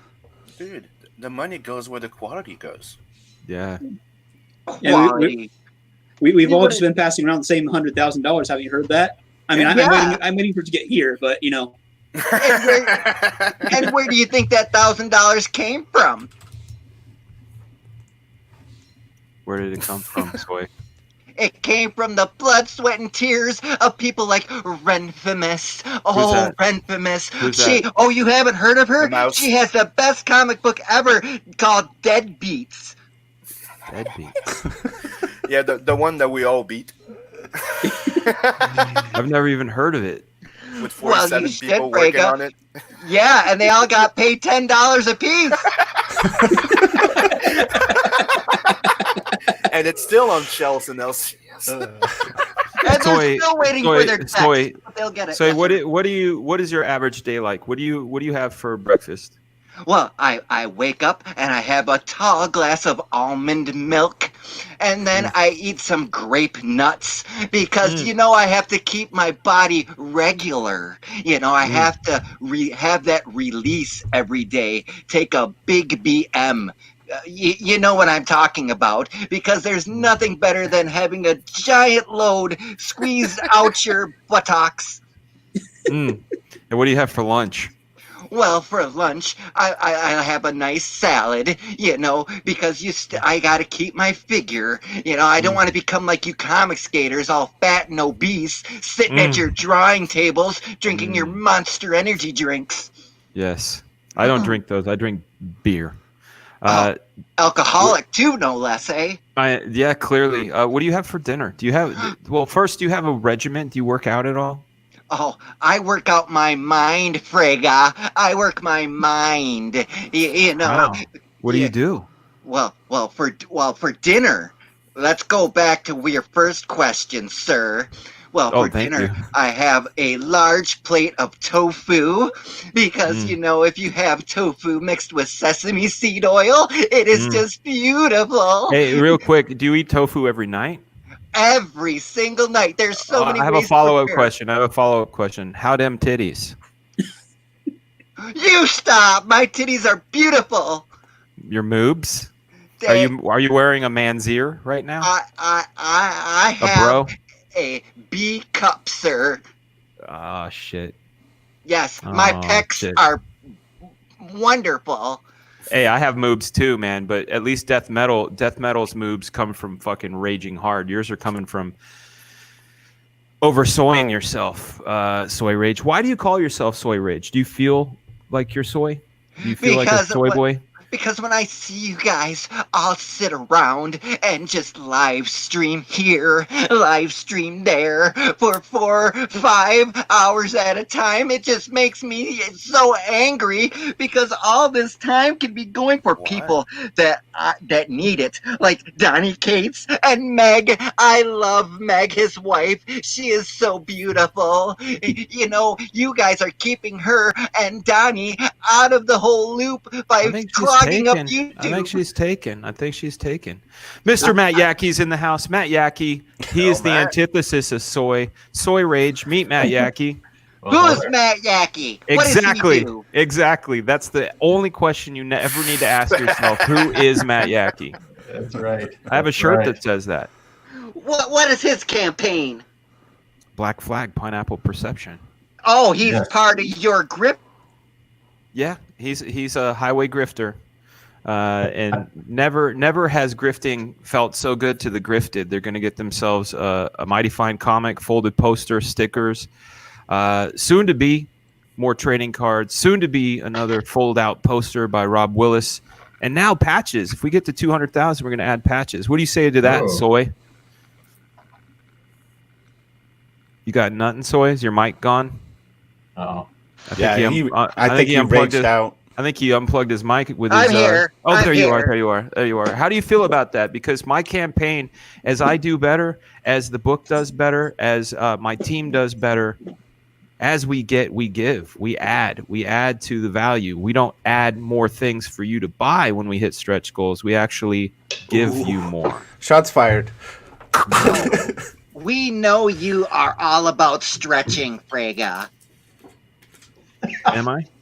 Am I about stretching boundaries of my imagination, about stretching my abilities each day to become a better person than I was yesterday? Is that what you're talking about? Well, if we look at Jim, Preston, I need to be a gape of the situation.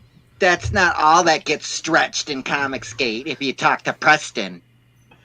His name is Pressed In, right? Yeah. I thought it was Peggy. Hey, I haven't seen it, but maybe I should go see it. You should all take some notes from Preston. I mean, his wife, Mistress Roulette. I love her so much. No, they're still married, sir. Oh.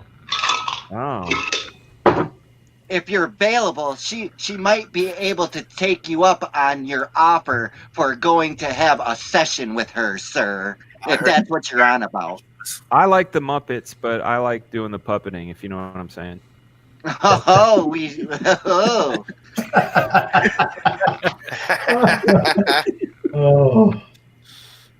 my goodness. Soy, what do you I'm not trying to dox you or anything. Do you have a profession that you engage in, or do you have a dream? I write, sir. You write.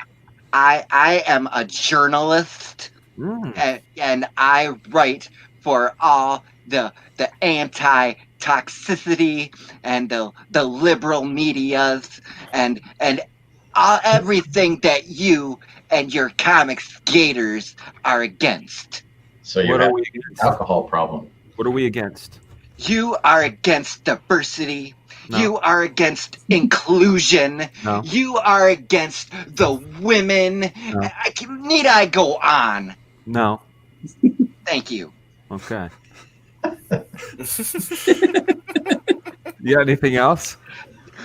Well, I would just like to say, Comicsgate is not the way. Comicsgate is a path that will lead you all down the road that you do not want to go. It's a dead-end street. You all need to follow the path of Marvel. You all need to kiss the boots of DC. You all need to bow in front of Image because they are the only ones that are the mainstream. What if we don't want to be the mainstream? You're trying to tell me I should go back to horse and buggy when I've got a fine automobile over here. Oh, so you're disrespecting the Amish now, are you? I don't know. I think I'm down with some churned butter. Ooh, Amish butter. Good Amish butter. We got some Amish that live down the road from me. I buy butter and eggs from them all the time. Oh, nice. I support my local Amish. How dare you, Soy? I would hope so. Instead of just driving by when they're on their horses and buggies. They just want to be left alone. Hey, Soy, what's your favorite kind of music? Oh, I like to? Enya. What's your favorite kind of music? He clearly has not checked out brotunes.com yet. No, I have not. I love Enya. Enya is the best. That and a little bit of Michael Bolton and some Kenny G. When I'm taking my bath, I love listening to them. Do you put any sort of lotions or bath salts in your bath? I have lavender bath bombs that I use on a regular basis. Are they fizzy? Do they fizz? Are they effervescent? Oh, they're effervescent. Do they tickle your nuts? And I loofah them. I loofah my nuts. I have to keep them soft and porous. For what reason? So my beautiful wife can see how I keep myself upkeeped for her. But then you were coveting another man's wife. You were coveting Donnie Cates' wife, Meg. Because my wife looks like Meg. She's big and burly, just like her. Oh, shit. I love a strong woman. Meg is taken by Mateo, you know. Yeah, I've seen your wife on here, Fraga. Woo! Yeah. Yes. I do not like women like that, the ones with the large breasticles. I like women that are burly, that know how to handle a man, if you know what I'm saying. I've seen that. I've seen someone getting pushed in, pressed in, whatever you call it, whatever adjective. Don't you kink shame anyone. I ain't kink shaming, dude. You know that. There's no kink shaming. You can't go around. It's like this, Soy. Make your Soy comics. You're a writer, right? Or do you say you're a journalist? I'm a journalist, sir. I write for Women's Day. I write for Miss Magazine. What was your favorite article? What was it about? Oh, my favorite article. Well, let me think. There was this one article about all the toxic Republican Trumps. You know, they all running around and they all have these guns and their red hats and they're all marching on the Capitol buildings saying that we should open up. No, I say no. We need to keep this country shut down for at least another 2 years because the corona is out there and it's going to affect every one of you, especially all you comic skaters, because you're all fat and you all sit at your desks and you breathe in the putrid air that surrounds you, that is just full of the Rona. And I swear. You just described the entire comic book industry. Yeah, boy, that was in context for a woman's magazine. That wasn't like political. That wasn't a political commentary. That was a women's magazine. Yeah, it was from Miss Magazine because it showed how all the people that were protesting were just men. All these white males that all going about their business doing horrible things. We need more diversity. Diversity is awesome. And What- inclusion. Inclusion's awesome. Authenticity is really where it's at. Authenticity is the root of all of it, right? You can't just check a box and say this character is this ethnicity, or this character is this gender, or this character is this gender decision or sexual orientation. That's not how it works. A character is a character. Don't bring logic into this, Frega. I like Logic. He's one of my favorite rappers. Why you got to bring him up? Don't bring your mental gymnastics into this, Frega. Who's Jim? Who's Jim? Jim. Frega. Yes. You need to listen to what people are telling you out there. I'm listening to you. I'm listening, Soy Rage. Even if diversity has to be forced, it's a good thing. Look at what we did to New Warriors. Yes to safe space. Yes to Trailblazer. Is this Daniel Kibblesmith? Are you trolling me, Daniel? Don't you dox me, Grega! Don't you dox me!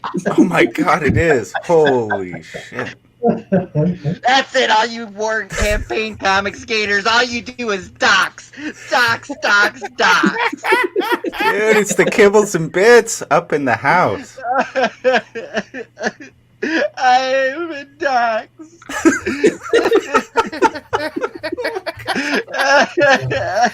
Soy. Have yourself a glass of almond milk. Relax to some Enya in your effervescent lavender bath as it tickles your nuts as you scrub it down with your loofah. You'll be fine. I will. And I'll do my best to forget this ever happened. Run into those big burly arms of your wife. That's right. Sounds like I love my wife. I love Sunday my night. wife. And hey, before I go, can I give a shout out to her? Yeah, absolutely. Kevin, I love you.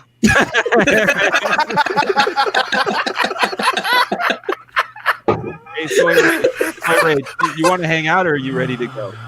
I can stay if I. All right, you hang out a little bit. I want to catch Matt Yaki. Matt Yaki, how are you, sir? Still alive. And your computer, you had the blue screen to death? You got your computer figured out? Yeah, it's all seems to be working now. So good. Yeah, it's been took good. 5.5 days. 5.5 days to get your computer fixed. Holy shit! And you did it all yourself? Yeah. I know a hell of a lot more about boot configuration disks and UEFI BIOS and. Next time, keep all the porn off it, and your computer will last. No. I saved all that. Don't worry. That's on a different drive. Did you see how good the campaign's doing, Matt? We hit 120 today. Really? No, I haven't. Awesome. 120, 122.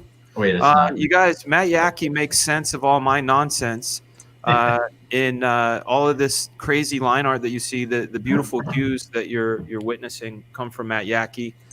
He and I are working on the trading cards right now. And then we're going to be jumping in on recoloring the original triple gatefold poster. If you haven't backed this book yet, please do. We're less than $5,000 away to adding 3 more trading cards to the set. Once we hit the 150 goal, we're going to get a brand new comic, Black Flag 0.5, featuring this amazing cover by Pat Lee.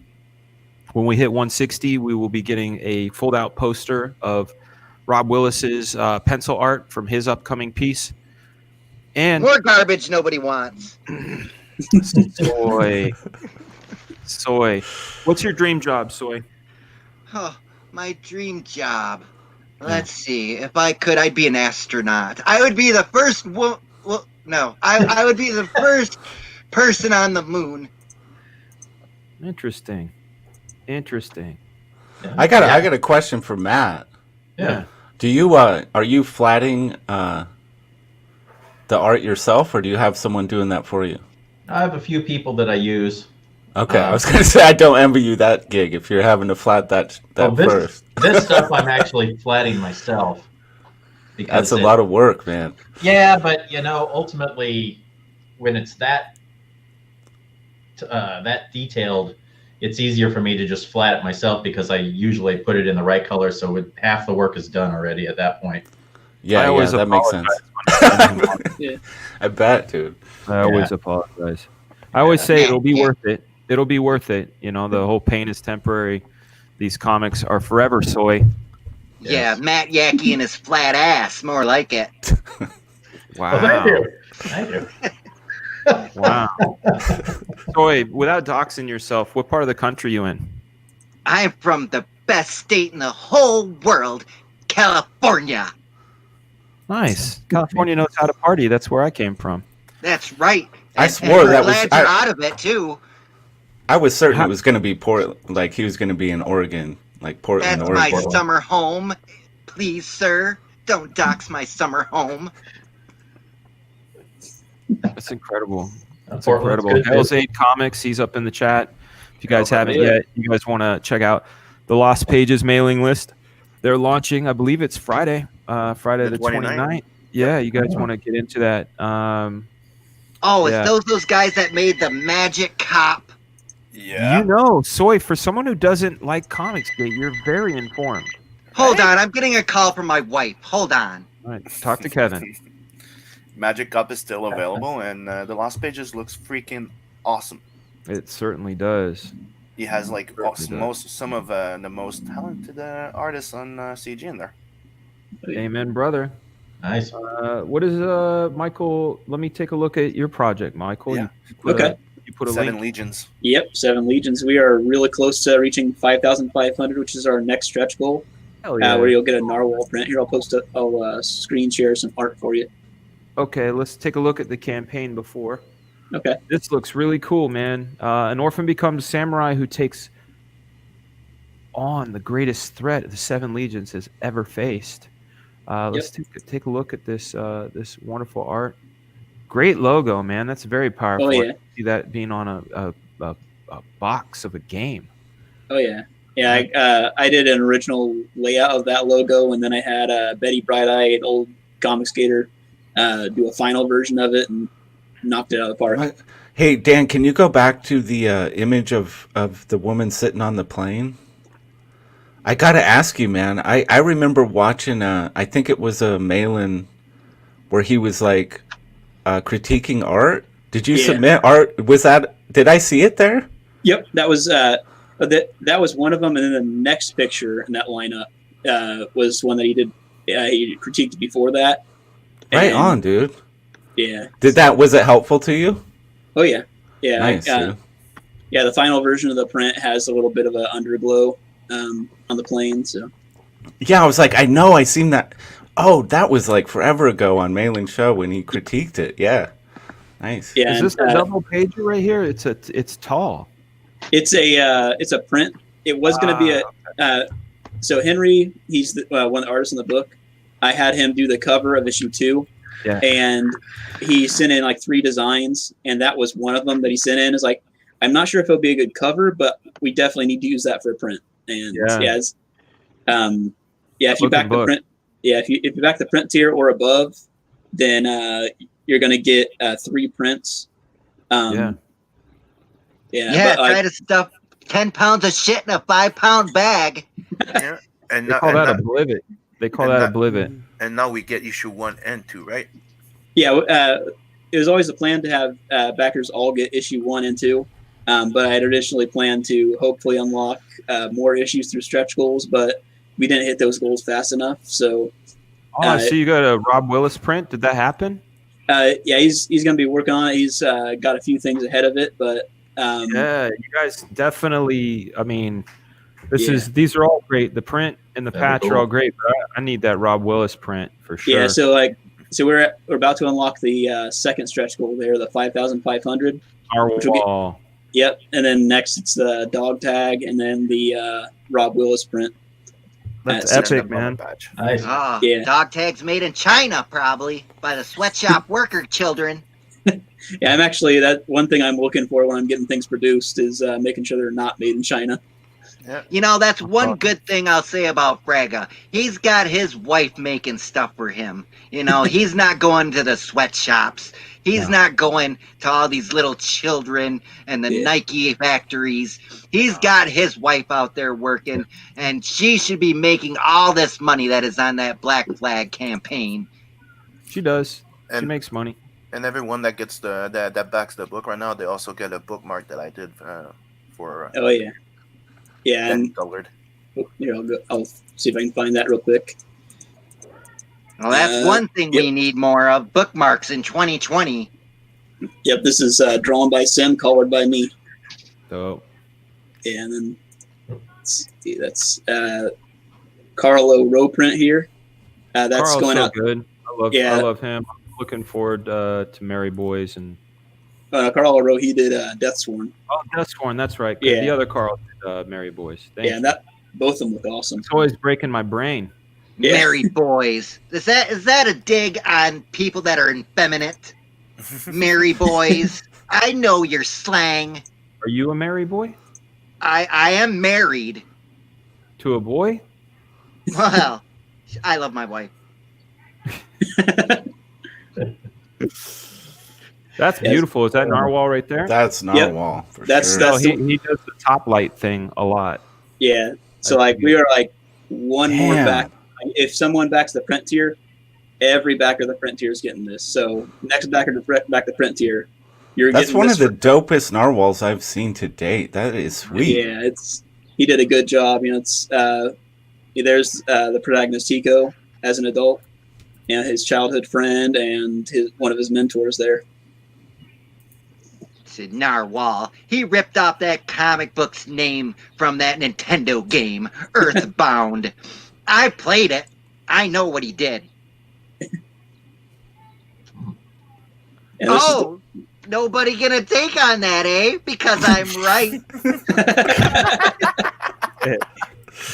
You know, he actually time traveled back in time to get the rights to that title. So it's all good. You know, we got the Confiscate Time Machine. That's how Ethan got the Hunter Van Skyver we've seen on stream. He just went back and grabbed his past self and brought him to the present. So that's, you know. Ethan Van Skyver. I can't wait to get my Merry Boys. I'm really excited. I try to support at least two to three Comicsgate books a week. Best of my abilities. Yeah, gotta keep that money moving. I got to. It's a shell game, right? Like just that's move it from place to place. That's all we do. How do you explain Ethan's almost $900,000? How do you explain that? I'll explain it like it's just like the Sopranos. You know, you got Tony, which is Ethan, and you know you got Malin, which is Big Pussy, and then you got the little Cecil, which he is like that the nephew, the one that runs around and gets drunk all the time. Chris, yeah. Yes, it's gonna self-destroy himself. Who am I in the mix? He's gonna self-destroy himself. You know, all this who am I? drinking. Who am I? Am I Polly? Who am I? You lucky you even have a seat at the table, Frega. You know, if it wasn't for Mike Miller, you wouldn't even be here at this table that they call Comicsgate. Go on. Tell me more. Mike Miller is the most excellent artist that ever was in Comicsgate, and he is so lucky he wised up and he got out of there before it all went to hell. You know, I just can't wait for my Monster Hunt book and my Lone Star Part 2. I'll probably get it next year after the IRS take care of their business. True. And they will. You know, because you have to pay the government. You do. Absolutely. There's no joke about that, Soy. Oh, yeah. Soy, what year did you graduate? I graduated in 1998. Ah, okay. All right. So you're going to be 40 this year. Yes, the big 4-0. Nice. I am almost over the hill. You got any plans for your big 4-0? Yes, we are going to stay in because. Wow. You okay? Soy, you okay? You got color? I don't know what's going on. The soy got him. Oh no. He's still here. He just let's see, mute, unmute. No, he's. No, we can still hear a noise. Maybe somebody came in the room. I don't know. Maybe that's it. Maybe that's it. That's a great cover yeah. on 7 Legion, dude. Yeah, Thank you, Mike, for showing this to us. It's really cool. Yeah, Henry, he's one of the he did issue 1, and he's improved so much since issue 1. It's awesome. I can't wait to see what he does for like issue 3. I'm sorry, my internet keeps going in and out, just like Preston.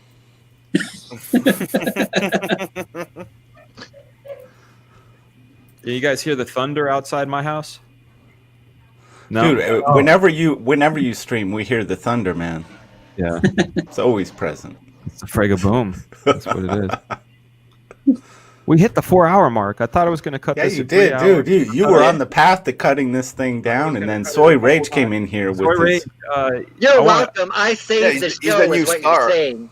Well, no, you delayed the inevitable. So what I do, this is the final one, and I really what it was is seeing Matt Yackey. I miss Matt Yackey desperately. I miss you, pal. This quarantine shit is lame. I've been out all day. I've been running around. Yeah. I'm reporting you, Yackey. You need to stay inside. No, Georgia is open. Like, come over, man. I'm anytime. Just let me. I haven't because didn't know if the wife was letting people over. Yeah, come on over. Yeah, go over to Frega's and give him the Rona. I saved some emeralds for you, my friend.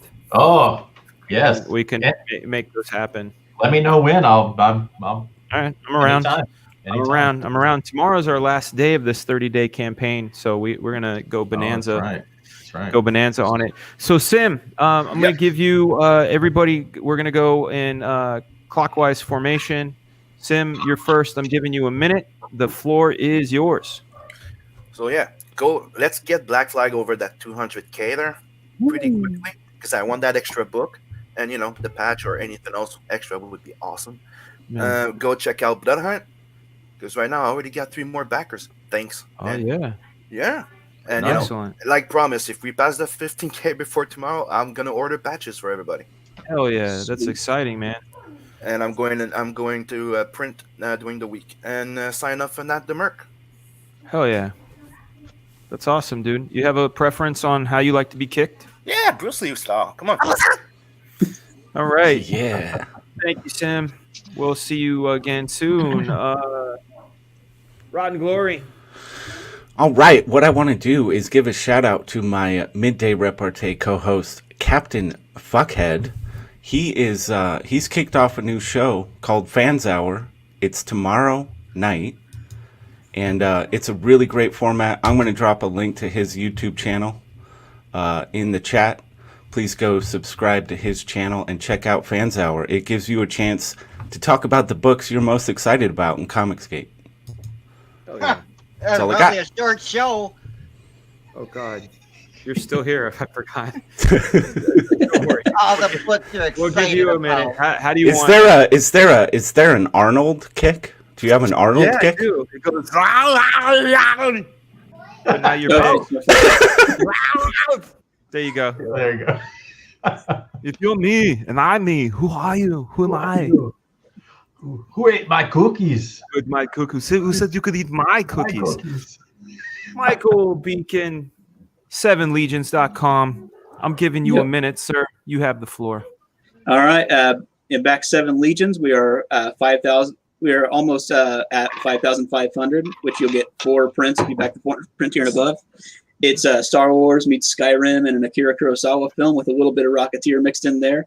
It's a badass story.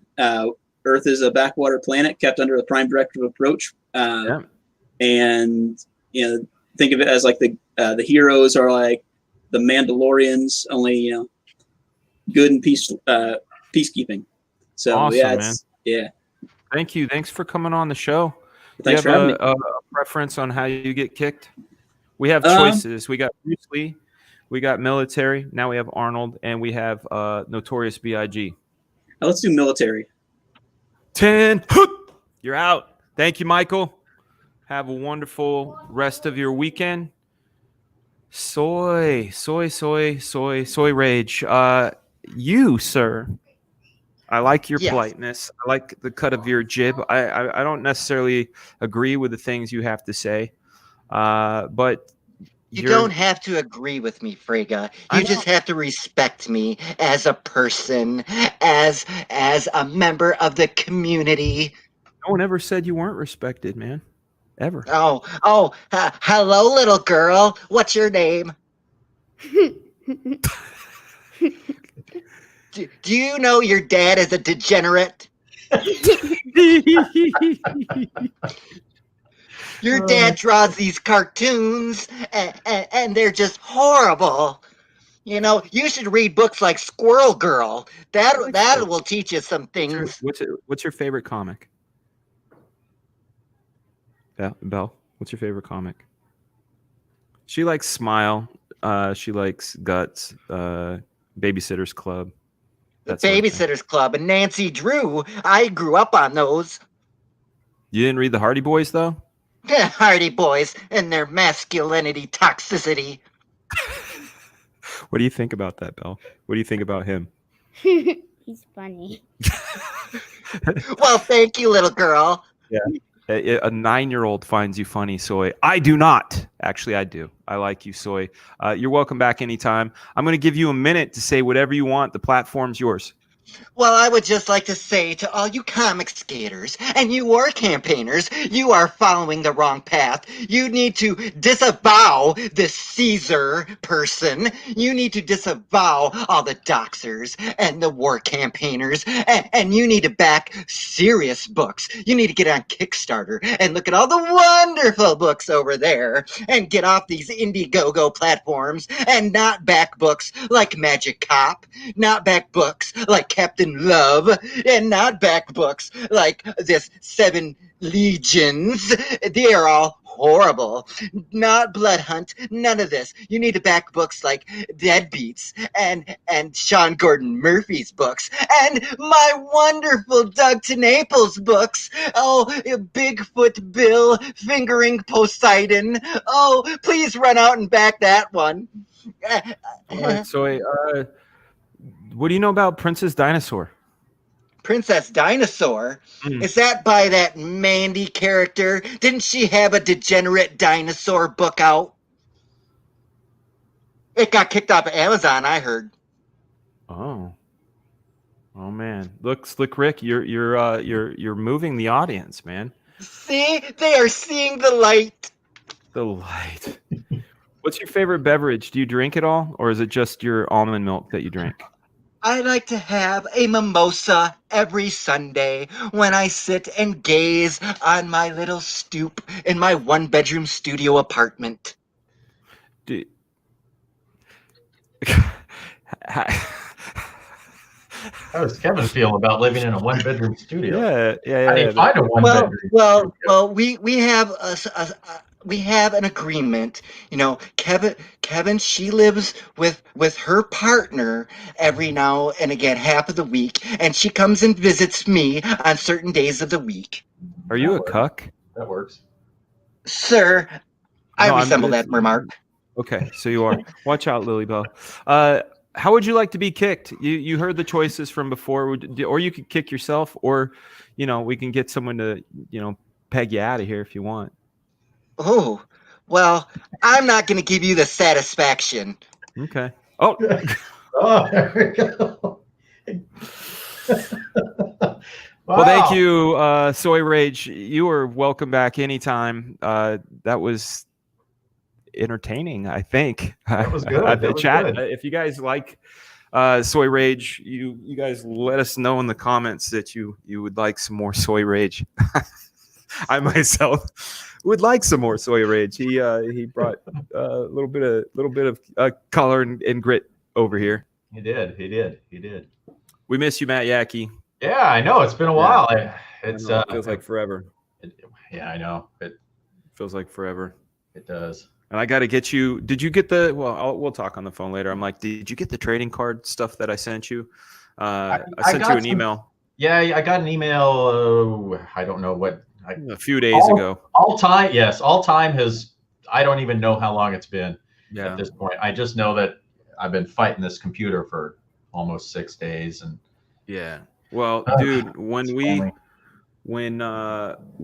people like look at they like they like him. Billy, the Death Metal Wombat needs to come on up here. What's that? I just saw what he posted. Oh yeah. Yeah, no kidding, man. That Death Metal 100%. I can't wait for this shit to clear up. For sure. Yeah, give me a call. I've got I'm on an iPhone now again. Oh, awesome. So I've got FaceTime. Great. We'll take a look at whatever you got for the trading cards. I know they're asking for them over at yeah, I'll have to. I started working on those, and then this whole thing happened, so I gotta. No worries. The sooner we get them, the sooner we can show them on screen. Yeah, we need to do that. I'll let them know because they were asking me about it. But okay, all good. But yeah, I can't wait for you to come over. We'll figure something out. Let me know when. I'm literally get some whiskey. Doing nothing. Awesome. so yeah, I'm free to get the hell out of here anytime. Right on. Yeah. All right, guys. Oh, there. She says that's by you, Soy. I think the Princess Dinosaur book is by Soy. Let me look it up. I'm gonna look it up real quick. I don't know if it's on Indiegogo or not. Princess. I know SAUR. I still have my kindergarten teacher in my head. Yep. There's no Princess Dinosaur on Indiegogo. Oh, it would be on Kickstarter, of course. I wanted to see if he was a hypocrite. It's hilarious. No, Princess Dinosaur is a book on Amazon by someone named Jill Castor. So maybe let's check Kickstarter. I don't like going to Kickstarter unless it's for a Todd McFarlane toy. Yeah, I know. I don't like giving them clicks. All right, Kickstarter.com. We're gonna go check it out and see any Princess Dinosaur is there. Maddie, Once Upon a Time in the Future. That's the big one they got going on over there. Looks nice, whatever that is. Yeah. Interesting, anyway. Yeah. Dinosaur Princess. There we go. Game for all ages. By game. Hamish Cameron. They count all of their games as comics. When they total up all of their numbers, they consider games as well as comics all in the comics thing. So their numbers are not. Madness says he believes it's Gary from Nerdrotic. That'd be funny, but Gary's voice is down in here, and I'm not sure if he would pull it off, man. Yeah, I couldn't tell who that might be. Oh yeah, Berserk says your kid is awesome. Yeah, this is Lily Bell. She's great. All right, Matt, giving you a minute. Don't talk about Black Flag. Well, I got nothing to say. Oh shit. Well, we're in our final. What is it? It's 4:00 here. We have 24 hours tomorrow and another 8 right now. So we got 32 hours left, and then the campaign could be over. I want to extend it, but we'll see. I want to hit that $150 stretch goal, $150K. That would be amazing. We can unlock that other book, which just means more work for you, Matt. Yeah, more stuff, and then we get to bedazzle the bunny suit. Yeah, and the other thing too is once we're all done with this, you and I get to go look at all the submissions and need to take do a that look too. At anchors, colorists, writers, and artists. Yeah, I wrote that info down somewhere here. I lost my entire operating system, so I'm getting that all back together. Awesome. So. Well, Slick Rick says grab the original 1995 Black Flag series as a PDF, free. Get caught up. Absolutely, definitely do that. What is this? Kibblesmith. Is he Soy Boy? Maybe he is. Soy Rage. That would be great. That would be great. Fucking bananas if it was. All right, watch out. I have to kick in that direction. Don't kick yourself, Matt. No, unless you want to. How you want to go? No. How you want to go? You want to double booted? Sure. Let's do it. There we go. Thank you, Mr. Yackey. It has been a pleasure. As always, we love Matt Yackey. Matt Yackey is life. You guys have been watching the Couchdoodles show with me, your host, Fragaboom. We've been going for 4 hours and 18 minutes. I'm gonna extend it another minute and 30 seconds because we're at 4:18:30. You know what I'm saying? You guys have been great. You guys have been great. Past Master Dan is right. Shop Indiegogo. Support your favorite creative team. Go out there and pick up. Hey, baby, you're whistling. Craziness. Go out there and pick up Battle Brick Road by Eric Weathers. Go get the case. Another case for the Umbrella Girl. Check that one out. Check out Cyberfrog Wreck Planet. Check out Johnny Phantasm. Check out Cash Grab. Get on Malin's mailing list. Check out Zaid Comics. Lost Pages. We have 50 seconds to go. You know what's up when I say that. You guys know what time it'll be in California? What time is it, Bell? If it's 4:19 right now, what time is the next time when it changes over?